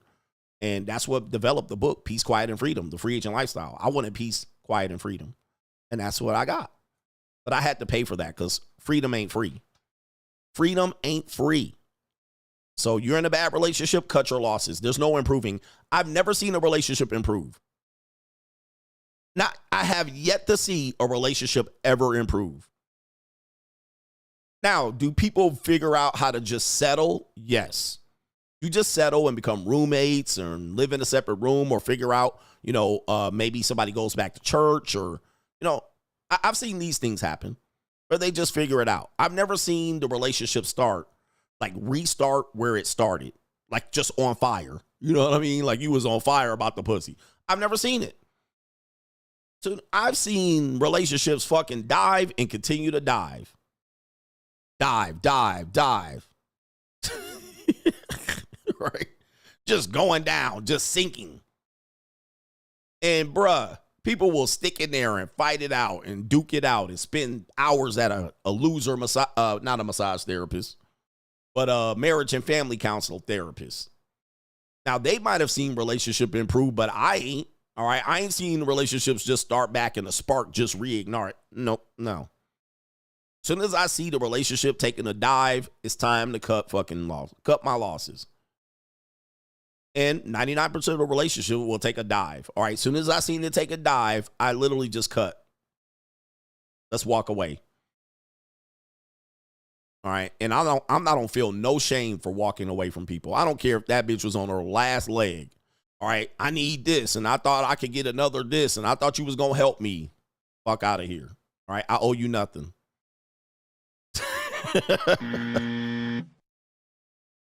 I owe you zip. Now, if we got married, I owe you something. All right, but we not married, cut my losses. Get the fuck out. I'm moving on. And that's the way I have to do it, man. And that also is not just women. It's just relationships and period, right? That's networking, business relationships. Hey, we was good, but we not good no more. So we're just going to part ways. I'm done. My life is way more important than yours is to me. So your life is never going to be more important than mine. So I'm going to go live this life. My life is way more important to myself and to this entire world than you are. Than you will ever be. So I don't see anything going for it, so I got to go. All right? Remember in my book, I said you only got one life. This is not the practice life for the life you think you want to live. When you come back, you're going to come back reincarnated and come back with all this knowledge and experience that you lived over several decades. It don't work like that. When you die, you dead. You're taking a dirt nap. It's darkness. Or whatever you believe in, gone. No more opportunity, no more fucking dreams, no more hopes, no more days, no more hours, no more week, no more pussy, no more love. It's done. When you realize that, you will take control of your life. I'm at the fucking wheel as much as possible. I'll never let somebody be at the wheel of my life. And then waste years and time with somebody that I could have replaced with a better woman sucking my dick tomorrow. Why would I waste time with this woman and try to convince her to suck on it? All right, she don't want to suck on it no more. Okay, next one up. Shit. Okay? This is not the practice life. Take control of your damn lives, man. God put your life in way too many people's control. Yep, you motherfucking maggot food. You're food for maggots. All right, that's what you are. They're going to eat your flesh. All right, and it's over. No more hopes and dreams. It's done, though. You're going to lose your life over a woman or a man for that matter, ladies. You're going to throw your life away for some loser waiting for the goddamn life to get better with them? Hell no. Hell no, that's a waste of time. I ain't got no time to waste. Right? I'm here. This is it. I don't get a second chance. So I'm definitely not going to be with no fucking losers in this world. Fuck you losers. All right? You want to lose. I want to win. Ain't gonna make me be a loser because you want to be a loser. Shout out to Jay Moore, says donating peace to the coach and the coach gang. Shout out to you. And that's you. All right, that meant to be this one right here. Trying. All right, man, take control of your lives, man. Your lives are way more important than you give it. I swear to God. All right, anyway. And you know how much time you waste thinking about shit that you ain't never going to control? I want to make the world a better place. Okay, there is an obligation to do that. But look at the world as it is. I didn't fuck it up. I didn't start the fire, all right? The world is fucking up on its own, all right? I ain't trying to make it a better place. I hope we do for future humanity. But look, guys, stop focusing on things you can't control. My show is mostly control you. Control who you are. Control me. Control me. Control me. How do I control me? Gain control of this. I can't help everything else. I can't help all of this black shit and some, what is it? What do you call it? The consequence. What is this nigga? All right. Interpretive, subliminal messages. These shit, you're not going to, and by the way, gentlemen, when you die, none of that racism shit about to matter to you. You dead. All right. Come on, bruh. But you want to make the world a better place when you dead? None of that shit matters, man. I can't control that. I can't control how people feel about me. I can't save niggas. I can't save the black community. I've never seen nobody save it. And we have Malcolm X and Martin. All right. I don't see Malcolm X here, and I don't see Martin. All right. So guess what? If they couldn't do it, neither can I. Neither can I. They couldn't even do it. And they literally had a decade to accomplish it. And they fucking couldn't do it. All right. Anyway. They couldn't even do it. So I'm worried about it. All right. And all they got for their fucking work was a bullet. So I definitely don't want that. All right. But I can't control that either because bullets don't have no name on it. All right. But Martin couldn't do it. And he had 13 fucking years and he couldn't do it. All right. So, and died before he was 40. Fuck that. Hell no. Malcolm died putting somebody's hands in their pockets. All right. And now all of a sudden he was fucking gone. All right. All before 40. Never mind. All right, I'm going to control what I can control. I ain't worried about all that shit. Don't worry about all that, young black men. This shit ain't gonna, this is a fool's errand. You're wasting your time. Yep, Christ couldn't do it. He died. All right, they threw his ass up there. You dead too. All right, you want to fucking cause problems? You die. All right, hey, anybody that tried to make a world a better place got death. All right, so that's neither here nor there. All right. Fuck all y'all. All right. Anyway, trying to help y'all niggas figure it out. I mean, I'm trying to do it now, but at some point I'll wake up. And we got a brother here. All right. I got you, man. Okay. I see where it is. So I'm going to unblock you. All right, he wants to be unblocked here, so appreciate that. Let me see if we can do it. Yeah, whoever killed whoever, it don't matter. They dead. So that's a co-sponsorship, by the way. I want to acknowledge you. Mr. We'll call you Nick. We'll call you Nick. Yep, Jesus didn't even make 40 neither. Are you getting the story? Jesus didn't make 40. Are you getting it? Are you getting it? Jesus was what, 32, 33? Dead. All right. He came back, though, apparently. All right. According to some people. So, bruh, just get the message, man. Hey, when you get to 40, just calm the fuck down. All right. All that shit you'll realize is that it's you that needs to help you. Not all this other eyeside shit. And shout out to Mr. Verde for getting his life bossed up so he can get out here after leaving a miserable marriage. TWP, I remember when I was on a date with a girl and she kept running her mouth. I eventually got to the point where I looked at her and told her, did you know you talked a lot? All of a sudden, she had nothing to say, and it was get 'em daddy season. Get 'em daddy. At the end of the night. Yes, women love a man that can put them in check for a period of time. Okay. But yeah, that's a simple one. Did you know you talk so much? I love that one. Did you know you talked a lot? They'll be like, And most of it is completely unnecessary. Right? Yeah, man, you don't have to yell and scream and tell them to shut up. You know, I tell women to shut up on my show, but I don't tell them that. Another thing now that you can do is, shout out to this brother with a great one, TWP. Did you know you talked a lot? What you can do is, if you're a woman, your wife, you got to be a boss, though. You got to have leverage and options. If she says she wants to talk to you and you are like doing something else, what you do is, let's say you guys, okay, I don't have my glasses. All right, so you're doing something. And she's like, honey, I want to tell you something. Don't say what. Just look at her. And then when she starts talking, just turn around and walk away. That's number one. Or before you turn around and walk away, you say this verbatim. I thought you had something important to tell me. And then turn around and walk away. Now, she's going to get the, this is, again, some men don't want to train their women. I get it. I'm just giving you life advice. You can do this at your job. The woman at your job that talks too much. You're not disrespecting them. Just look over. Don't say what? What do you want to tell me? Don't be curious at all. Just look.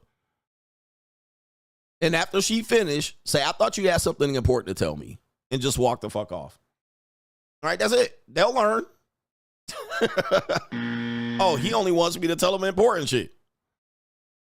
She'll figure it out and it'll register in her brain. All right, in a little bird brain, it'll register. Oh, shit. This nigga a boss. All right, I better not bother him with my little shit no more. Oh, my goodness. That's it. You're just training her. You know what I mean? Now, this is not for long term because long term, you know what I mean? It don't matter. She's going to find somebody else. She's going to find her personal trainer to talk to. He doesn't listen to me. He doesn't listen to me means he doesn't listen to me talk about dumb shit. All right? That's what it means.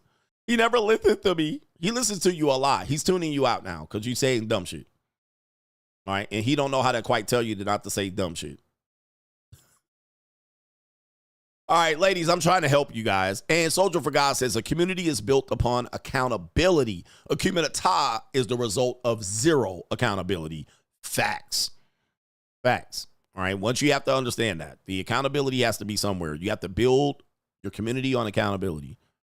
Most communities are built on accountability. All right, when the unaccountable come in, it's going to mess up the community. And which means, in effect, we're done with today's stream. Did we make it 4 hours? Oh, yes, we did. So I'll save the other stuff.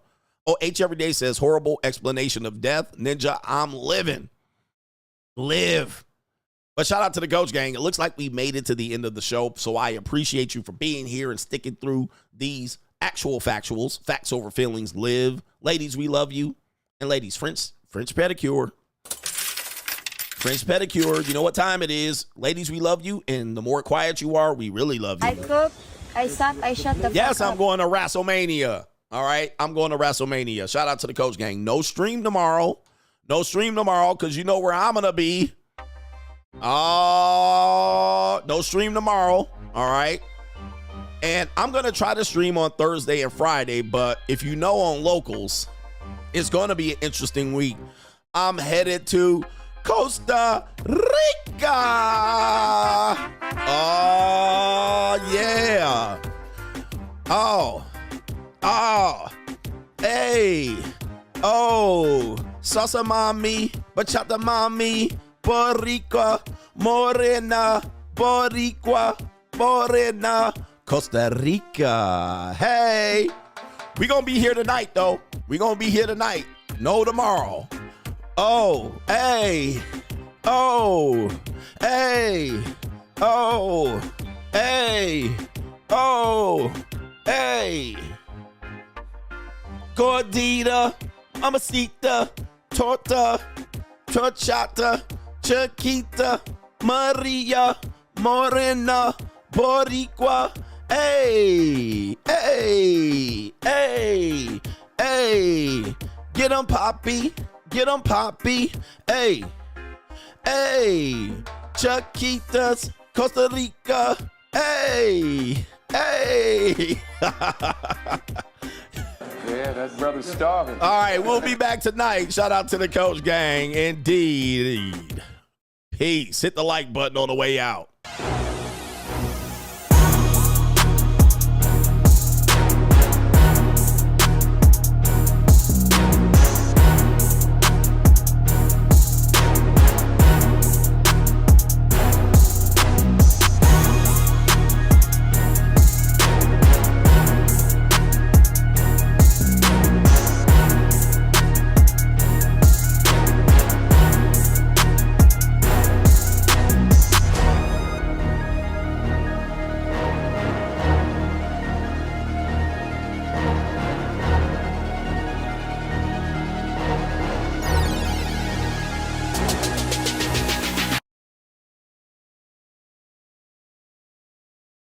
better boss up, nigga.